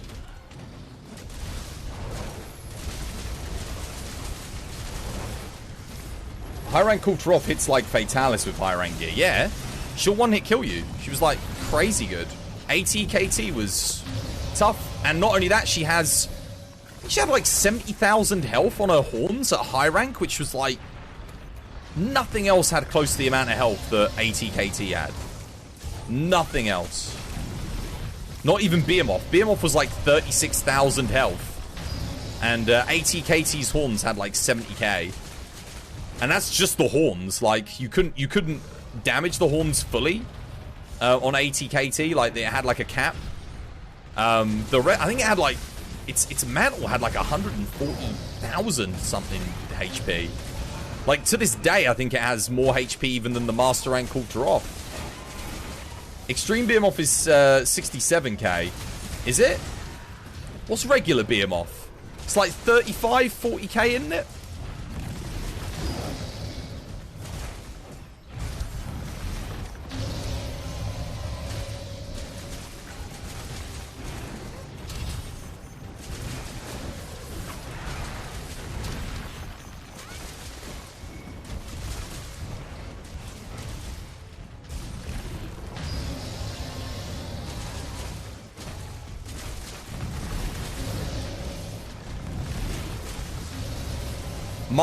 My biggest annoyance with Capcom is that they dropped Monster Hunter World, I think, before its time was done. I feel like they could have kept building upon this game. Like, they could have treated it like an MMO light and constantly kept building upon it. Given that they sold something like 20 million units, I genuinely think they could have kept building upon Monster Hunter World. If I were Capcom, let's just say, hypothetically speaking, if I were Capcom, and I sold 20 million units, that's an already agreed upon install base. You've got to assume that, like, at least 30% of that player base enjoys your game. So that's like a guaranteed 7-8 million units you can sell on a further expansion. They could have put Zenith rank into this, I reckon. I think they could have done it. I would have bought it. You don't know why they didn't get... I don't know why. I don't know why. You've been trying to catch up with Monster Hunter World. There's a lot here. High rank Kulturov hits... there's a lot to catch up on. I mean, I guess it depends on how many weapons you play as well. If you only play like one weapon, you can catch up pretty quick. But if you play multiple classes, it might take you a while to make all the builds and stuff. Certainly if you play bow. If bow's one of your mains, that can take a while to catch up with. They would need more monetization to do it. No, you wouldn't. Sell another expansion. Another Iceborne. Build upon it. You've already got the fundamentals of the game. You've already got a game world. So you're not having to build as many assets as you would otherwise have to do. You've already got a ton of monsters here which you could buff up to a Zenith rank if you wanted to. So you can reuse the models and animations and then add a few extra for Zenith rank monsters.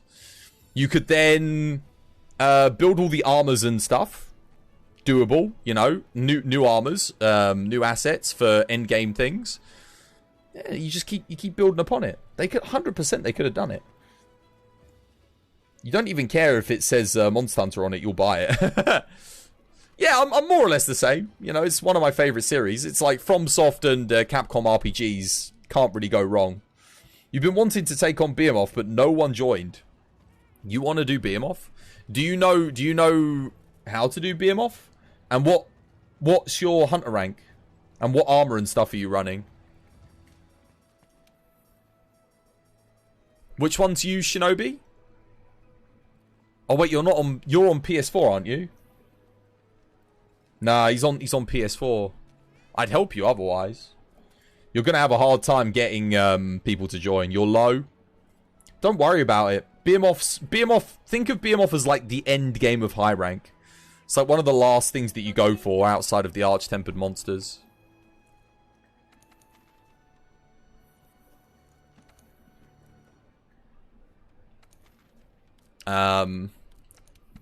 Speaking of Kulv, let's do a Kulv just because it's fun.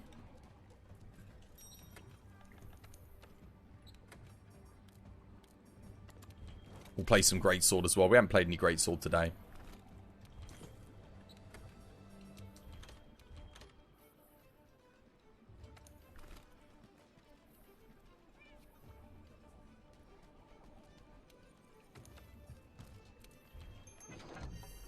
Can I show you your Gunlance build? Which one?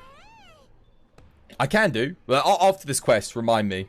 Yeah. I'll show you after. I think I've put it up on the Discord, you know. Or no, Danius has put up like Danius has got the same builds that I've got. The build that I gave him was the one with offensive guard. So if you want my one, it will be the one that he's posted with offensive guard for like the extra physical damage off the block. Master rank, you just hit 18, you think? Your hunter rank is 50 something. Okay. Alright. Behemoth's still tricky, even if you hit master rank. Certainly if you're not used to the mechanics and stuff of him, because he's very aggressive. He's got a lot of unique mechanics as well. Who else wants to do some Kulve? Anyone? Wait, who else is still in the lobby, actually? There's actually quite a few people here. June, Rai, you want to come join? Super's AFK. Rai looks like they've gone AFK. It's actually tea break time, so I guess I'll just leave this up, and then by the time I'm back from my tea, hopefully people will have joined. Let's go grab a cuppa. Why no AT Shah and Safi? They were planned, but they didn't do them because of COVID. I actually think COVID probably killed the update schedule to this game pretty substantially. Because we got AT Nami, then COVID happened, and then there was like no other ATs until AT Velkhana months and months later. And AT Nami was DOA. It was like dead on arrival. Because it sucked. Okay, let me go brew some tea, and then we'll put the stream raiders on. I'll be back in like a minute. Stay tuned for some more monster hunting action coming up after this quick break.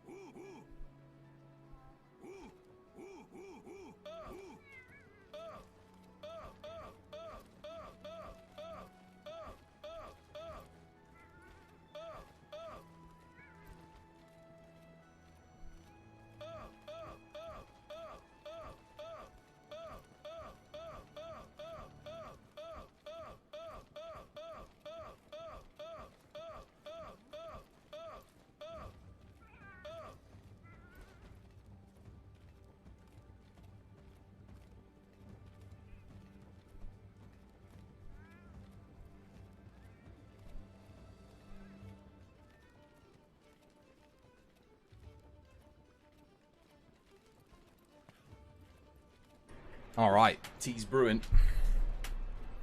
Oh, let's get this started. Arch Tempered Chara would have set would have been great. I think some of the pieces would have had the potential to be great because of the skills that you end up getting. It would have like crit boost with efficient slots, but the set bonus would have been a hard sell. It's an overly defensive set bonus. It's pretty much like you get a natural Rocksteady mantle, or as close to, without the ignoring hits element to it. I think for your average player, it would have been insanely good. But for like endgame players, no one would have touched it. I think most people would write it off. But it's an interesting set bonus. Okay, sorry guys. Just realized everyone's been spamming emotes in front of the thing. Did not mean to subject you to that.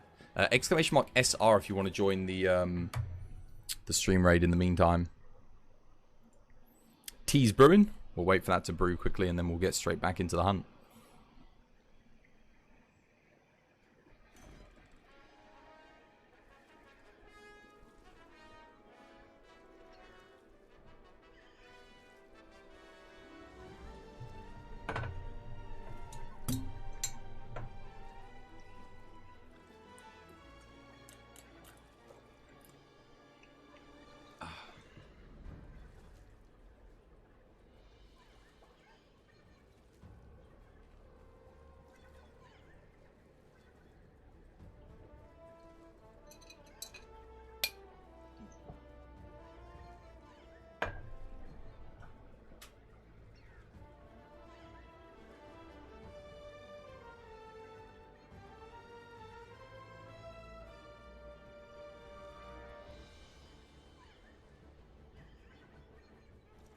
World's an amazing game. It is. Yeah, it is. There's not many games out there that can compete with the level of quality and care and love that was put into Monster Hunter World. I think you can feel. So here's the thing. Before World, the team of developers on Monster Hunter World have been working on the same engine for 13 years. Making basically the same game with just a little bit of added stuff each iteration. So the same things, the same assets being ported over every time and just building upon it. And World was like, hey, this is the first game you guys have made in 13 years that you're going to be building from scratch. All new assets, everything's going to be redone, built from the ground up, and you're going to be making all the things that you know and love, but to a much higher standard than you've ever done before. That's what World and Iceborne is. It's developers doing what they know and finally being allowed to show off just how good they can do something. And that is what you get with World and Iceborne. And then Rise is a bit more of like a return to form, like they porting assets over and then just downgrading them and not quite making them to the same level as you had in World and Iceborne. So I can see like some of the passion's not there in Rise that's in World and that. And I know it's different dev teams, but you still share developers and designers between teams. Like it's still in-house Capcom being made, you know, and they're still bringing people over and discussing things with one another. But I think that's one of the things with World was it's really just from a designer standpoint, I can only imagine what it would feel like basically making the same game over and over again in the same engine to the same level of standard of quality, which is like basically a PS2 game for 13 years when you've literally had like PS3, PS4 and PS5 in that same time span, almost PS5. When you consider like on PC it's basically like running it like as if it was on a PS5. So it must have been like the shackles have finally been taken off. We can really push ourselves and make something incredible. World and Iceborne is Capcom giving the creators free reign. Not quite, because it's still within the confines of Monster Hunter. It still keeps all the core mechanics and stuff, but it is giving them a new engine, something completely new and fresh to work on. It's basically the same for me as a streamer, right? I stream Monster Hunter World basically every day. It would be like, hey, if they put out a new Monster Hunter, I'm gonna be immensely excited at first when it comes out, right? And then of course, depending on how good it is, will depend on how long I spend with said Monster Hunter. I'll go grab the tea because it's probably ready now. But yeah, it's like I can see why World and Iceborne ended up being as good as they did. I'll be back in a sec.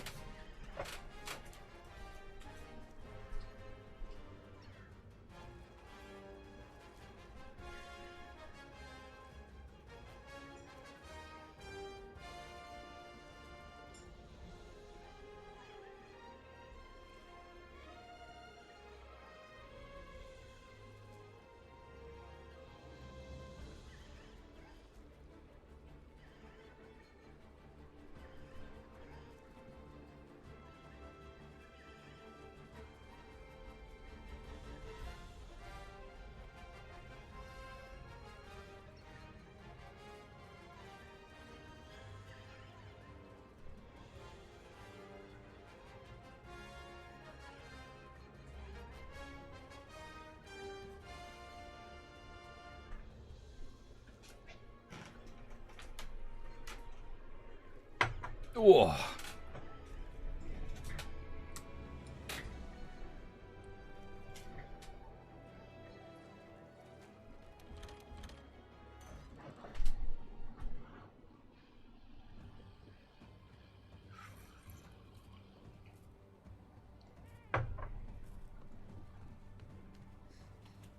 Hey T-Train, how you doing? Welcome back to the stream. Hope you're having yourself a lovely jubbly day today.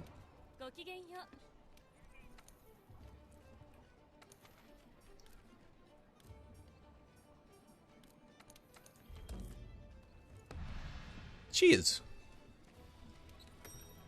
Yeah, it's good to be back, man. It's good to have like some internet. Making you want a coffee. How could me drinking tea make you want gravel in your mouth? Get yourself some tea. Treat yourself. Gardo, welcome to the stream. Hope you're having yourself a lovely jubbly day today.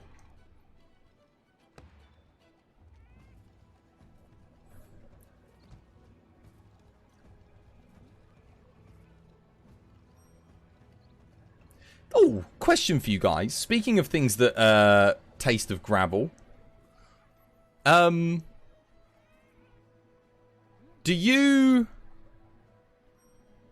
guys eat celery and it tastes like soap to you? Anyone else have that issue? Shout out for Peaches, moderators. I don't think we have any moderators here, Celine. I don't think any of the mods are here anymore. I could be mistaken. Me? You? Same. I can't eat celery because it tastes of soap. Celery tastes like crunchy water. Now to me it tastes like soap. Like really, it's really bitter and soapy. It's horrible. And a friend of mine keeps drinking bloody celery drinks, you know, celery smoothies, you know, like health drinks. And every time I'm with them, they're like, oh, have one of my celery drinks. And I have to keep explaining to them, you don't understand. The celery tastes like soapy water. I don't want it. Like, and they're like, celery doesn't taste like soap. No, not to you. But to me it does.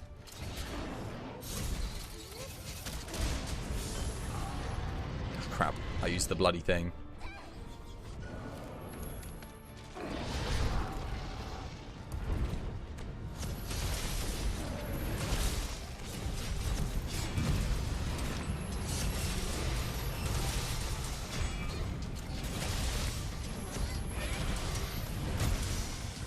How did I only hit a 756 there? That was definitely on the chest, wasn't it? It looks like it was. There we go.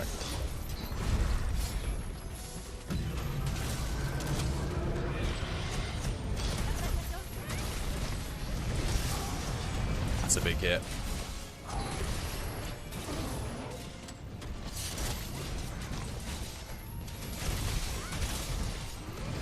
That's another big hit.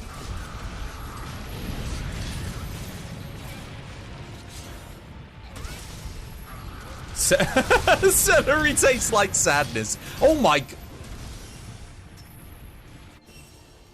I got melted there. Alright, let's reset. You think it might actually be allergic to it? Not only is it soapy, but your lips sting when you eat it. Yeah, same. I get that as well. It really does make... I don't think it's an allergy, though. I think it's an evolutionary thing. I was reading up about it because I was like, am I going mad? Because people keep telling me celery doesn't taste like soap. But to me, it tastes like soap. It's like coffee. Coffee, to me, tastes like burnt... You know, like, any of you guys got a cast iron pan? And have you ever, like, dry fried meat in it and it gets, like, burnt bits of meat on the bottom? Right, and you scrape off those bits of meat and then you put them in with water. And then you add like a bunch of like bitterness to it with, I don't know, what's really bitter? Celery? That's what coffee tastes like to me. Coffee tastes awful. It's weird. Everyone's always like how great coffee tastes, but it doesn't taste good to me. Drink Earl Grey and English breakfast on occasion. Yorkshire, man. Yorkshire gold. It's all about the Yorkshire gold. You left to know exactly what you mean. It's like you have a smoke, and after you taste a bit of coffee, right? Yeah. If you've ever had a cigarette, and that aftertaste that you get from a cigarette, it's kind of like that. Just tastes like ash and ass. It's like anything. If you put sugar in it, it tastes good. But that's the thing. Tea, I never put sugar in my tea. And it always tastes good. It tastes lovely. Funny, isn't it? It's funny. Because some people, to me, say that tea tastes awful.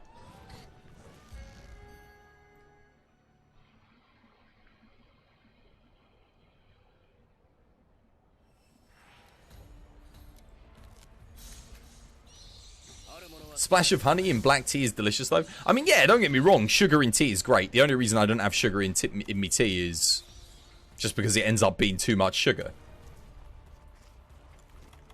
But some people really hate the taste of tea. But I've never had anyone explain to me what tea tastes like to them, and that's why they hate it. That's why I was explaining to you what coffee tastes like to me and why I don't like it. And celery as well. I rolled on from celery because it's just odd. Why does celery taste like soap? To me, but not to some other people. It does make you wonder, like, when other people are eating things, how do those things taste to them?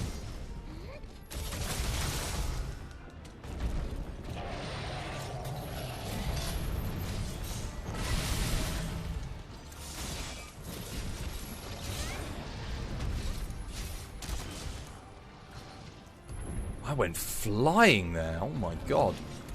A mile away.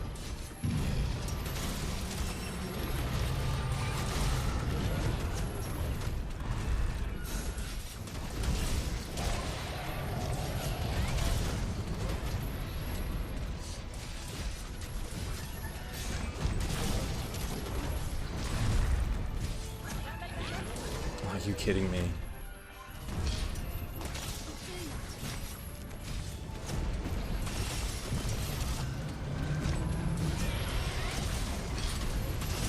There we go.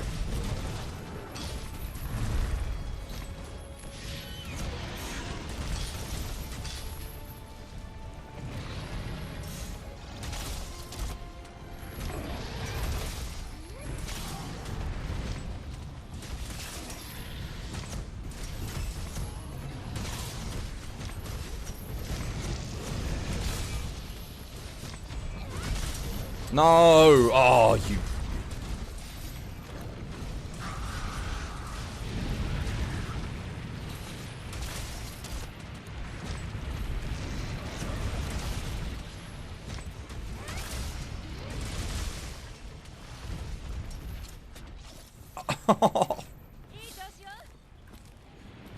You're doing some Master Rank Call of 2.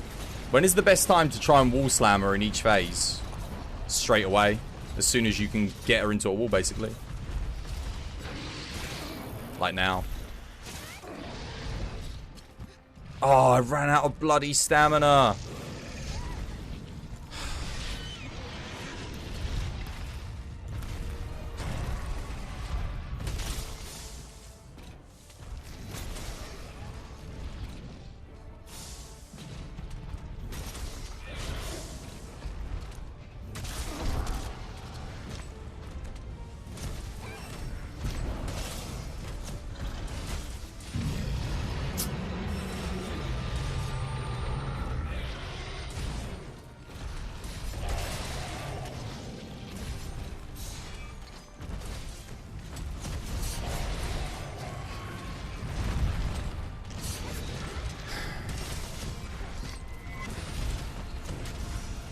Trying to facilitate a knockdown by hitting her, but it's just not happening.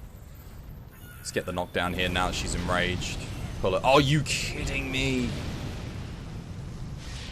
No, no, no, don't go to her. Don't go to her, you bloody numpty. We don't want her over there. We've all got great swords.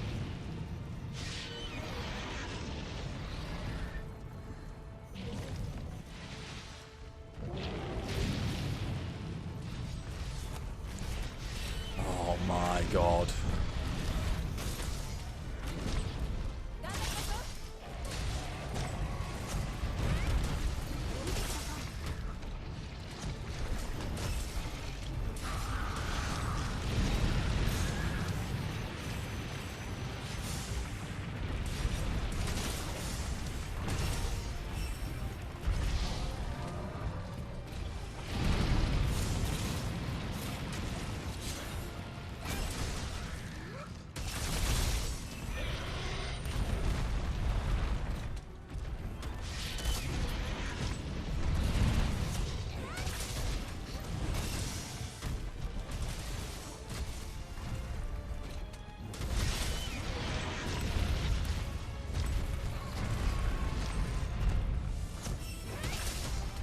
Oh.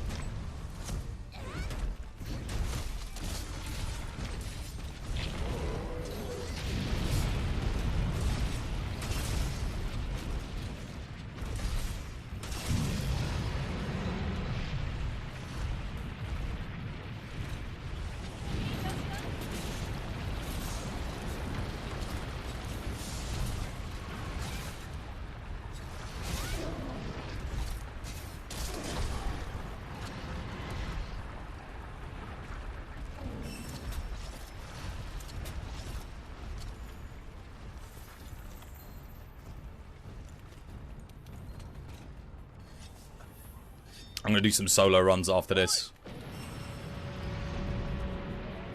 Compared to yesterday, man, we've been playing like arse. Why do I have Final Fantasy Jump saved to this build? What the hell?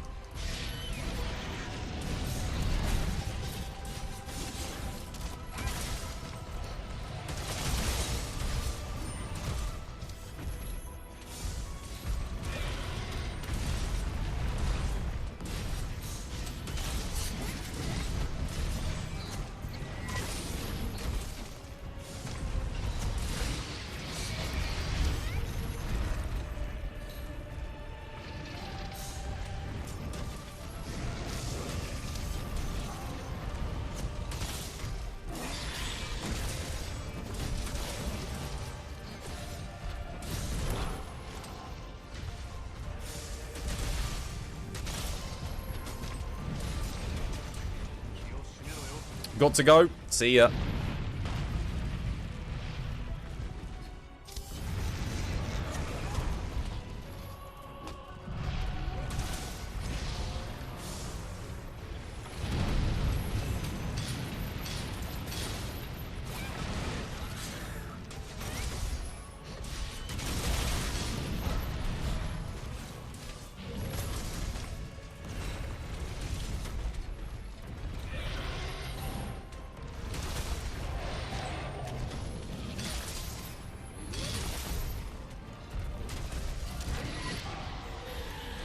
Bloody hell, that was a terrible run.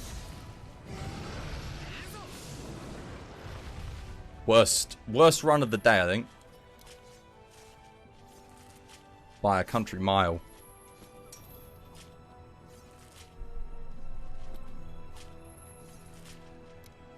Oh. Not 20 minutes. Dude, if it was 20 minutes, I would stop the stream. I'd just go, you know what? I could solo a 4-player Corv in 20 minutes. Is the Rocksteady Mantle an Iceborne thing? No. Space game.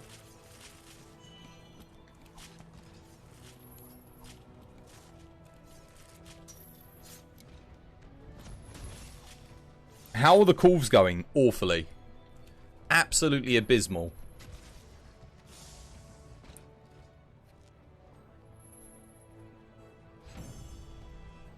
All Mantles a base game? Yeah, if you include the DLC, like the free DLC.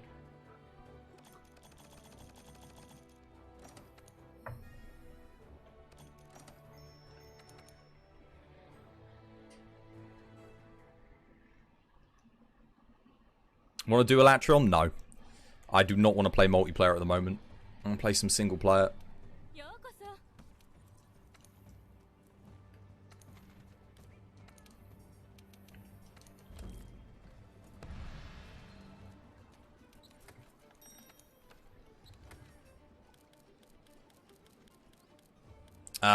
Question is, what weapon do I run? Cheeky Swags? Could do.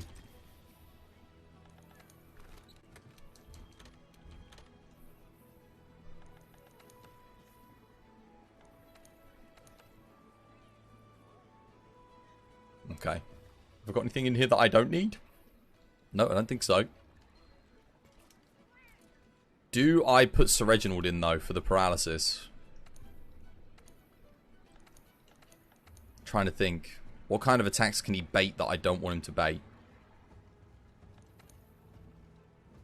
I think on Corvi should be okay. As long as he stands relatively close to me. Let's see.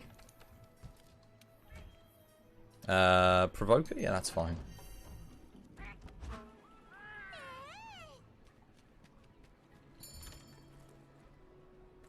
He can bait the vomit. Vomit's actually preferable if you've got your Swax charge. It's pretty good. It's a free clutch.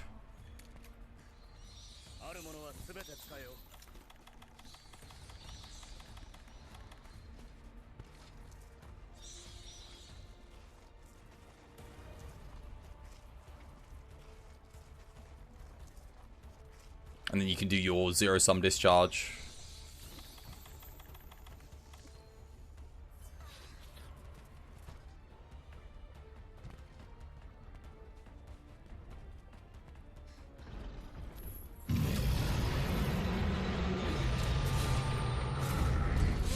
You got one question about Greatsword.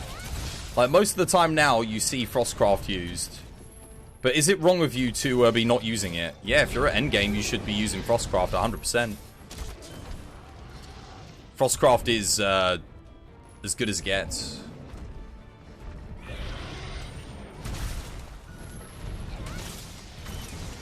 I need to get my second Warnock in. This is the trouble with Corv, is getting that second pod. We'll go grab it here. I do want to get another Warnock.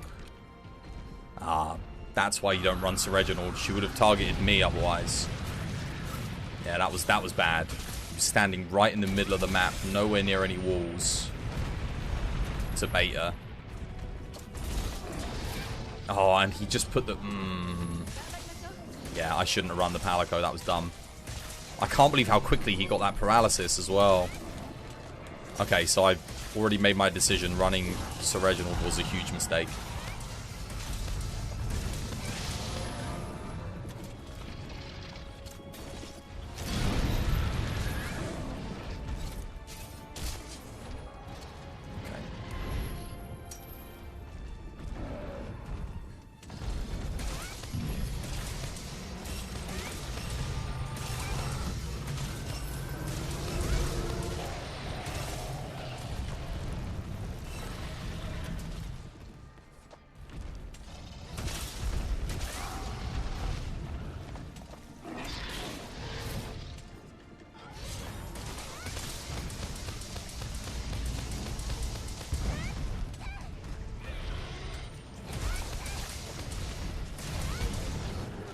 Oh, I couldn't quite dodge. Just a bit too slow. The heal there was nice though, thanks Reg. Oh, I'm stuck there. And I think that was Sir Reginald that baited her to roll that way. Because based on my positioning, she should have rolled the other way. And that was me baiting that.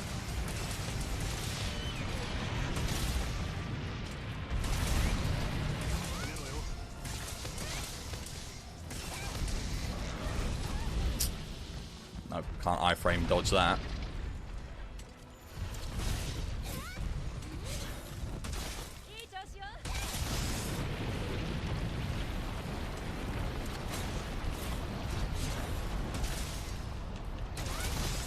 Alright, that'll do.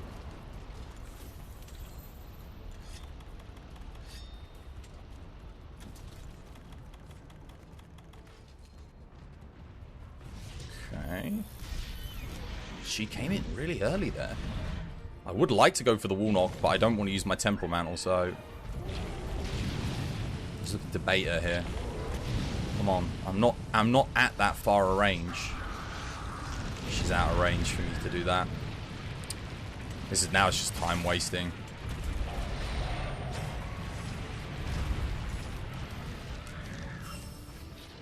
This is bad. There we go. I know she's not enraged, but I need to get my sword mode just charged up. Start doing some damage to those horns. Now, if only Sir Reginald was standing here next to me.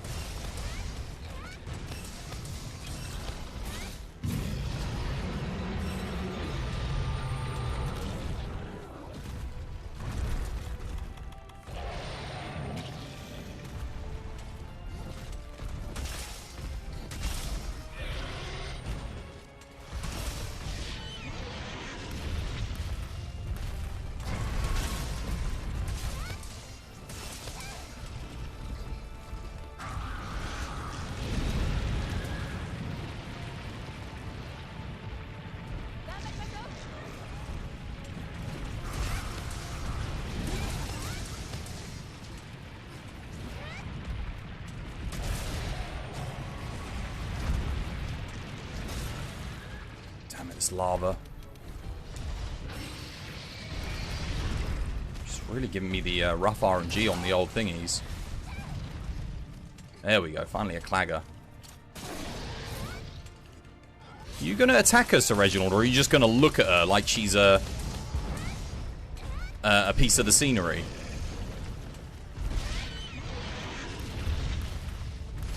You were happy to attack her in bloody Area 1 and put her under paralysis, you piece of shit.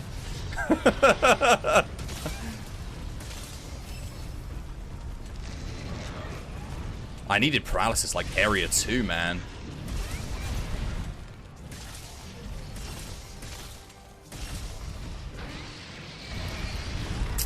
Too early.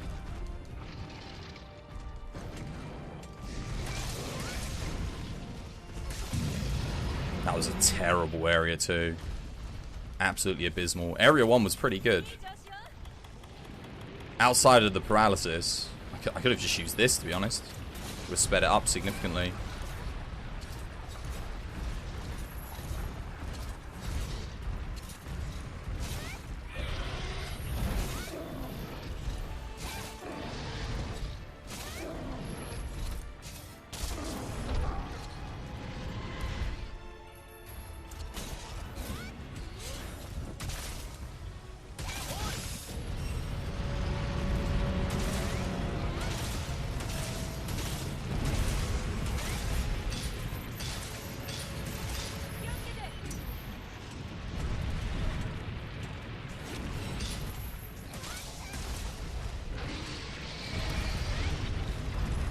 Bad move RNG as well. It's just like puddle, charge, puddle, charge. I rest my case. Charge, puddle.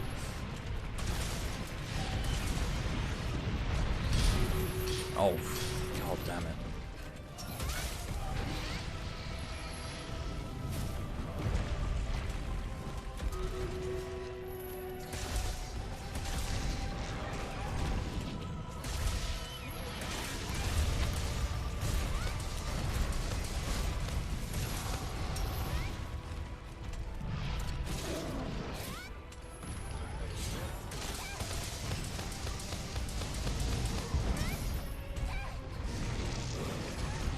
Too early.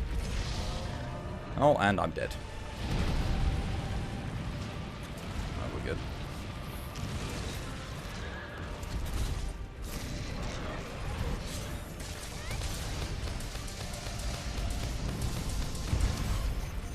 Thought I might be able to get a knockdown there. What a bloody terrible run. So it is me that's playing like absolute shite then today.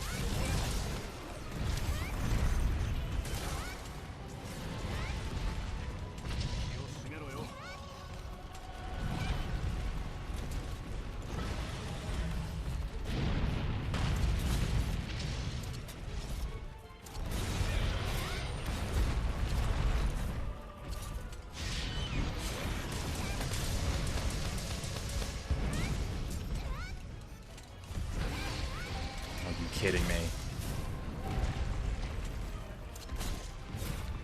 I was aiming at the chest. How did it put me on the arm?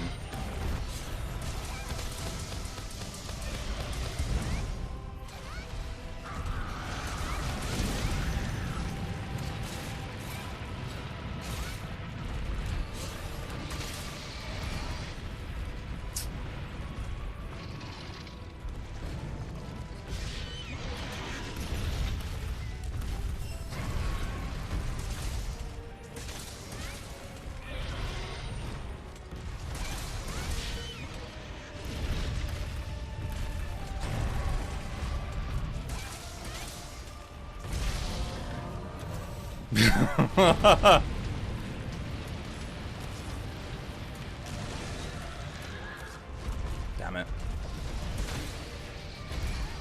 That hit me? What?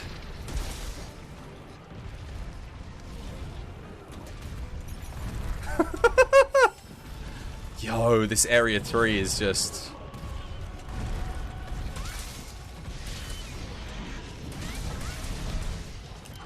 That, okay, yeah, that's definitely me that's playing like crap. I need to run that back again. That was awful. I don't even want to get my rewards from this. I'll turn Sir Reginald off as well, because he was baiting a bunch of crap that I didn't want him to bait. Definitely slowed it down. Just not warmed up. Oh yeah, I've only been playing for bloody 5 hours. Just not warmed up my arsehole. That was abysmal play.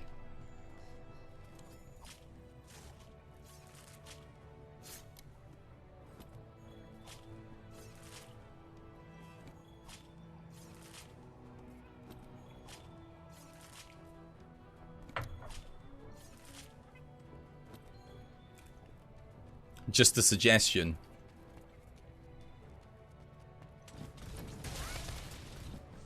Mostly when you switch to one-player hunts, you're not used to it that much. Dunno. 5,000 hours in this game, I'm pretty used to it. That was just awful. I'm not sure what happened with Area 2, though. Area 2 was so long. I feel like it should have been faster. Maybe it's just because I didn't have my sword mode charged. Like, it ran out of charge just as I got in there. Possibly.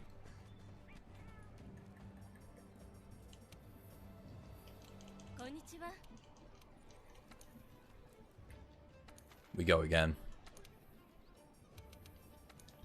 But I will turn Reg off, because...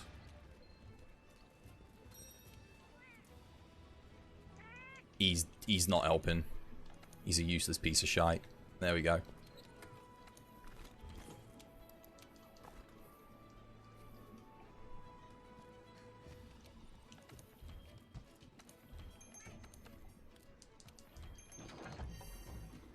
What is the big reason you like Called that much? There is no big reason. What is the big reason anyone likes any monster so much? All the same reasons anyone would love anything. The fight's fun. Well designed. Looks great. Plays great. The progression's good. It's rewarding. Level design's fantastic. Music's great. It's everything.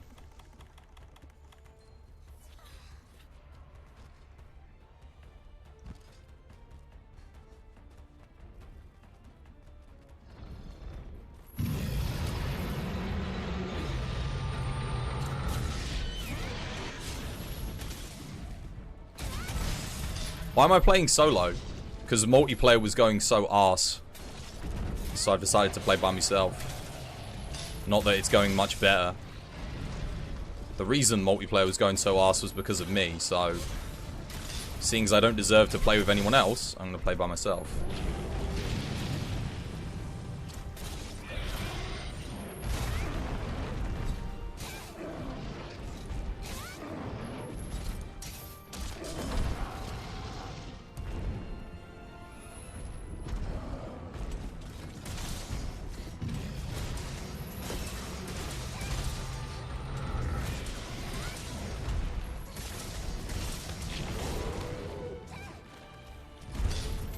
That hit me. Oh, man, my timings on my iframes are off completely.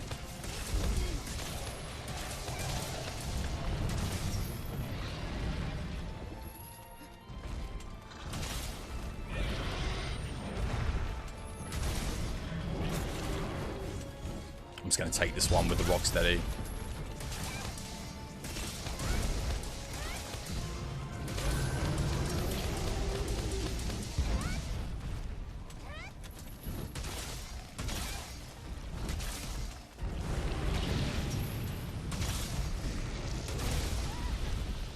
Couldn't dodge.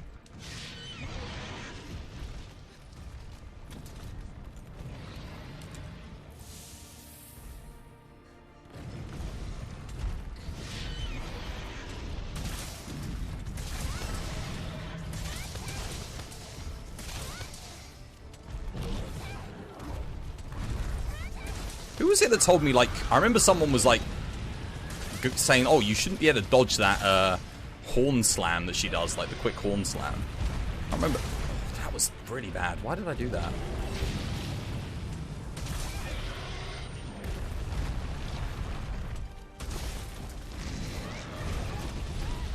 I was in sword mode. Can't iframe sidestep that. Hitbox is too big. You kidding me? Why? Why are you rolling over there? Come on. Didn't even bait that attack. My positioning shouldn't have...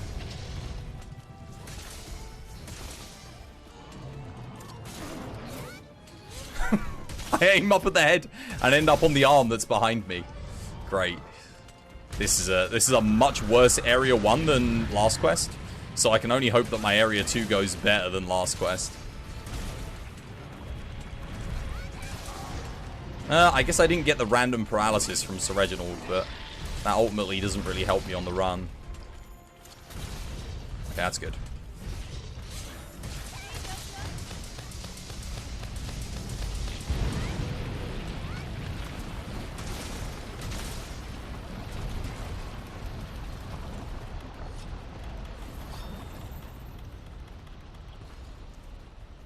That was way slower than last quest. Oh my god.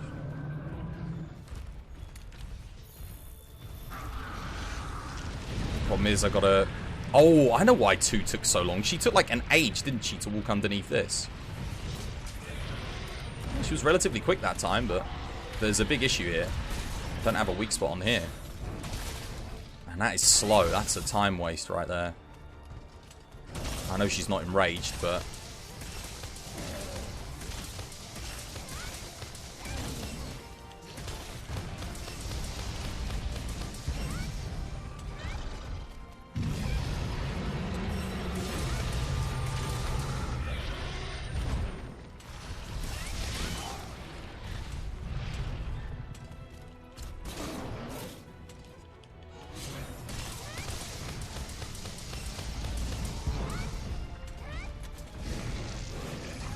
Dodge too. Why am I dodging so early? What am I? Why am I doing that?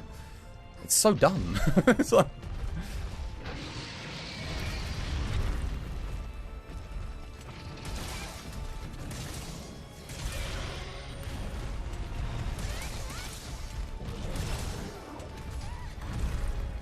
Dodge too early again.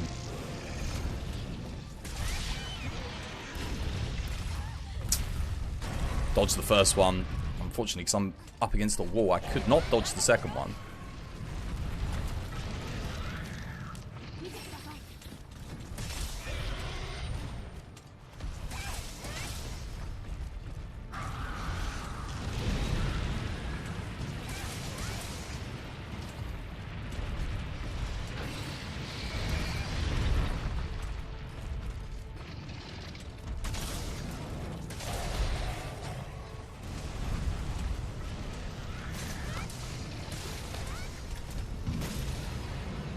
Okay. Area 2 was better, but because Area 1 was so bad, it ends up being about the same.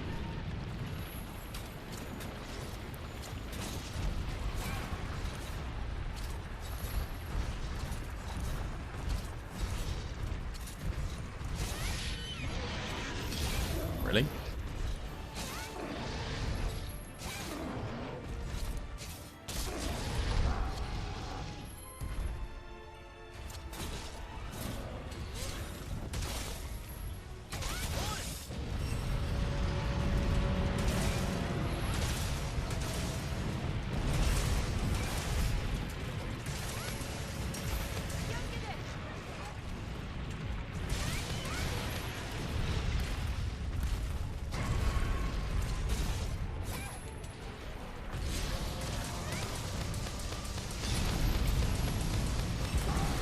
Gotcha.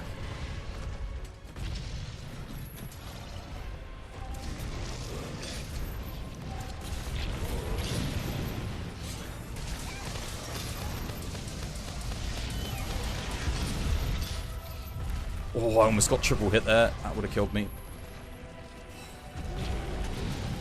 Sorry, we're fine here. We're fine here as well. Roll through that.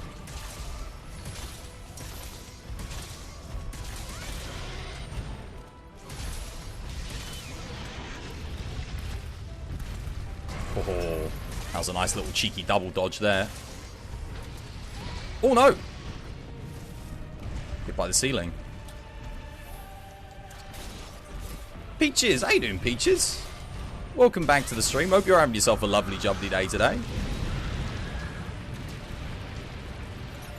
I would say shout outs to you, but I literally don't think I have a single mod here in chat today. Unfortunately. But shout outs to you all the same.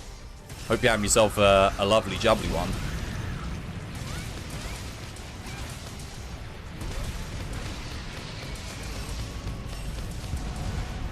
I'm surprised I have not facilitated a knockdown on this call, actually. This is a much... Well, speak of the devil. It's a much better run than last run. Area 3 and Area 2 were way better, but my Area 1 was terrible. If I'd had a good Area 1, that actually would have been decent. But it's a way better run. How am I? Yeah, I'm alright. I'm good. Area 3 was pretty good there. I think Area 2, not ideal, but better. I probably should have gone for the wall knock straight off the bat. That would help speed it up significantly. The only thing is my reluctancy to use a mantle in Area 2. And finding the opening for a wall knock can be tricky if she just starts spamming lasers and puddles, which she likes to do in Area 2.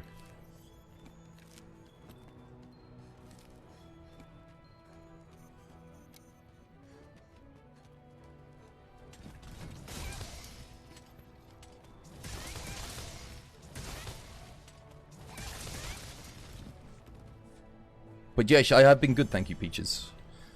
I am well. Alright, we can do some multiplayer again now.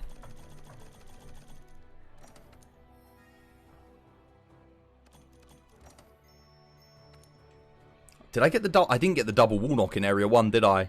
Yeah, that'll be another reason why it was slow.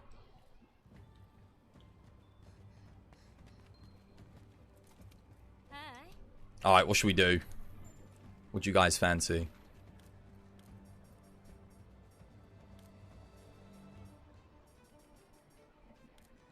Do a cheeky nurgy.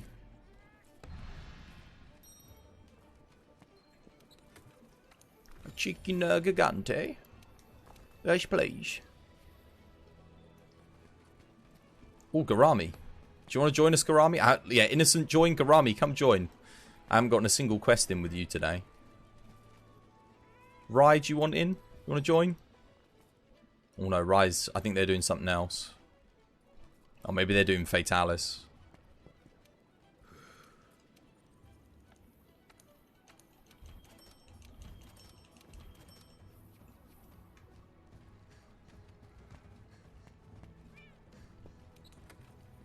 How the hell do you get the dragon gear for the Palico?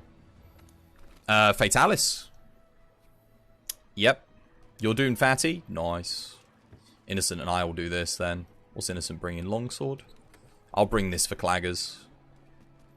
Have you got Palico on or off? I'm guessing he's probably got it on. I'll turn mine on as well. Free paralysis. We'll take it. Let's go. Good luck.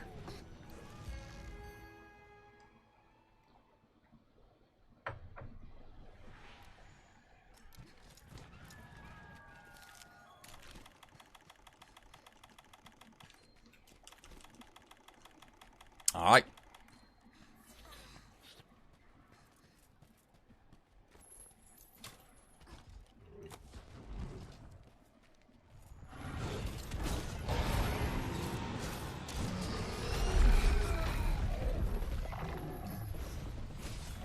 See, now that's where you put the weak spot on the head.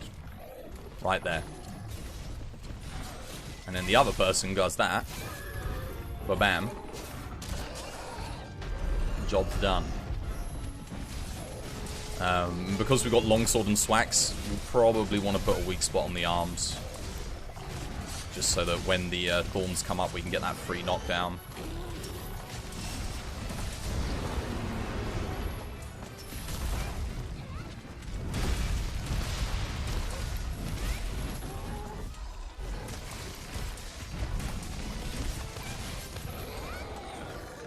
I'll get the claggers.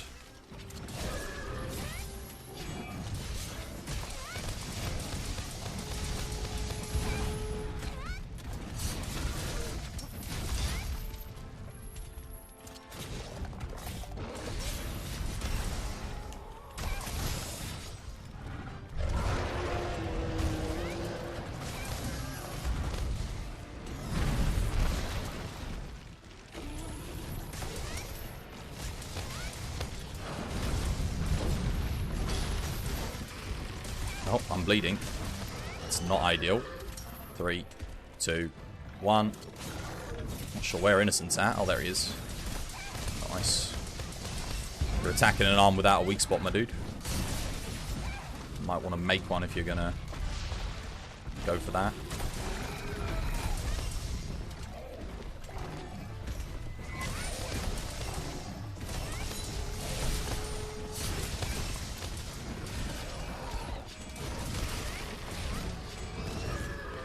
Three, 2, 1.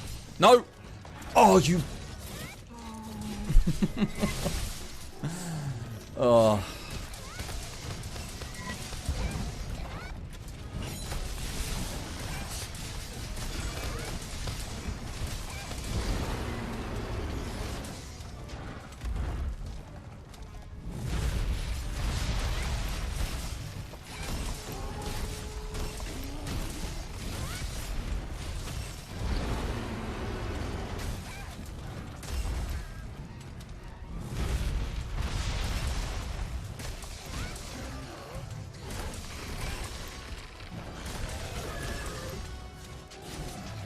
Well, now you want to put the weak spot on, but we cancelled the clagger.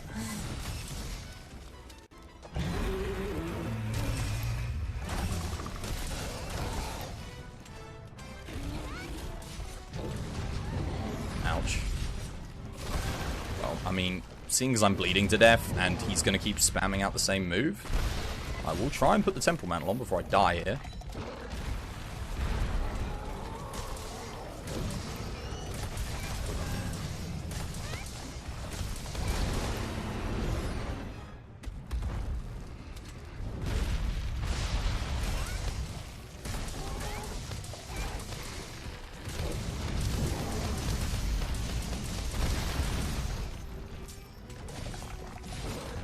Head's hardened. It's not good. Now we basically do no damage.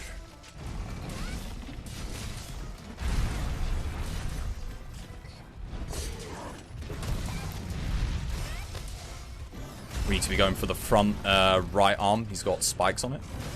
Sorry, front left, even. Hardened spikes.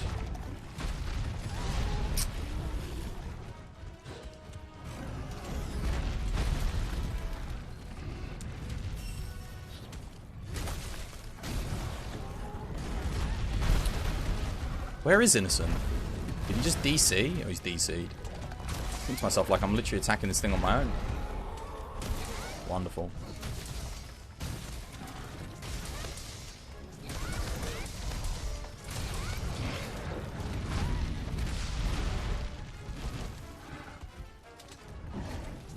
I need to get one of, like, both of the arms have spikes for me to get the knockdown, but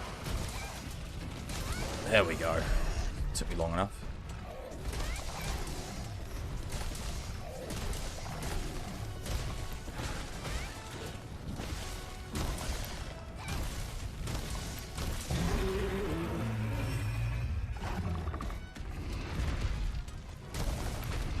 That's good. At least it wasn't me me net DCing me again.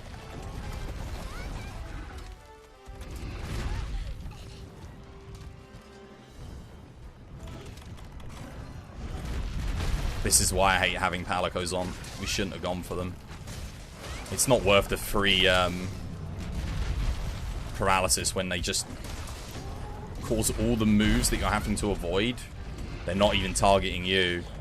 Like, everything's going through you and past you.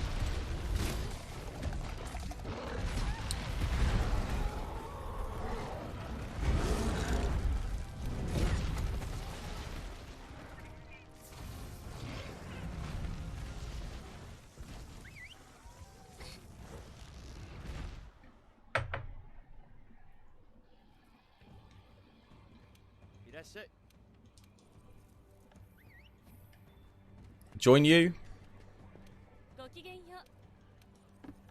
What are you guys doing? Honestly, with all the DCs and stuff, I don't really want to. Nah, I'm good. Good luck. I'm just going to do some more solo. I could do a solo fatty, actually. It's been a while.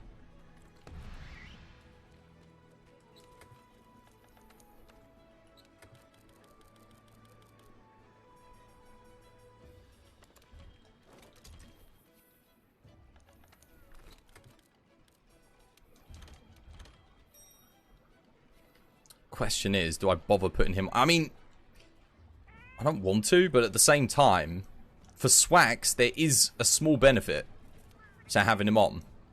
And that is he can bait the what's it called? The sweeping flame for a free 0-sum on the head. Which is kind of good. Toasty boy. I've been good, thanks, man. How you been? Hope you have yourself a lovely, jubbly day today. He's equal parts good and bad. There's some attacks that he can bait that can be terrible, but some that are okay. There's some monsters where, like, nothing that he baits. If he baits a charge, then it's pretty bad. But other than that, it's fine. Do I even want to run Swags? That's the question. Well, I guess I could.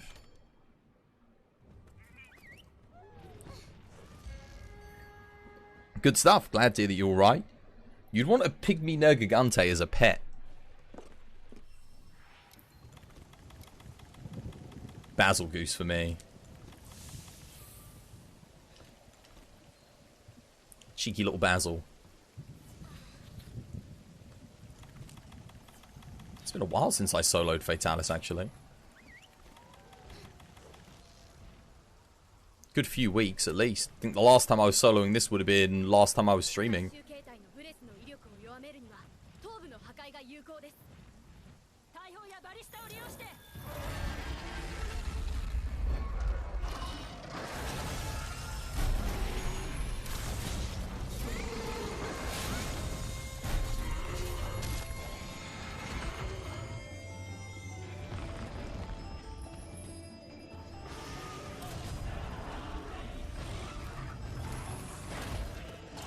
And that's where Sir Reginald kind of sucks. Is right there.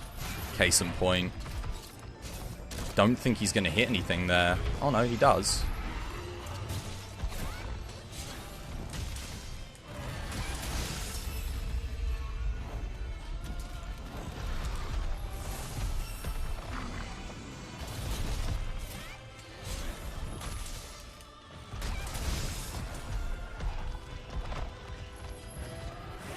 There you go.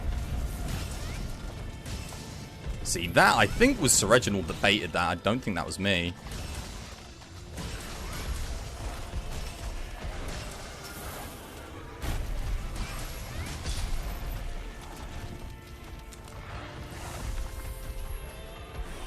Yeah, that was definitely Sir Reginald that baited that one.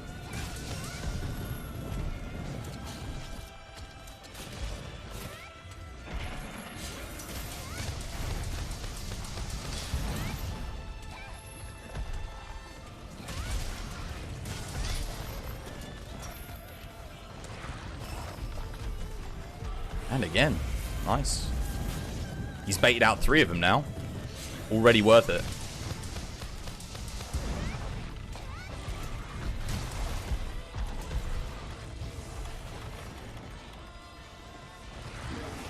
Oh.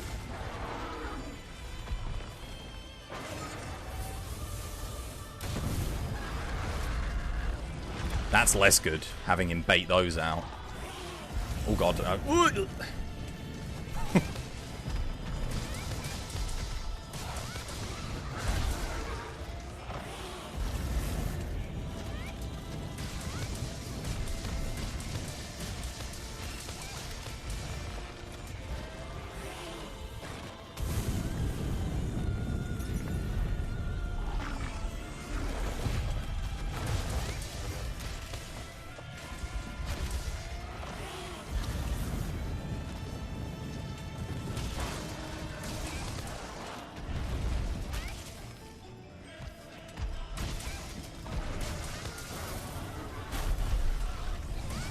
That sucks.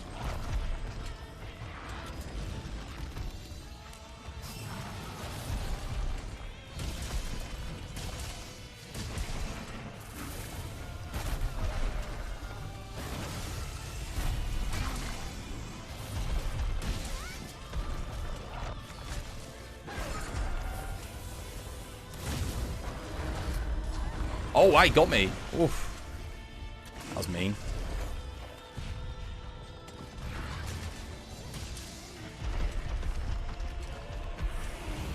Unfortunately, I can't capitalize on that as much as I would love to.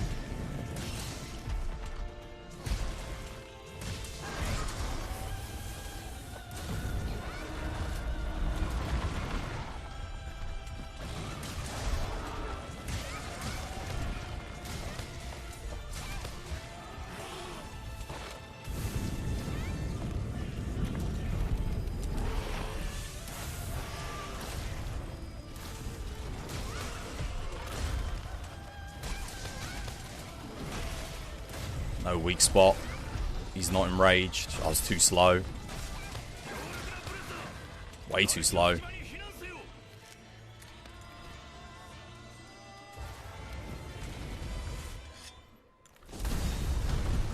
Started off pretty good though. Baited some good attacks there, but kind of just stopped doing them and started doing all these charged fireballs, which are less desirable, to say the least.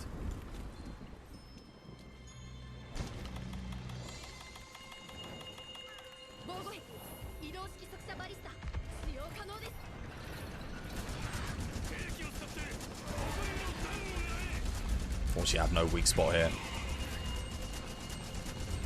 It's okay. Wait for him to come over here. That's pretty good though. It's kind of what you want. Enraged. Wait, no knockdown? That's not good. No knockdown is bad.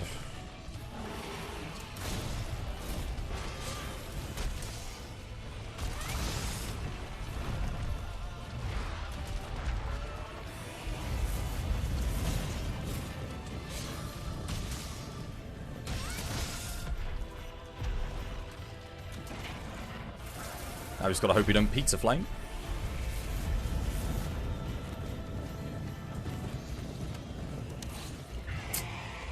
Yeah, I mean, that sucks. I think that's because I didn't eat for Bombardier.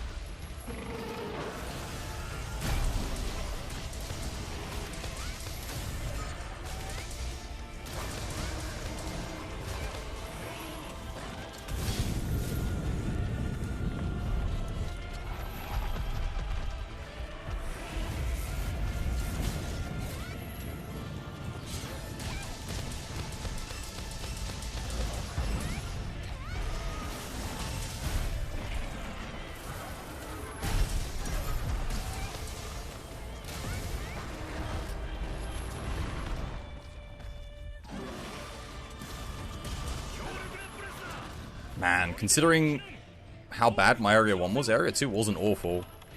Missing the knockdown was pretty bad.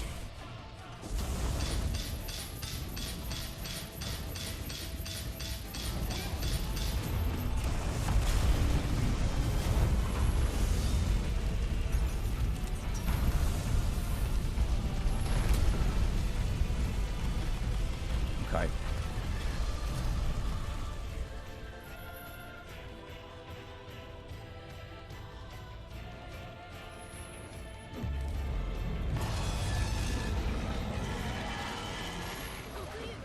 Oh no. That's not good. Oh. I forgot I didn't break the head. And he didn't land from my smoke bombs.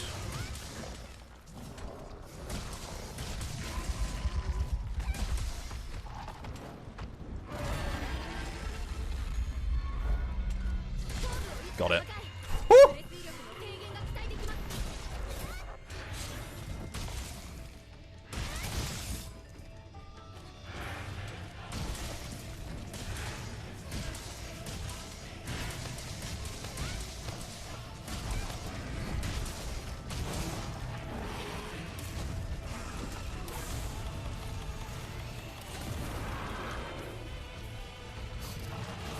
Oh, I tried rolling into that. It wouldn't let me roll. Bummer.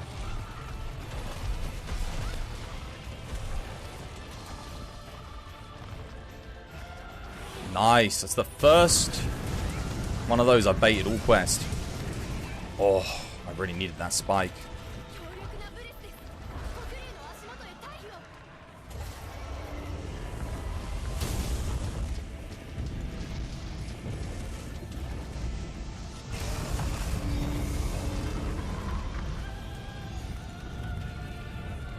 I got one more binder, right? Do I go for it now? I think now is the right time to go pick it up. It's the safest time I can pick it up, I think. Kind of. Maybe. Yeah.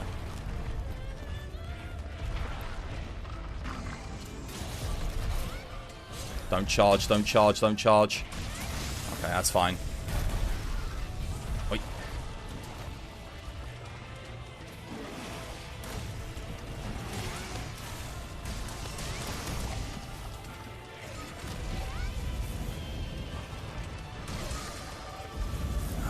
Now Sir Reginald's baiting bad attacks. I still haven't gotten a paralysis off Sir Reginald, actually.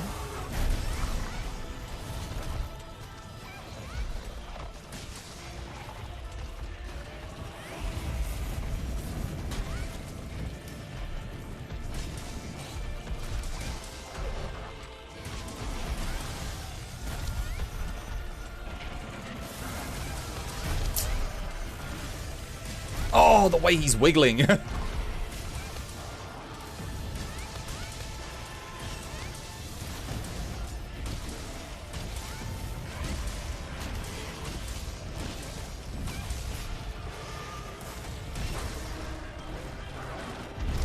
Oh, he got me. Damn.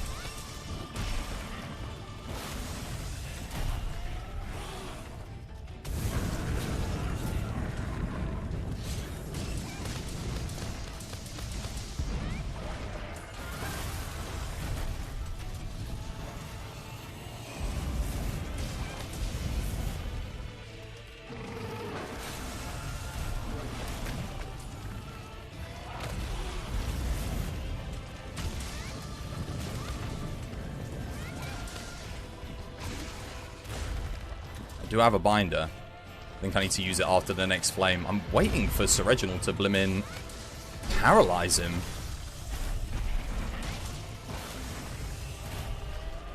Perfect.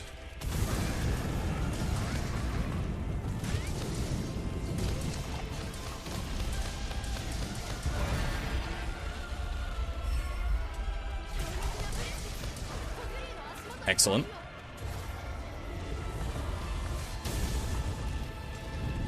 That was the roughest phase so far, was that one. But overall okay. Not like awful.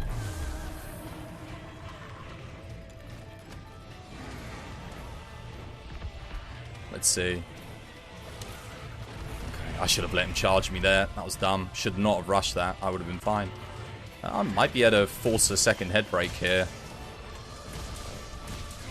I've done a good amount of head damage. Wait.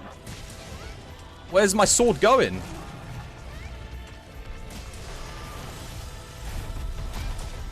Oh, bloody hell. Like a random 180 there onto Sir Reginald. But Sir Reginald baited the perfect attack again. Okay, that's not good. That's bad. Dragonator's ready. Okay, now we just got to bait him over. That'll get him out the sky at least. Perfect.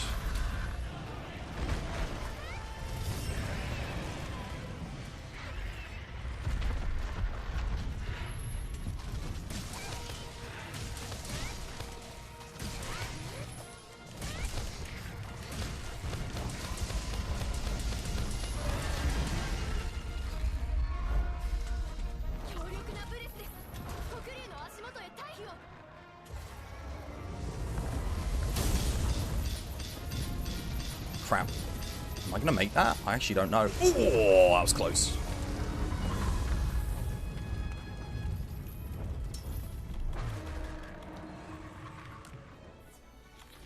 Too close.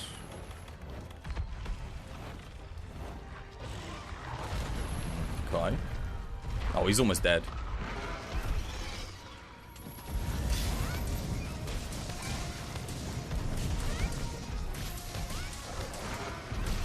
No, that might get me. No, we're good. Not as quick as Crimson Fatty. Oh, I broke the head. There we go. Dead? Yeah, GG. That could have been better, could have been worse. I'll take it. Wait, you playing the OG Monster Hunter song? No, that plays when you pull the Dragonator on the Fatalis quest. Because it's like... it's like you're so close to beating the... like, everything. I remember when I first pulled that I remember I was running towards that Dragonator when I first got to that point. And I was like, it's going to play Proof of a Hero. This was on launch day. I'm like, it's got to, right? It's got to play Proof of a Hero. I pulled it, and then Proof of a Hero played. And I was like, yeah! The hype levels went through the roof. Fatalis is like everything you could want in a final boss, in my opinion. Fantastic arena. The fight has got, like, so many layers to it. He's diverse in his moveset. He's got a lot of hard counters. He punishes, loads of health. Like, even with, like, the best gear, the fight's still going to last you a decent amount of time. There's loads of set pieces in the fight. Yeah, it's just great. I love it. People don't really like Fatty. Those people aren't me. I love Fatty. And it still keeps the essence of what Fatalis was from back in the earlier games. But it cranks it all up to 11. So, yeah, it's good. It's really good. He hits too hard. He hits enough for what a final boss should hit. If he didn't hit hard, there'd be no point in him. He'd just be a big slithery dragon who sometimes does a little bit of damage to you. But the thing is, like, if you know his moves, when you're taking the hits, you still panic because you're like, oh god. You're always 2 hits from death, you know? Or sometimes just 1 hit. You know, even if you're on full health, he can still 1-hit KO you.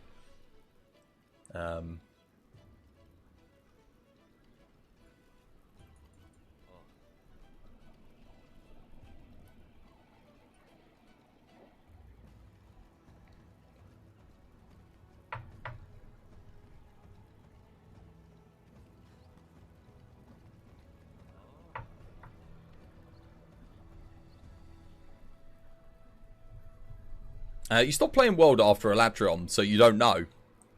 You should go back and do Fatty. You'll have fun with it. A lot of people prefer Elatrion. I think Elatrion is a fantastic fight as well, but they're so different. Oh, I was meant to take this route to get this. Oh, well, never mind. They're so different that it is kind of hard to compare the two. I guess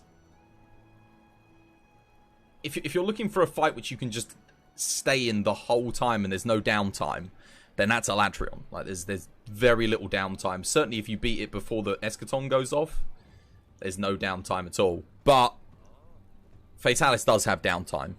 But I don't mind that, because it's kind of like, it reminds me of Kulve a bit. You know, Kulve's got downtime in the phases where she transitions. But it's part of the fight. It's part of what makes Kulve Kulve. Same with Fatalis. It's part of what makes Fatalis Fatalis. You love all the Fatalis? Yeah, so do I. So do I.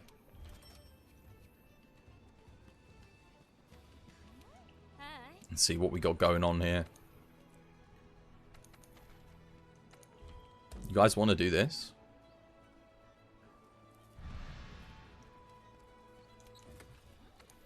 Do you want me to run Hunting Horn for you? Do the booths? Or did you guys die a lot in your last attempt, or did you get the win in? What happened? Depending on how you answer will dictate what build I run for this. GM Random, thank you for the follow. Welcome to the TBD family. It's good to have you with us. And then there's the octopus one. You forgot its name. What, Yamatsukami? You died at the end? You still won? Just a death at the end, but a win, yeah? Okay, I'll run Swax then. I'll play aggressive. I'll do the artillery and stuff. You were so unlucky, it's hilarious. Nope, you didn't win. So you all died then. Everyone died? You lost. Right. Are you guys running Part Breaker? Let's have a look, see what people are running. Okay, no Part Breaker on the Greatsword. Greatsword doesn't need it too much, though. No Part Breaker here. Get rid of Heavy Artillery, June. I'm doing the Artillery. Put Part Breaker in instead. Get some Part Breaker in. Because if I'm the only one running Part Breaker, and you also have no Part Breaker. Get Part Breaker, guys.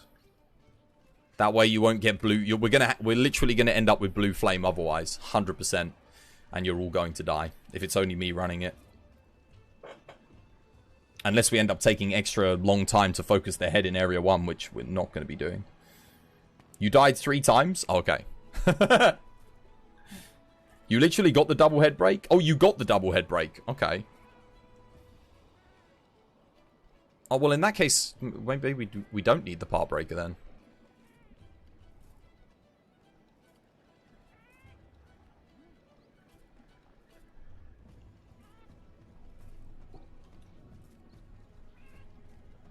I just assumed that you guys lost because you let it get to blue flame.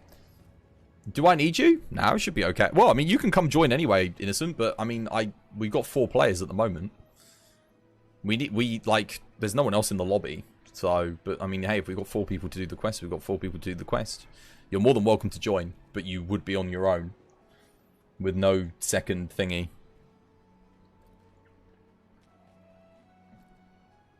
Okay, you guys all ready?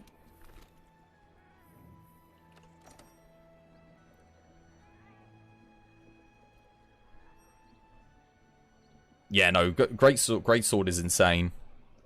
It helps with Swax, though, because it means it gives you 30% extra on your Zero Sum, which is already dealing less Part Breaker. That's why it's pretty good for Swax.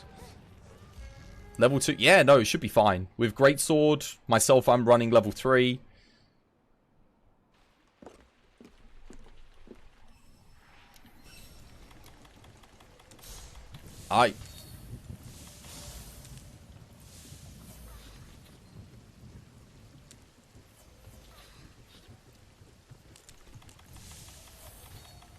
Alright, get those wall knocks in, guys.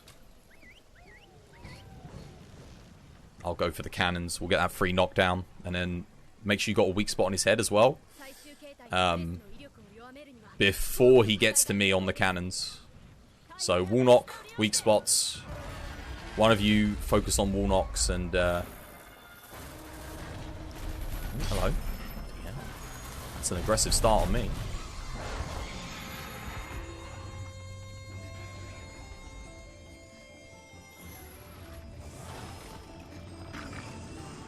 Nicely done. Good start.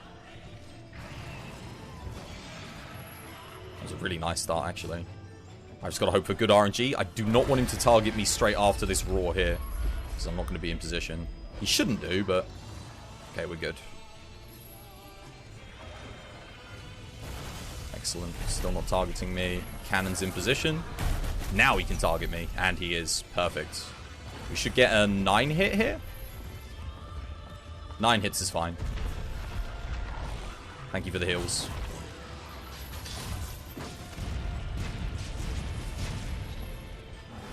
Four.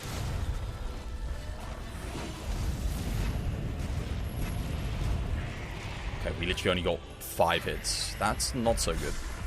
Or 6 hits, sorry.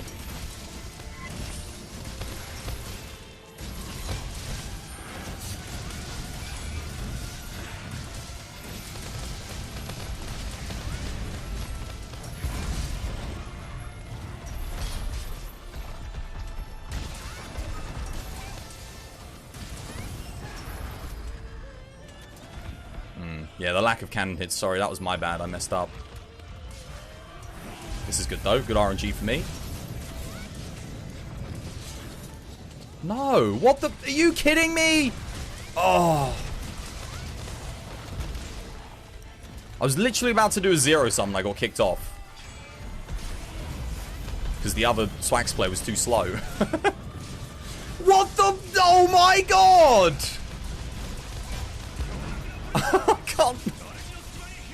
Got kicked off twice. I'm the one with Part Breaker 3. Okay, let me prioritize on the thingy, because I've got Part Breaker 3 on the build. Let me prioritize on that. No, it's okay. It's okay. No, it's not your fault. It's not your fault. It was the game, because I clutched onto the opposite side, but it put me on the same side as you.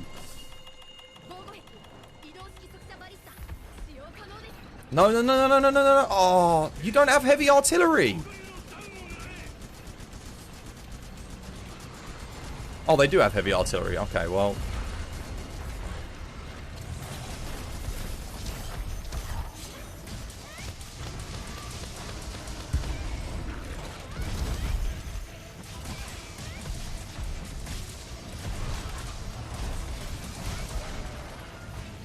I even said I would do all the artillery. I even said it at the start of the quest. There's no coherence. We're not doing good at working together here.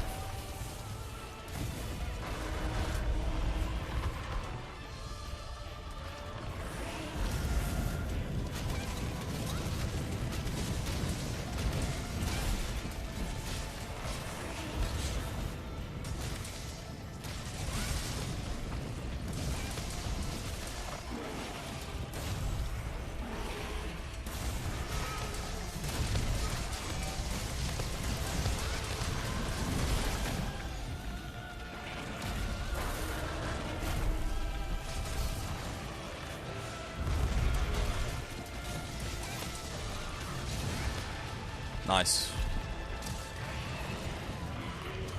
Not so nice.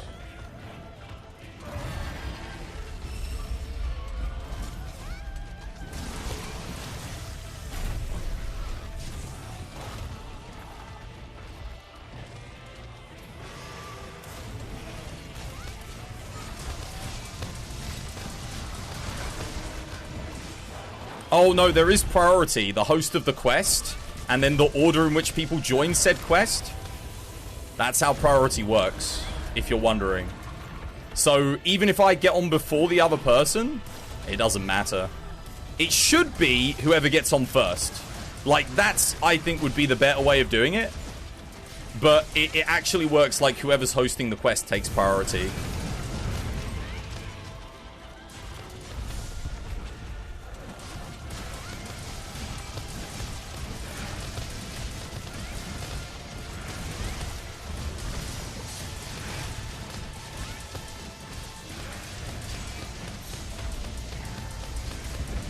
That should be next area after that? Oh no, it's not. Wow. That's not good.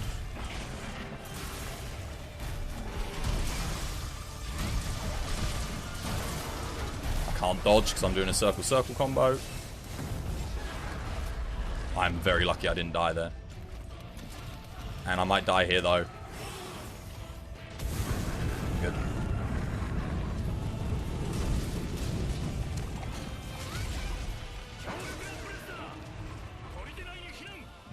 was a pretty terrible area too. Starting with me doing a really bad area 1 with a cannon miss.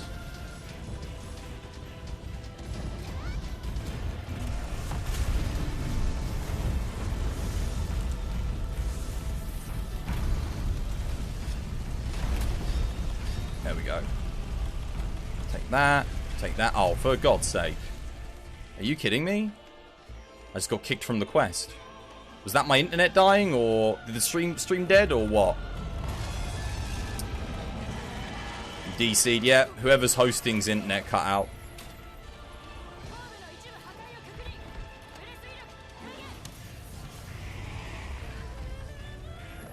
Oh, wait, no, it's Tuesday, isn't it? It's bloody Tuesday! It's 12:30! I completely forgot! Oh!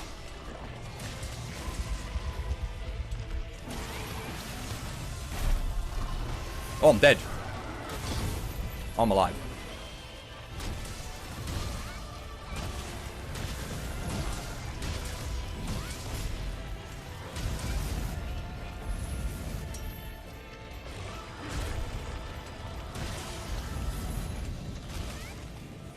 Oh, well, I'll finish this off.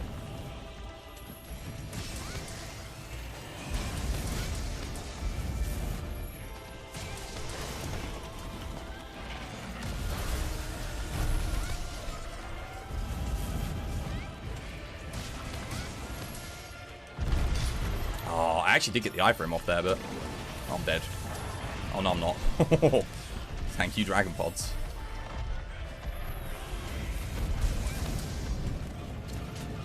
Really? Oh, son of a...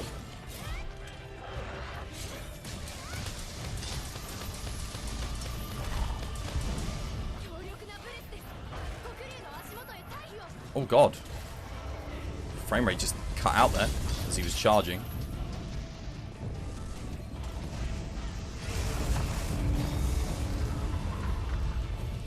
How you doing, Peacher? Welcome back to the stream. Hope you're having yourself a lovely, jubbly day today.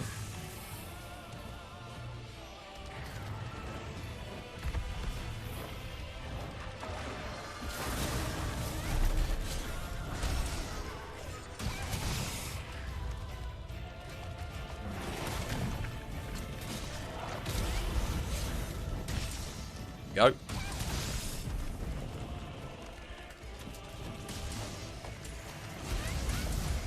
Yeah, you're right. The greatsword broke their head really quick there.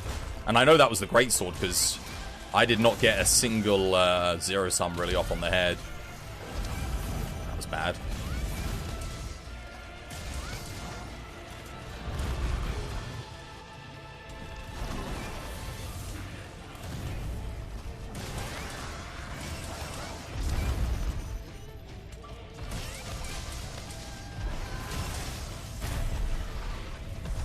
Can't get through that. It's up against the wall. That's good.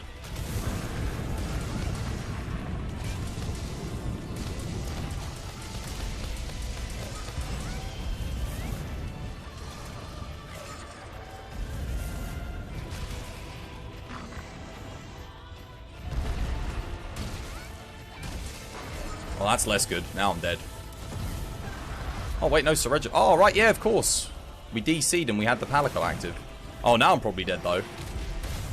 Whew. Oh, no, I'm good.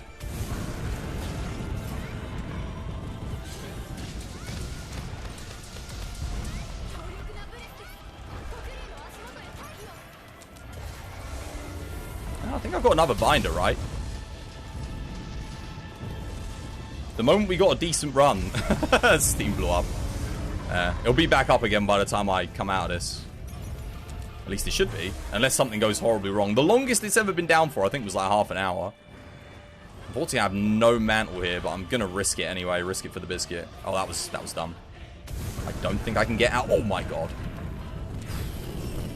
That's the worst RNG you can get there. The only way you get worse is if he does it twice. And actually, that's ideal. Because if I need to fire another fireball here...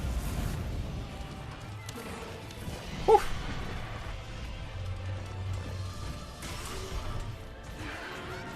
Okay, my sword is waving through him. I hate the way he wiggles, and then if you're in sword mode or any kind of weapon that has a stationary attack, it just constantly moves you around, you know? Like, I can't... Even if I hold my position, I'm just going to get hit off kilter.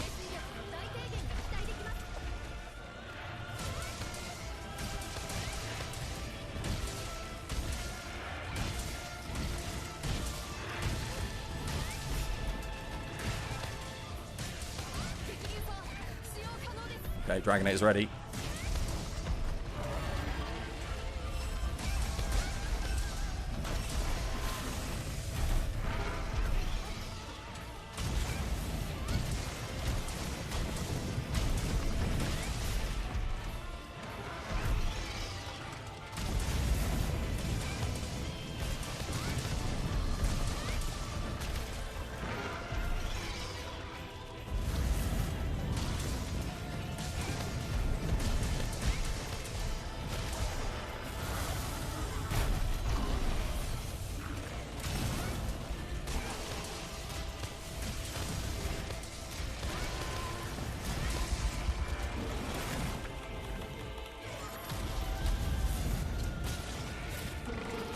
Don't flop, don't flop, don't flop, don't flop. Good.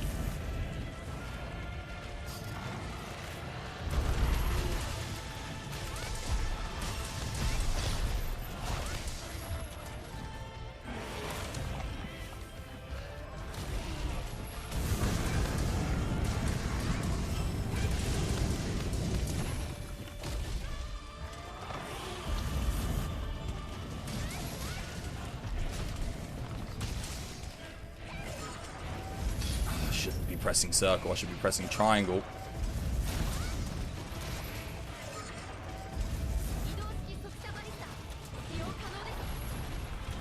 Ah, I got Ballista and Dragonator. See if I can pull him over here. Unlikely, but I'll give it a go. I think I still had like another... Nope. Oh, Sir Reginald! Look at Sir Reginald right there. Oh wait, why did he... Okay, it's fine. This should probably kill him. Night-night. There we go. Alright, let's make a new server. New lobby. Steam server should be back up again. Yo, Twas, you tried to start Monster Hunter World in the main menu. It gave you an error code. You couldn't connect to the server, and after a while, you could, and then you couldn't join your mate's session, but now I could. Is it you or the Monster Hunter World servers? That's a good question. Could be either, to be honest. With Monster Hunter, it's a weird one. Have you checked your NAT? Your NAT? If you're... Make sure everything's open. Make sure everything's set to open. And then if not, if you've done that, then it's probably the Monster Hunter. You just played For Honor, no problems.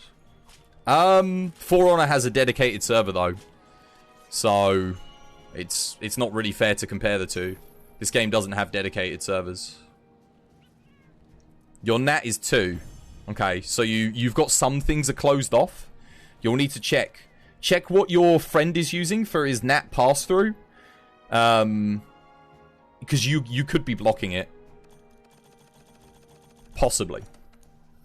You mean everything works fine now? You never had issues since today. You're on PS4. Same thing still applies. You're still running it through a modem, I presume. You know, like with a Ethernet and whatnot. All right, let's make a new lobby for you guys. Is NAT 2 open? NAT 2 is moderate. That would be a moderate NAT type. You have open, moderate, and then strict. Strict being NAT 3, open being NAT 1. 2 is a moderate NAT type. It means you're blocking some connections. And with peer-to-peer, let's say I'm on like... there's loads of different types, but if you go through your router, you'll see all the different types, right? And let's say someone's using one specific type to connect to other routers, and you're blocking that type, it's closed off, then that would stop you from playing with certain people. That's why if you're on strict, if you're on 3, you're closing off a lot of things. So it can become an issue. I'm going to get you guys a new lobby here. Are the servers back up, guys? PlayStation's always set to NAT Type 2. No. That's on your actual PlayStation. But your modem has its own settings as well that are completely separate from what your PlayStation has. So what your PlayStation has is it's considering connecting to other PlayStations, but your modem can also be restricting things from that point as well, because it still has to go through a modem. So I would recommend just checking and seeing what you've got. And there's only one thing that I would recommend you don't turn on when it comes to peer-to-peer connections. There is one type of connection. I forget its name, but I'll try and check on my one, and I'll show you what kind of settings, or at least I'll tell you guys what kind of settings I use, and then if you've got an Asus router, you could literally just do exactly the same thing. There you go. Alright, new lobbies up, guys. Come join. We'll get some more quests in. You have in every game moderate or open NAT type. Okay. You usually open certain port settings. Yeah, you can change it from day to day. It's usually super easy to do. It's literally as simple as a switch, and then you hit apply for the settings. Job's done. Whenever you want to change it. You were just curious if it's Monster Hunter World servers. Are there actually dedicated servers for Monster Hunter World on PS4? Does anyone know? There's the new lobby, guys. Exclamation mark lobby if you want to come join. It is back up again. Family Doctor, how you doing, Family Doctor? Hope you're having yourself a lovely jubbly day today. Can we see my build? What, this one? There you go. This one's specifically for Fatalis. I actually think Coalescence would be pretty good here. If you don't, if you've already got someone on your team running heavy artillery, you put Coalescence in. Standard. Yeah. It's 100% affinity, crit boost. Power prolong's nice. If you don't like power prolonger, again, Coalescence, you can put Coalescence in. Part breaker would go for Coalescence if you switch them. If you're not running Fatalis, you don't need part breaker standard. The reason why part breaker is good on Fatalis is because zero sum discharge has a negative part break multiplier, like modifier. So it really helps you break the head. I can't use my box. Ooh, there we go. Now I'll be able to. 6 minutes until the Stream Raiders is up. Exclamation mark SR if you want to get units down on the Stream Raiders too. You connect to the Capcom servers, but the lobby host and quest host is peer-to-peer. Okay. So they have dedicated servers for... just for checking things. Just for, like, cheat detection and stuff like that. Same as it is on PC then. Fair enough. Because they pass everything through the Steam servers. Who's that? You want a quest, Garami? What do you want to do? How many... oh, wait. We need one more player? Yeah, we need one more, guys. Who wants to come join?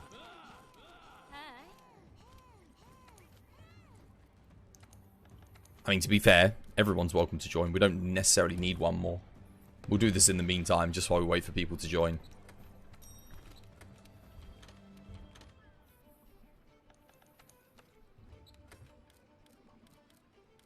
We'll play some Insect Glaive. We've actually played no Insect Glaive today. Should be fun.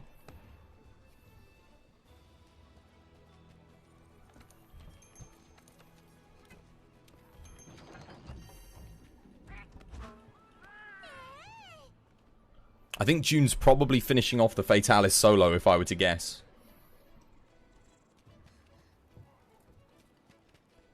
Yeah, lobby's up. Anyone? Just soloed? Nice. How'd it go? I've had 2 clean solos on Fatty today. Both pretty clean. Considering I haven't done it in, like, over a month. It's alright. Better than I expected it went.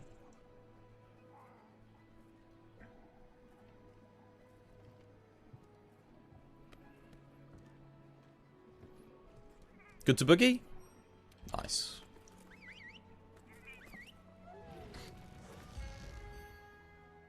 You were KO'd in the third area just as you broke their head. Oh, that's unlucky. That's really unfortunate.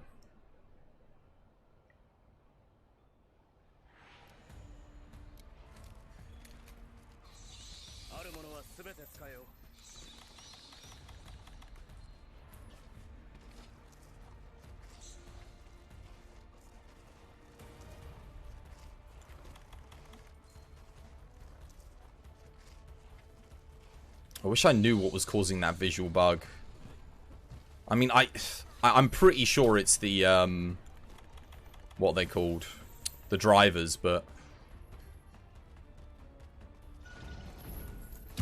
I don't want to roll them back, because then all my other games become, you know, a lot of my newer games become unplayable, or at least worse, you know?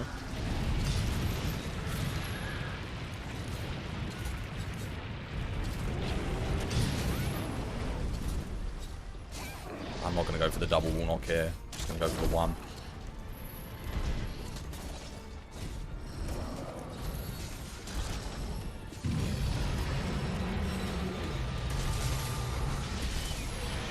Get those weak spots on the arms, guys.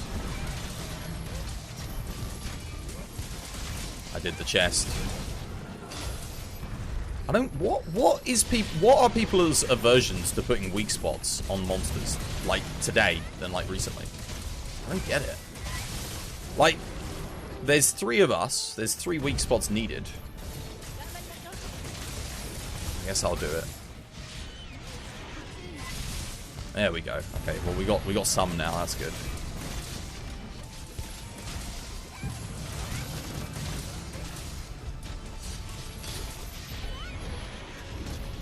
I know we all hate the weak spot mechanic, but we still have to do it. Oh, she actually hit me there.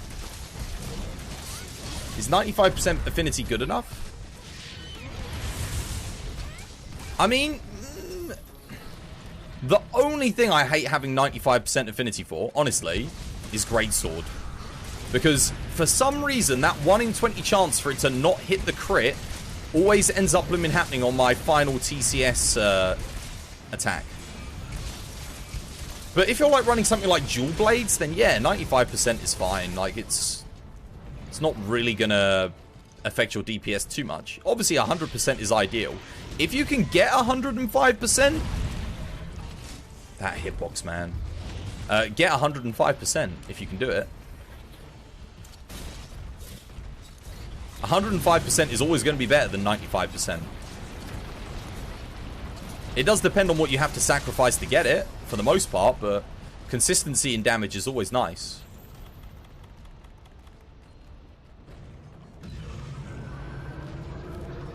Because 100% means 100% uptime on the 15% extra damage.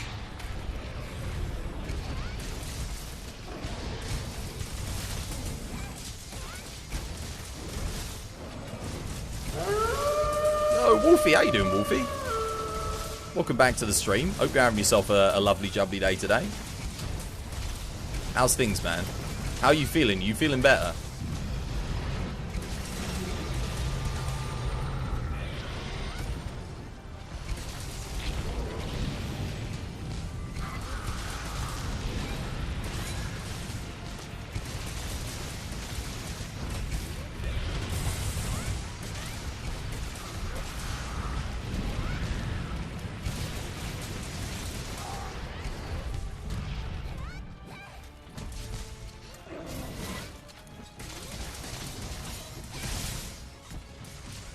Wolfie is back, yeah.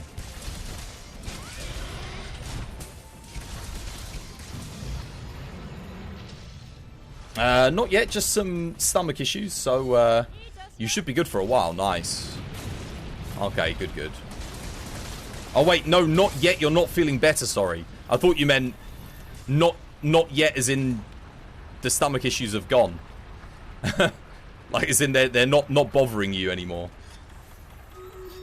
I'm sorry to hear that, man. Get well soon, dude.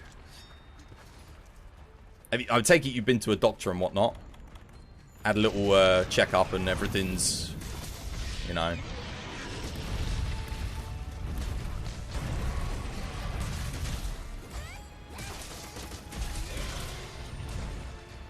Yo, totally not a Disney villain. Thank you for the follow. Welcome to the TBD family. Hope you're having yourself a lovely, jubbly day today.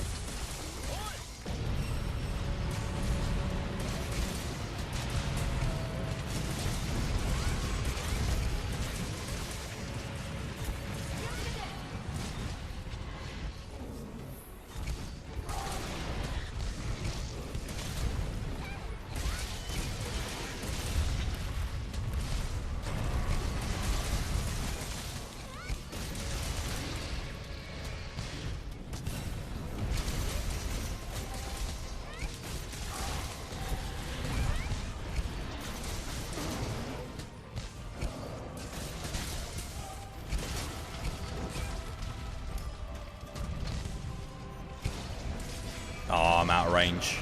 It's a shame.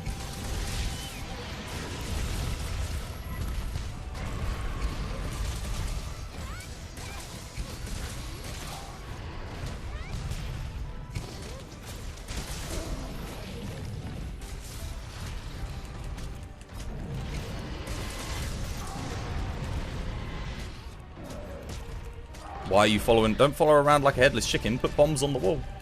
Bombs on the wall, guys. Too late. Your day's been good. You've mainly been playing Marvel's Avengers. Oh, poor you. I hope you didn't have to suffer it for too long. I'm joking. Whatever you do, don't give him your money. Don't buy any of those microtransactions. You're a stickler for Odegaran gear in the glaive. Odegaran gear looks good, man. It's nice. Even though you're vaccinated, you still fear hospitals at the moment. Oh, yeah, no, I don't blame you. Because some of the vaccinations aren't 100% effective against some of the new variants that are popping up. So, nah, of course. Got every reason to be, you know, cautious.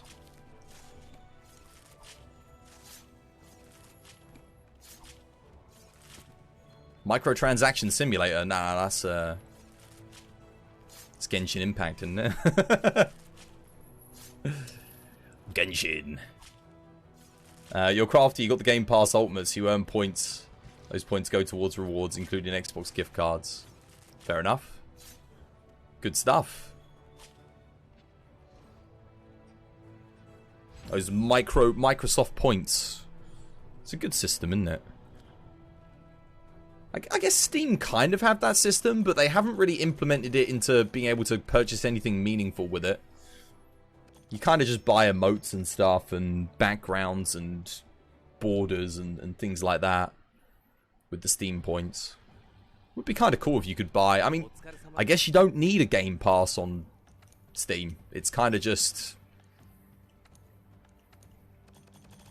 free. It's just free. Tofu, how you doing, Tofu? Welcome back to the stream. Hope you're having yourself a lovely jubbly day today. I had fun with the insect glaive there. Genshin was big, but you don't see nearly as much hype about it anymore. Yeah, because it's shallow. Think of it as like an ocean-sized puddle. It's vast, but it's got no depth. And then on top of it are lots of big ferry cruises all going around, but you have to pay to get on them. That's Genshin Impact. And that is the best analogy you're going to hear all day. But waifu. But internet. But internet. But www.insertegregoussite.com. Alright? Enjoy. You're welcome. I don't know if Egregious Site is actually a website. That's, you know, I'm just referencing the many available options that are out there. Judging by your control scheme, I'm guessing you're on PlayStation. Did you get the Horizon Zero Dawn event? Oh, yeah, no, actually, I'm on Nintendo Box 360. Sorry, Nintendo Box 5. I'm not on. I don't really play console. Last time I played a console, I hated it so much that I came back to PC.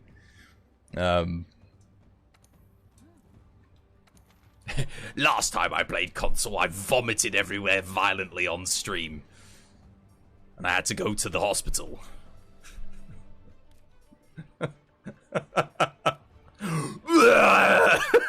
Nintendo. Just use it. Yeah. No, I'm just using a PlayStation 5 controller. Standard. I'll put the I'll put the Stream Raiders up. Chris, what is the name of the site? The name of the site, dude. I don't know. When you realized how little co-op features Genshin had, rapidly lost interest. Genshin would have benefited from actually being an MMO and actively having, like, I don't know, even if it was an MMO light and you had like 50 other people roaming around the world with you at the same time, it would have made it feel a bit more alive. Every time I watched it, it just looked like an MMO that was in development, where it was just one dev roaming around a big empty world with lots of mobs in it that kind of all look the same and have the same attacks. And you go and fight a boss that's just a giant cube. Like, every bit of gameplay was that. Non-stop people fighting big giant cubes. And then occasionally a random dragon thing and flying around the sky with... I mean, it just... Needless to say, it didn't appeal to me. Not Nintendo, but Nintendo. Nintendo? Chris, you got any tips for the gun lance? Depends on what gun lance. I mean, if you're using fatty gun lance, make sure you're using your spread shelling combo. Try and make use of your worm stake as much as possible. The more you can get your worm stake in a monster's face when it's got a weak spot on it, the more you're going to up your DPS significantly. You want to be using worm stake typically as a monster's standing up, so it's like the end of your combo. But 'twas the gacha. The gacha. Did it get you? Did the gacha get you? Oh, here we go, boss. Loyalty boss chest. The excitement. The loot boxes 'twas, but 'twas the loot boxes. But 'twas how can you? The loot boxes 'twas. I know, guys. As exciting as the gacha and loot boxes may be, it's just not for me. It's poopy. It's smelly. Just got like the sudden urge to do a Val Hazak. The entire Genshin budget was spent on making a good gacha with some juicy music for the game, which left just enough to copy Breath of the Wild's art style. It's actually not... I wouldn't say it's Breath of the Wild's art style, it's Breath of the Wild's palette. It uses very similar palette for the color scheme, but the art style is significantly different. Like, the general house style is different. The characters do not look like they're from Breath of the Wild. I wouldn't say anyway. Neither really do the enemies, typically. They are significantly different, but the palette is similar. The color palette. If you want to play something similar to Breath of the Wild, just play Immortals Phoenix Rising. Or, you could start a new game on Breath of the Wild. Could do that, too. You need to be right back. 10 minutes? Rightio. I'll take your time, man. Wolfie. Wolfie's here. Garami, you want to come join us? Oh, wait, no. Is Garani Odenving? I think that is Odenving, isn't it? Beast Slayer, Garami, and Odenving. Come on, June. You want to come join us? I think June's going to come. They're just getting a build ready. Do I actually want to run this? Kind of. Do I have an anti-Val Hazak build is the question I'm wondering. I can get rid of peak performance. Did I make one? I don't think I did. I could definitely make one, though. Let me overwrite this. Let's just quickly rustle one up while we wait for June to get ready as well. We might as well. Anti-Val IG. And then, let's see what we can swap out here. I don't really need peak performance, so... that can probably... Oh, I don't even have peak performance. Okay. Well, Coalescence doesn't proc off of Val. Like, at all. So, this can go.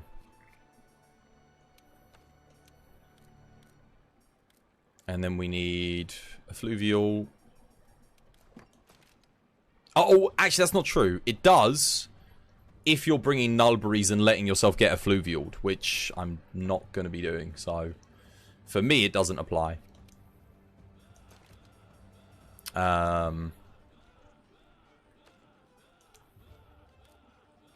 I feel like the downtime when you're not attacking to get the coalescence up is probably not worth it. To like stop, eat a nullberry, specifically get affected by the effluvial.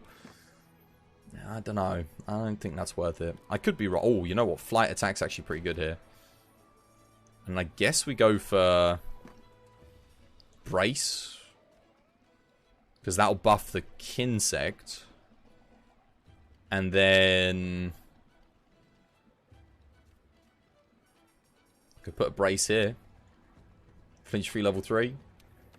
Why not? It's either that or I go... No, that's actually fine.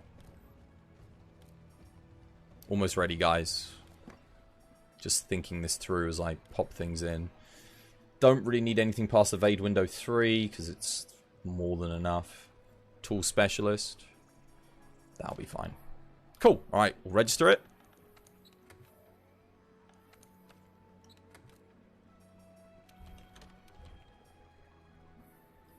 Excellent. We've got 4 players in. Yep, June's in. I'm ready to go.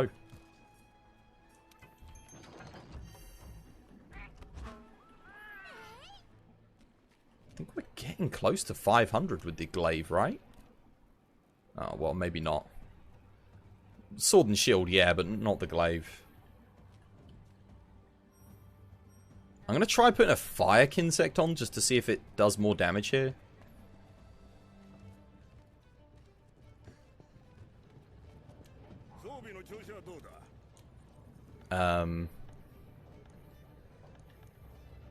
Manage Kinsect. Kinsect element. Fire. Just want to see. I don't know if this is better against Val. Probably not, but it definitely would be against Velkhana. We ready? June and I are.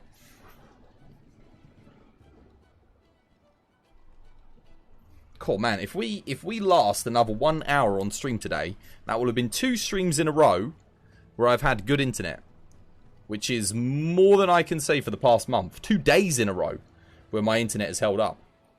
Crazy.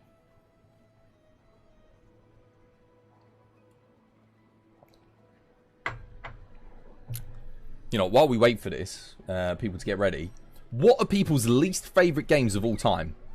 What games have people played or paid money for that they thought they were going to enjoy, and then they really ended up disliking them? That's a good topic of conversation. What was your biggest regrets in your gaming library? Things that you bought and didn't enjoy. I can think of a couple off the top of my head, but I'll let you guys have your say first, and I'll tell you about mine. Battlefield? Which one? Some of the Battlefield games are incredible. The earlier ones. And did you buy it on PlayStation or Xbox? Because Battlefield is inherently a PC game. Oh wow, we all crash landed. That's pretty good.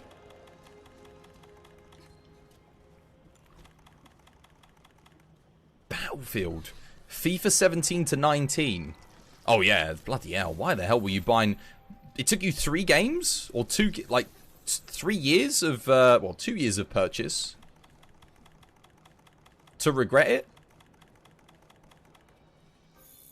See, for me, I usually cotton on. Like, if I regret a purchase, I wouldn't then go and buy 2 more of the same game. I just wouldn't buy the series anymore. It's like kind of like Assassin's Creed.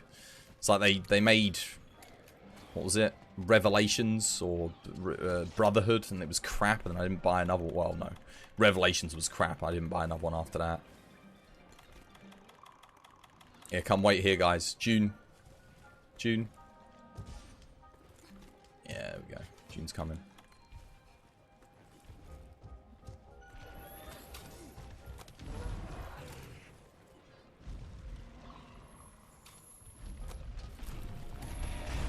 Gotcha.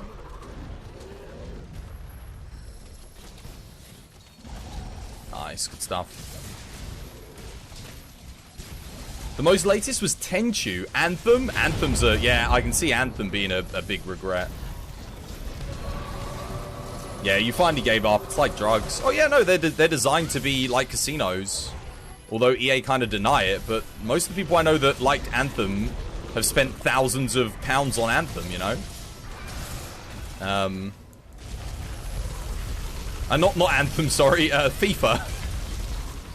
FIFA is, yeah, it's a dodgy one, man. That game is less of a game and more of,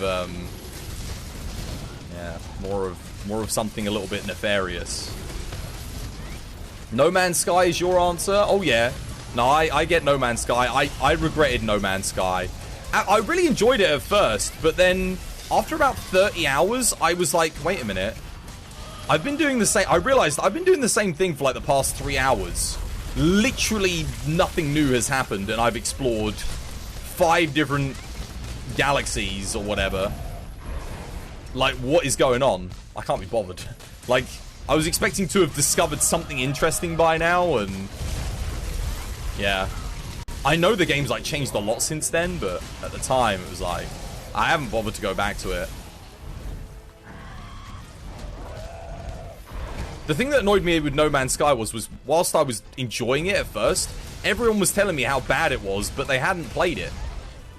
And it was fun for, like, the first 10 hours or so. It's pretty good. Because, you know, but after that, you've kind of done it already, you know? It's... for such a big game, there really wasn't much there, you know, to do. I should go back and check it out. I know they've made some huge improvements to it, and they're all free. At least I think they're all free, right? Don't think you have to pay for any of them. It's even got VR as well. I've got a blooming VR headset. Like, I can actually play it in VR.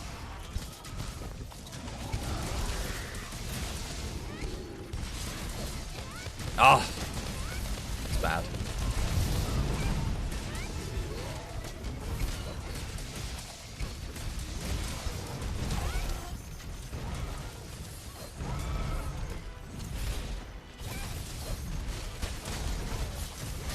Changed massively, and it is free. Nice. Yeah, I might have to go back to it then and have a look, have a cheeky gander. It might be enjoyable to play with friend or two. Yeah, it's multiplayer now as well, isn't it? You can get your own server to, or not your own server, but you can go and explore with your friends. I think you can play in third person now as well. You don't have to play in first person. I guess that's something for people who don't like the first person perspective. I know you can actually build fleets and stuff. A lot of the mechanics that were originally promised are in there.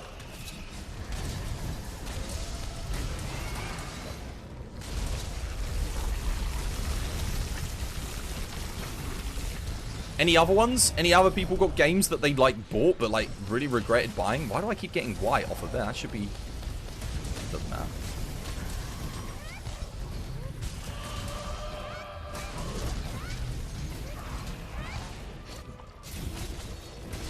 I keep ending up on the midriff. I don't want to be on the midriff.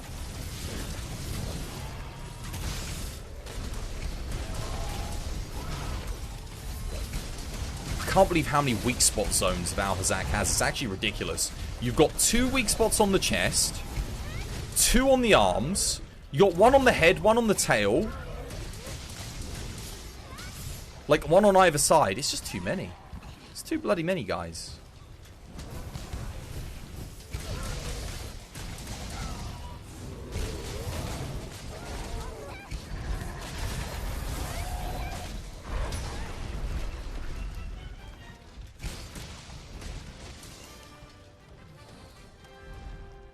Can you shout out anyone with your Twas coins? Yeah. Yeah. The only thing is... oh, wait, no. Wolfie's about now. We got a mod. We haven't had a mod all day. Oh, no. Yami was here earlier. Wolfie can do it. That's a good point. Could you do a shout out for Peaches, Wolfie? Because Celine redeemed a shout out for Peaches, but there was no mods. No mods today. Law mods.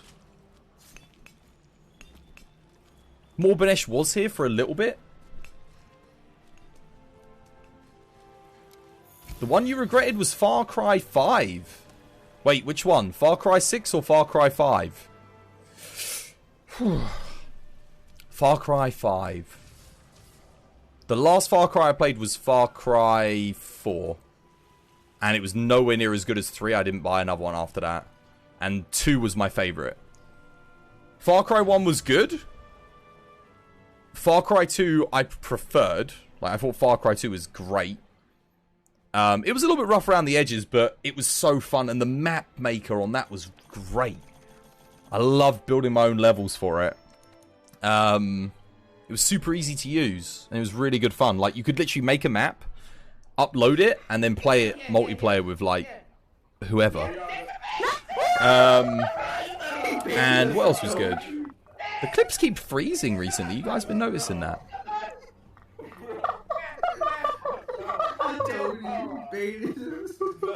Let me save this again, just because I've actually changed the Kinsex thingy. I'm going to take this out. There's something I want to do to it quickly though. You're mad that you paid full price for Overwatch. You don't even touch it now. Overwatch is definitely... The thing is, Overwatch is like a different version of Team Fortress 2. That was the vibe I always got from it. It's like Team Fortress 2 for people who never played Team Fortress 2. And who love superheroes, I guess. That was the vibe it gave me.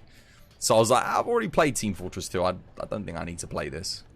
Obviously, it's got more mechanics to it than Team Fortress 2, but on a fundamental level, that's basically what it was. Welcome back, Odin V. You played Overwatch for 3 years and paid full price. Why? Because Celine redeemed shout out. Cheeky shout out from Celine. It was ages ago, but we didn't have any mods peaches. So, shout out has now been given. It was really a letdown, and the game was super short. Plus, it had nothing to capture me, and the game controls were a pain. When? This was before you got here, Peaches. It was before you were even here. Standard. Standard. I actually want to put an element on the Kinsect. On this one. Oh, wait, no. I want to equip this one with...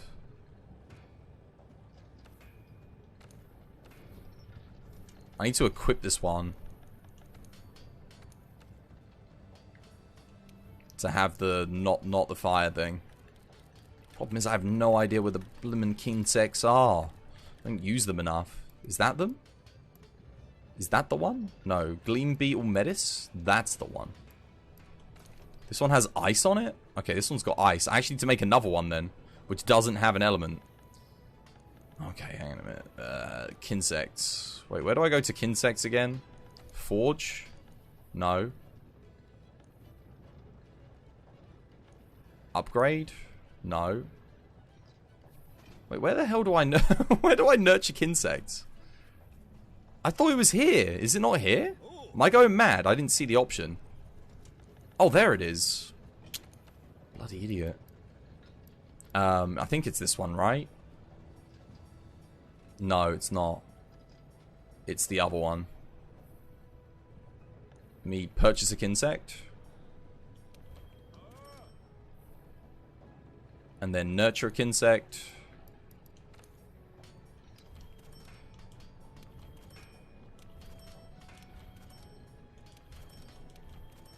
I need to have one that doesn't have an element just for general purpose use. There we go. Excellent. And then we can equip that here. Change equipment, hunter. Whoop.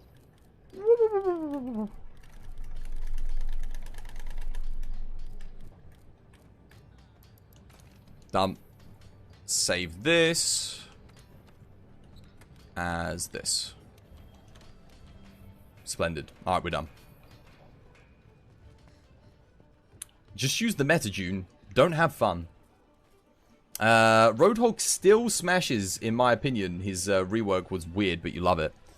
What's this? Blimmin' Overwatch. Critical Eye, Agitator, attack boost for offensive skills. Get augment to turn your damage into healing. Or did someone ask something?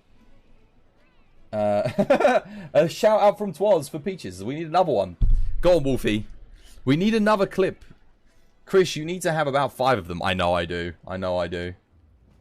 I'll make more. I'll make more. I'll put all the elements on, don't worry.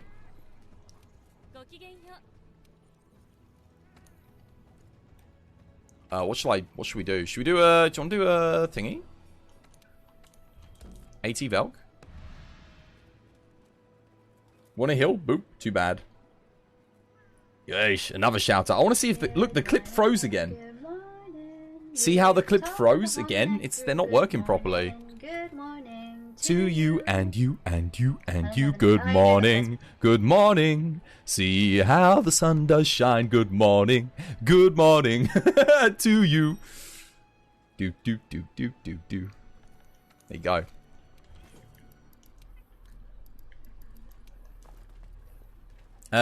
Except it's not. Oh, it actually is morning. Yeah, technically it is.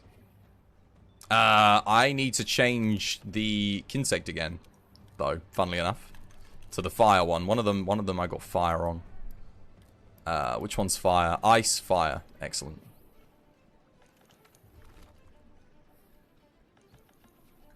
Cool. I am now ready to boogie. Ho booster. Nice. Rappy. How you doing, Rappy? Welcome to the stream. Hope you're having yourself a lovely, jubbly day today. Hi.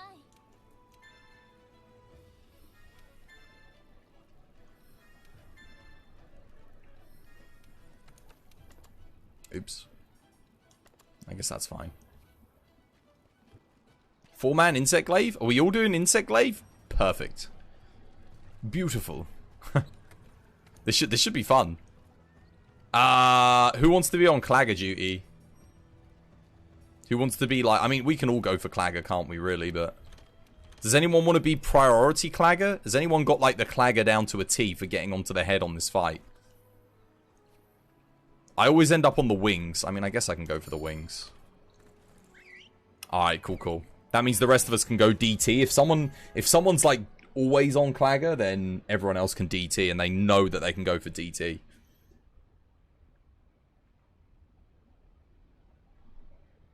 There was a time where it was all that you played. What, Insect Glaive? Oh no, Overwatch.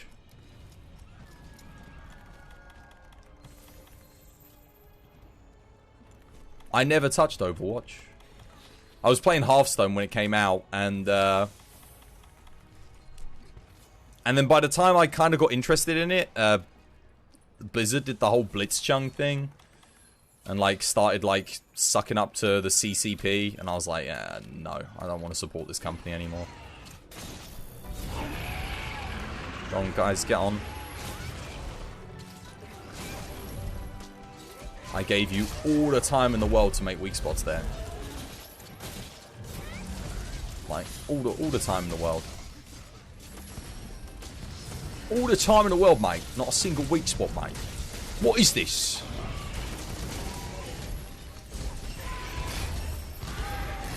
I think we got weak spots on it now.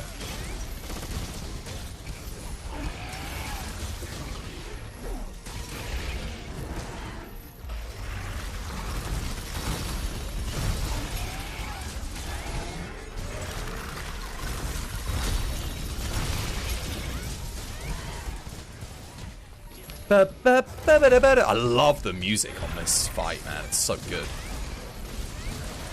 It's like, you know how Nergigante, Arch-Tempered, has that amazing theme? It's like, same here. It's so good.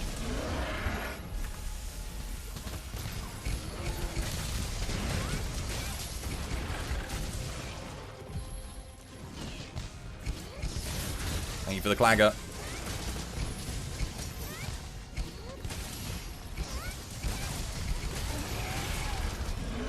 Oh my god, this RNG is insane on the moves. Oh! I missed the head. I should take that here.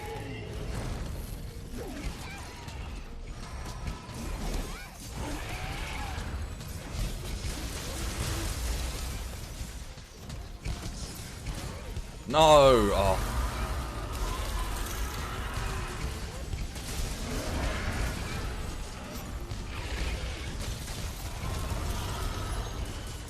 4-man IG? It is a 4-man IG. I've never done this 4-man IG before. Should be fun.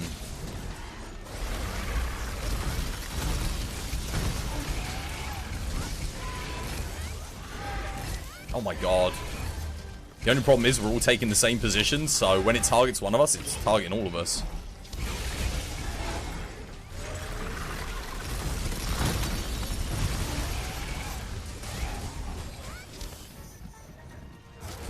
Five prong of death? Oh no, no 5 prong of death. Interesting.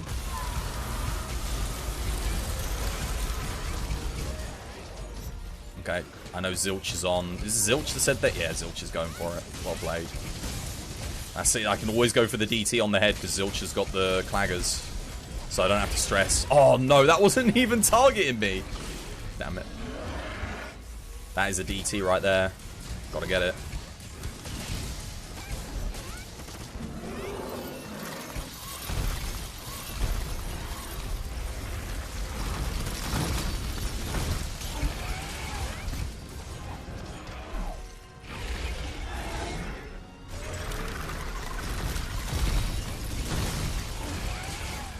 Oh, it's actually yellow-eyed there as well.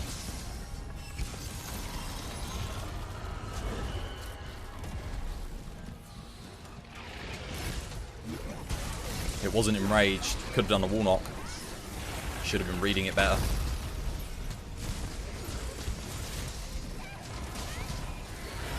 Uh-oh. Oh, I mistimed that. I was even ready for it as well. Oh, I might be dead here. No, we're good.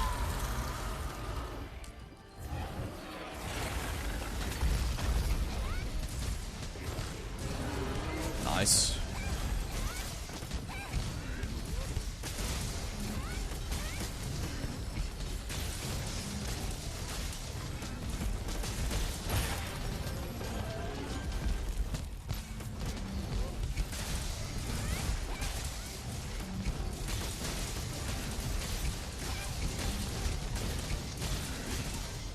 Oh no, what the?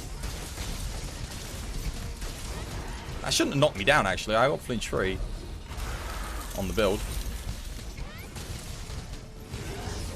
Uh-oh.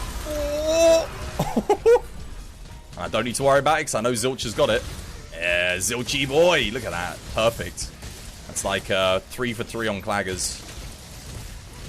The only problem is we're all knocking each other down with our DTs. Oh no, still no...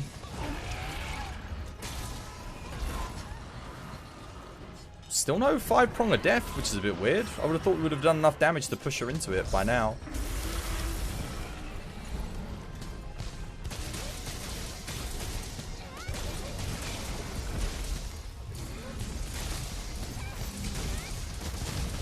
Oh my god, I think I just hit 121s with my Kinsect through the head there. Bloody Nora. Whew.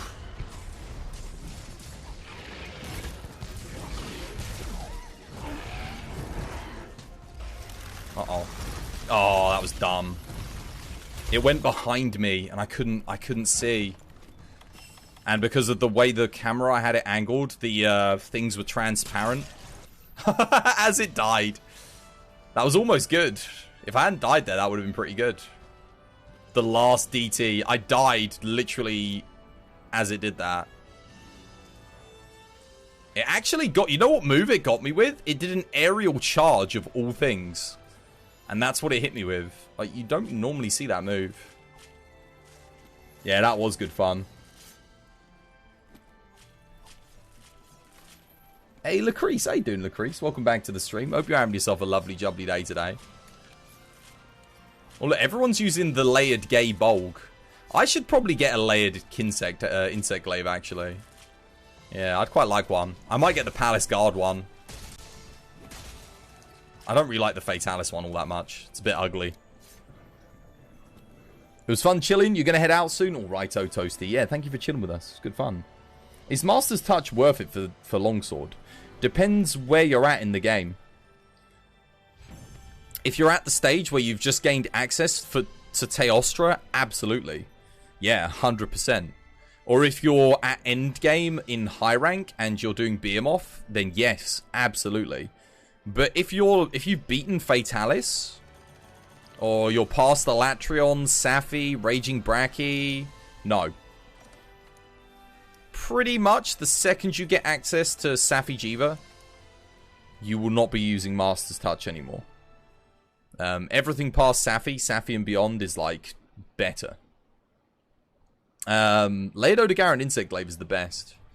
Let's go have a look. Let's see what layered options we can make for this. Is that Celine's back? Oh look, Celine is back. Do you guys want to do that again? That was pretty good fun. How do you get layered glaives? I'll show you. Forge equipment. Oh wait, no, sorry. It's upgrade equipment. And then select whatever you've got. Like, I mean, you can select anything, right? But we're going to go to our glaive here. This one specifically.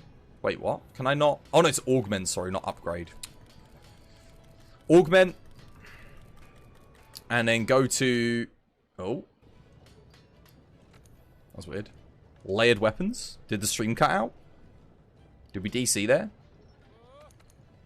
And then yeah, here. You can just basically choose whatever you want.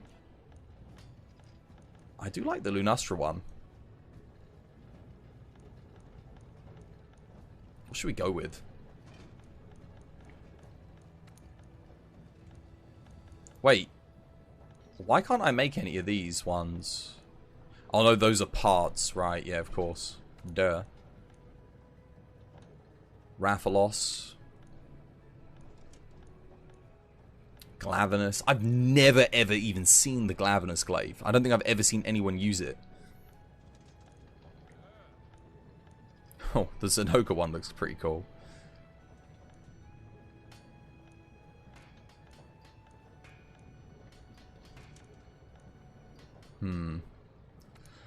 Silver gold.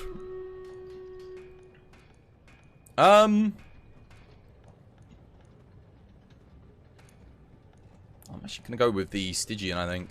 I quite like that. It's between Stygian and regular Zenoga. Let's go with that. That looks pretty cool.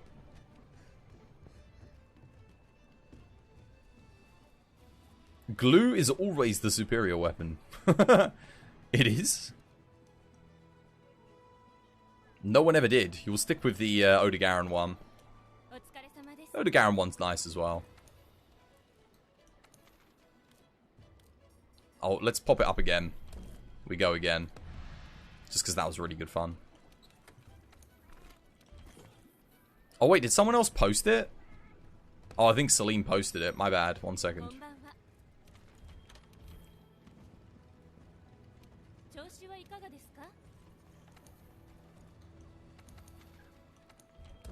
Oh no, Celine wants to do this. Fire Alat. I have got Ice Alat if you'd rather. I guess I'll do this. I haven't really done much Elatron today. Sometimes I forget Elatron exists. As weird as that may sound, I'm just like, I overlook it.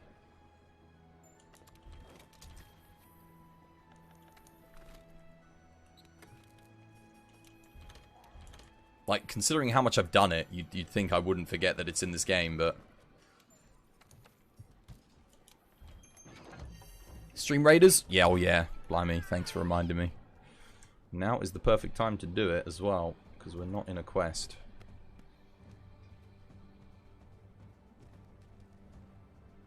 Why are we knowing and yesing?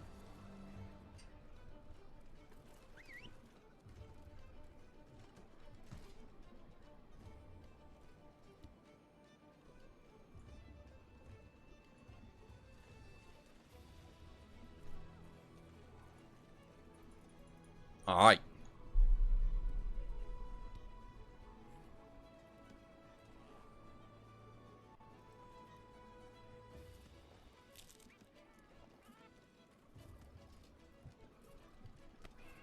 God, this thing hits 150? No wonder why you guys went with ranged.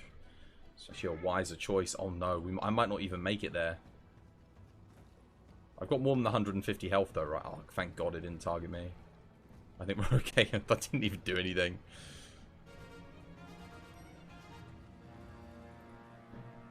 Cool. Next.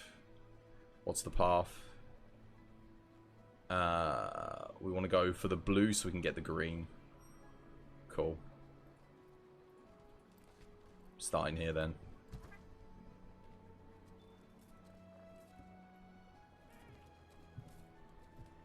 Alright, next one's up.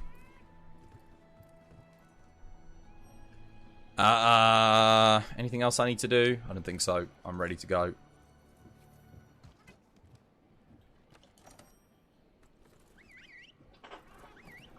If you launch anyone, just don't launch me when I'm coming down with Helm Breakers. And we'll be fine. Safi Longsword or Raging Bracky Longsword? Depends on the matchup. But typically speaking, Raging Bracky with Protective Polish is usually better. But it really does depend. Certainly, you have to invest way less to get it, so in that regard, it is better.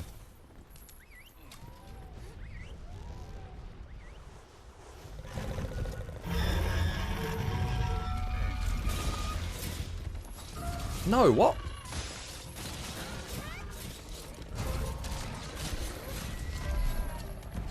That's really sucks, because I wasn't able to get my thingy off.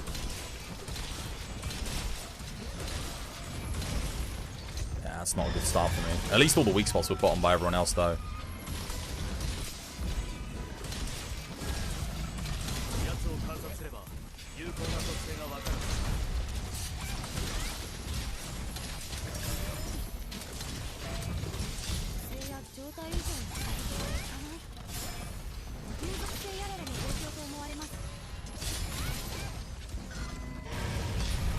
Got me.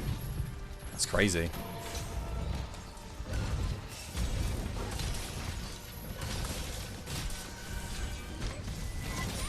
He's not really giving me many openings here.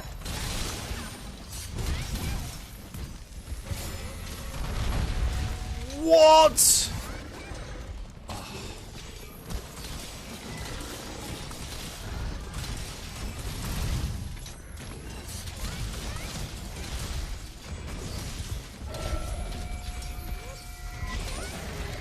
Oh no!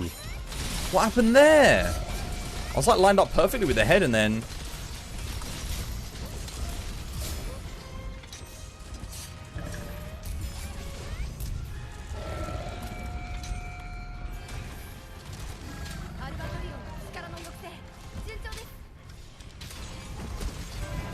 Oh god, that is bad.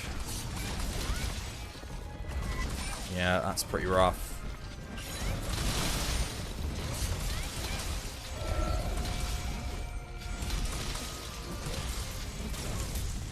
It's a bad run for me as well.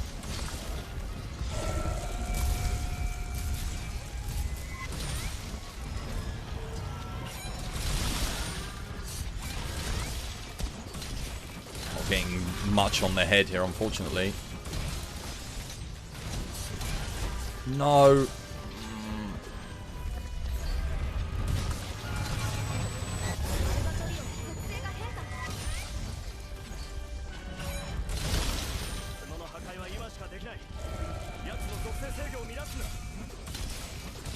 Oh, the jockey. Thank you for the follow. Welcome to the TBD family. It's good to have you with us.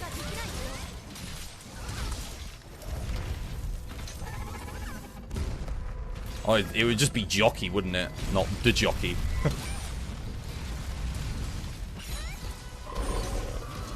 Yo, no, that went straight through his face. How? I saw the line go straight through his head. It didn't register. And then my whole game cuts out. What?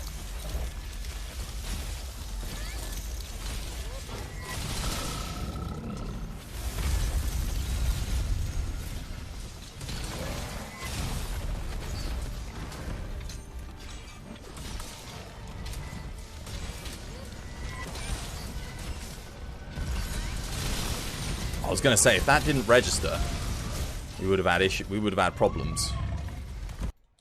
What is going on?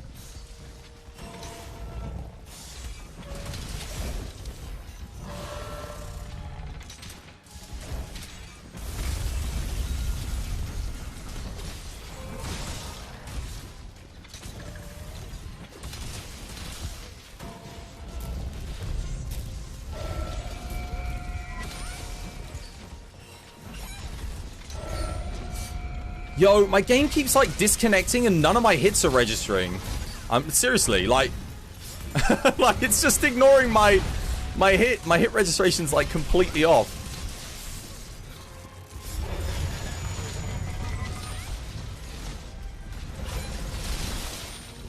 Two of my Helmbreakers have just neatly glided through Elatron's head and done nothing.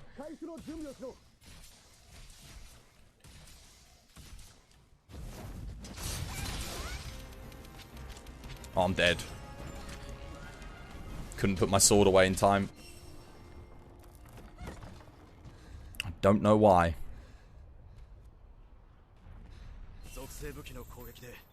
It's not registering my inputs, and it's deleting my hits. Like, literally eating them.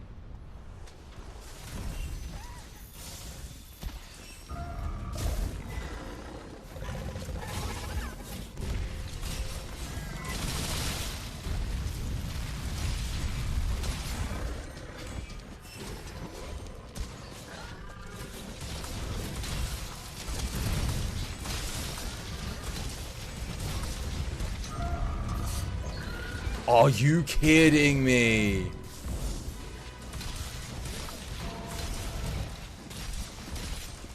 That is the worst time to get a flinch right there. I have no red bar, so I can't foresight that. Oh my god. Well, this is the worst run we've had all day on anything.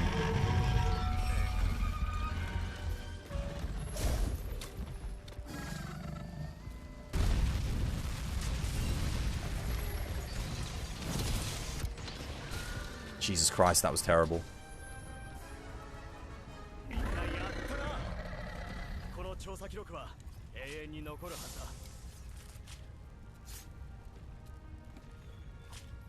Yeah, that stun was pretty bad, but... Was that a shoulder barge that did it?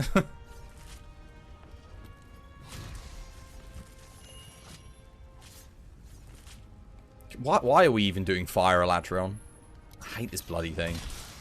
It's funny how, like, one of them's just, like, so enjoyable and the other one's less so.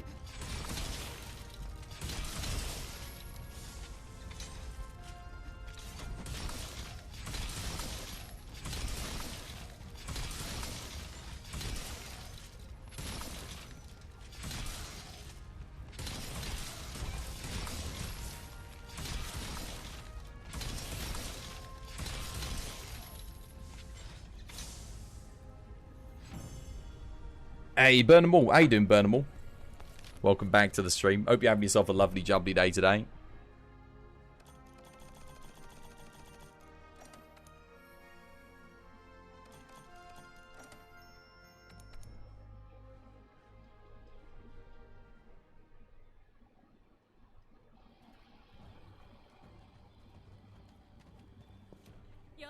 Let's do an ice one. So much better than that piece of crap.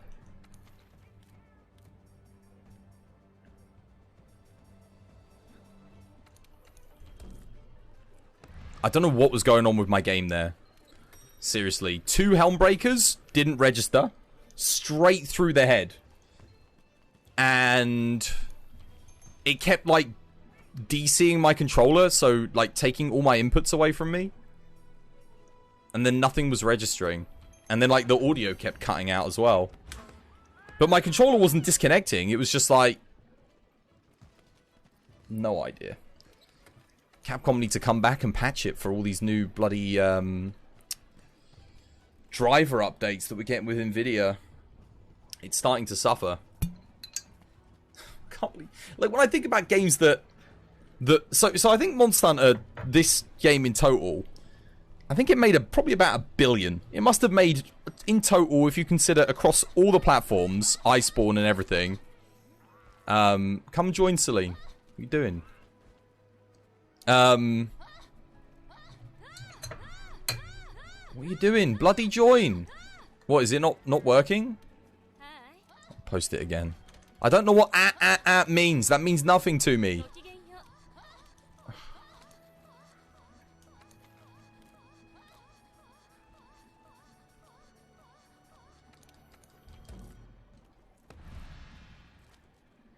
Right, try again.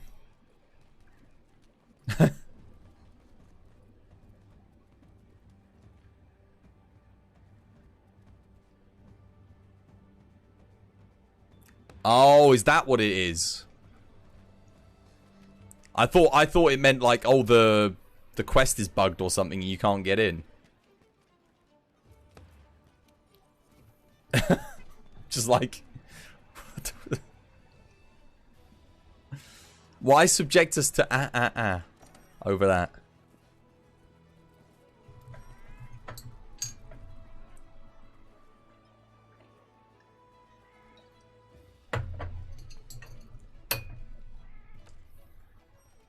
All right.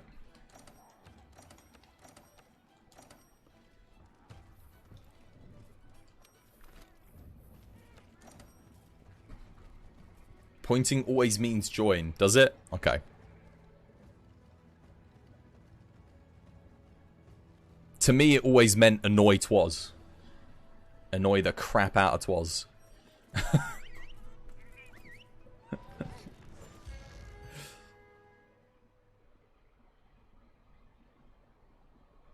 Alright, here we go. Good luck. He's doing it again. He just like...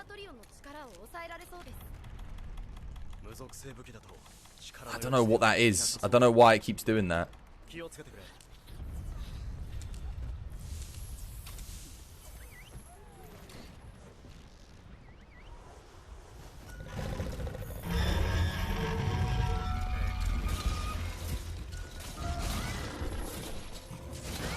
One, two. There we go. Oh, that's some good weak spot creation as well right there.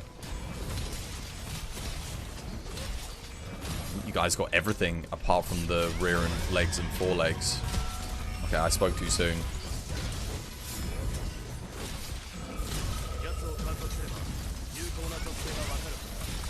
I guess at least someone got the head.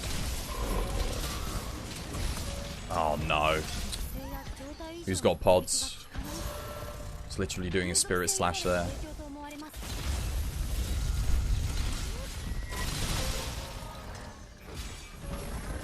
No. Fade slash. Should be able to get up to red here. That's one missed Helm Breaker. Let's not miss another one.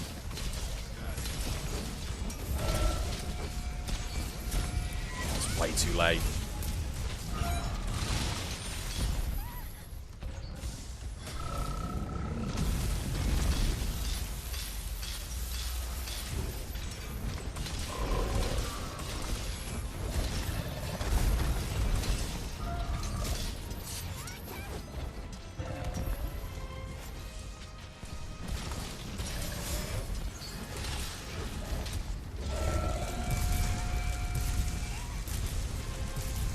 Playing really badly. I need to go bed.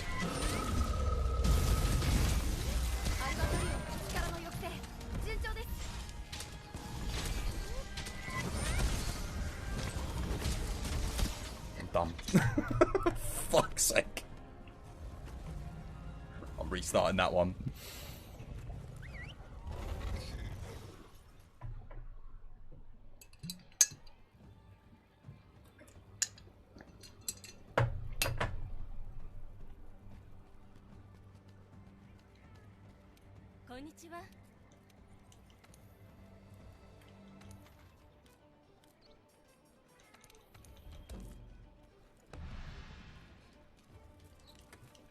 I draw the line at the 4th missed Helmbreaker.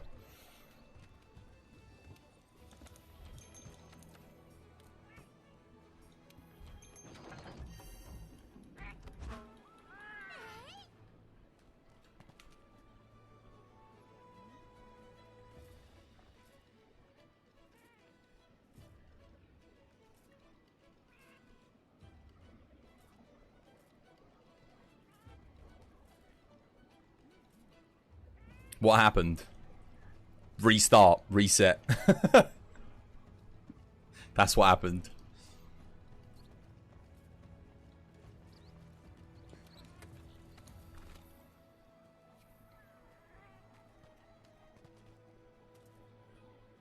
It's okay. It was terrible anyway. We didn't get the weak spots where we needed them at the start.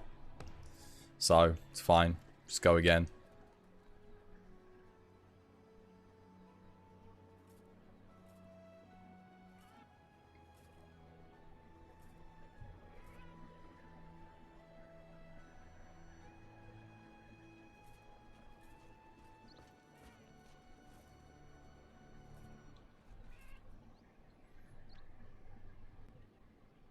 Come in, Peacher. Come join.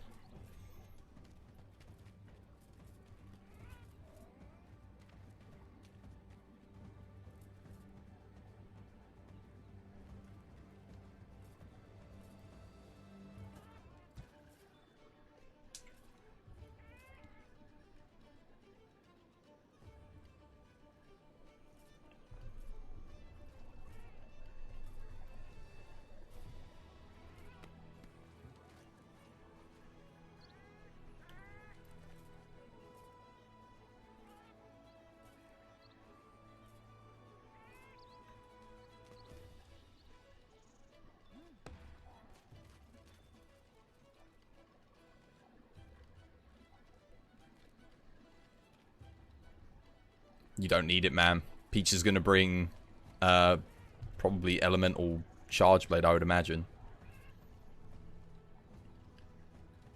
I think. Actually, or are they? Let's have a look. Oh no, never mind. No, stick with the fire, I guess. Get the knockdown.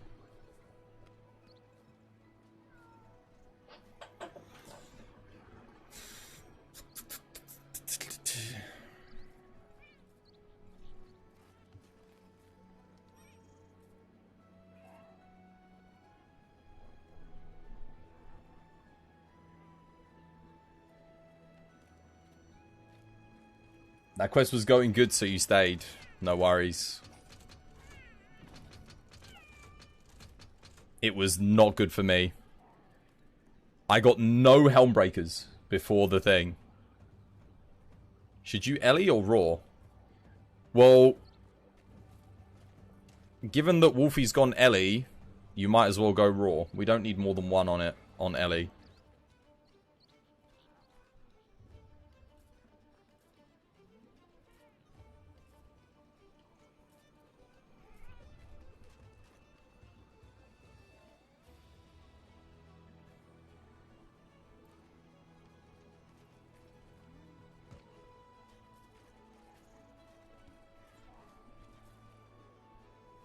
Where is everyone? Playing with their bumholes.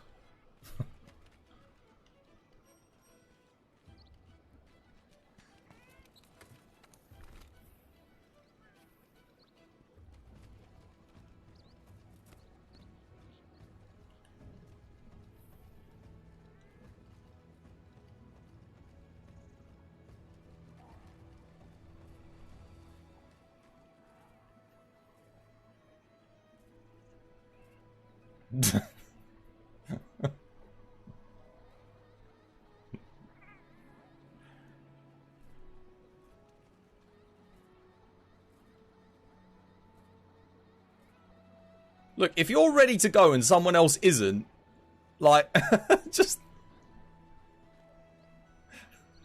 come. I ain't got all day. I'm streaming for like 10 more minutes. Like 10 minutes. You want to get a quest in or not? Let's go. We could have killed an Elatreon in that time.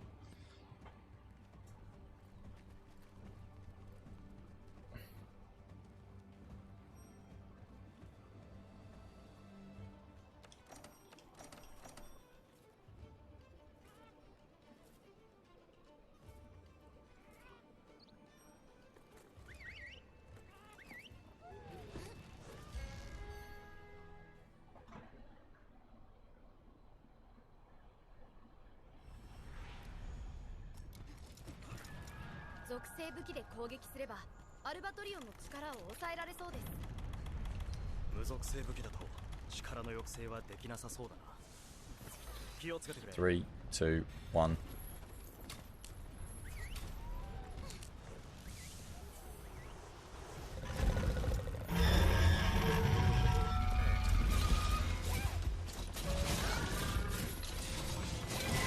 1, 2. How?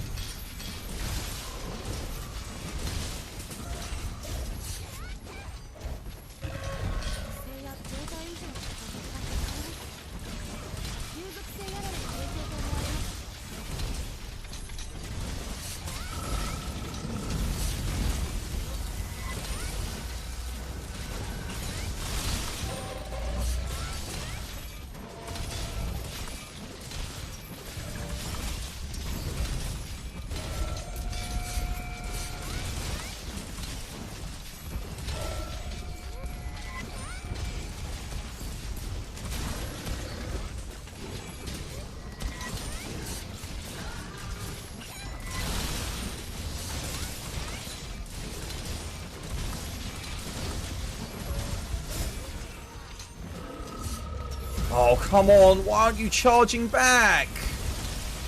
Oh.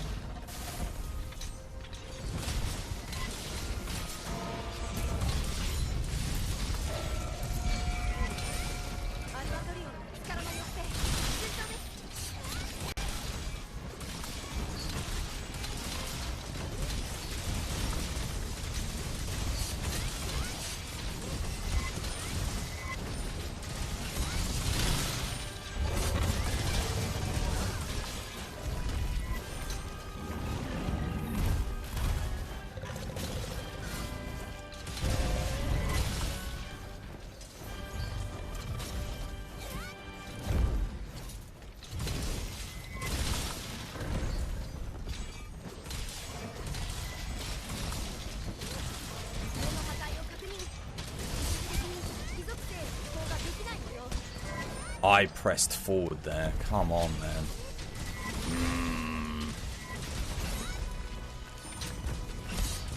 I'm telling you guys, something is going on with my hit registration on these Elatrions, man. That was right on the head. And it just whiffed the entire bloody thing.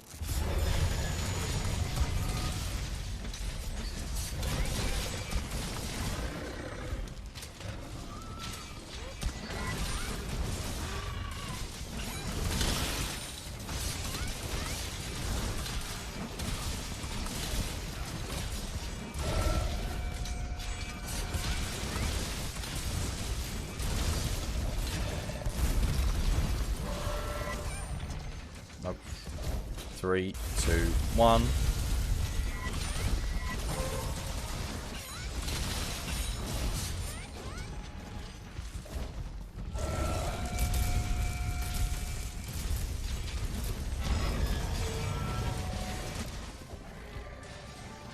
That was a terrible run for me. Must have been a good run for someone else.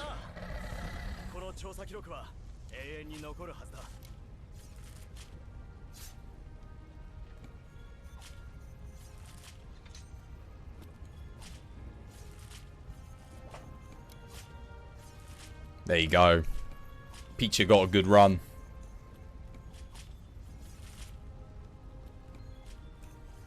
Man, if that had just been a little bit better for me, if that had lined up a bit better, that could have been very good. What time is it? Alright. Good run for you too. There you go.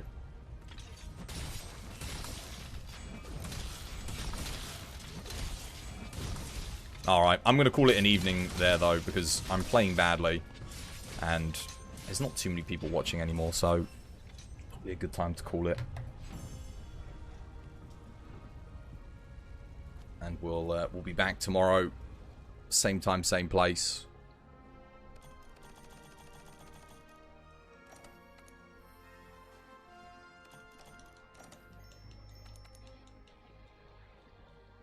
It's been a pretty dead day today. We've been struggling to get... I mean, it's livened up at the end here, but...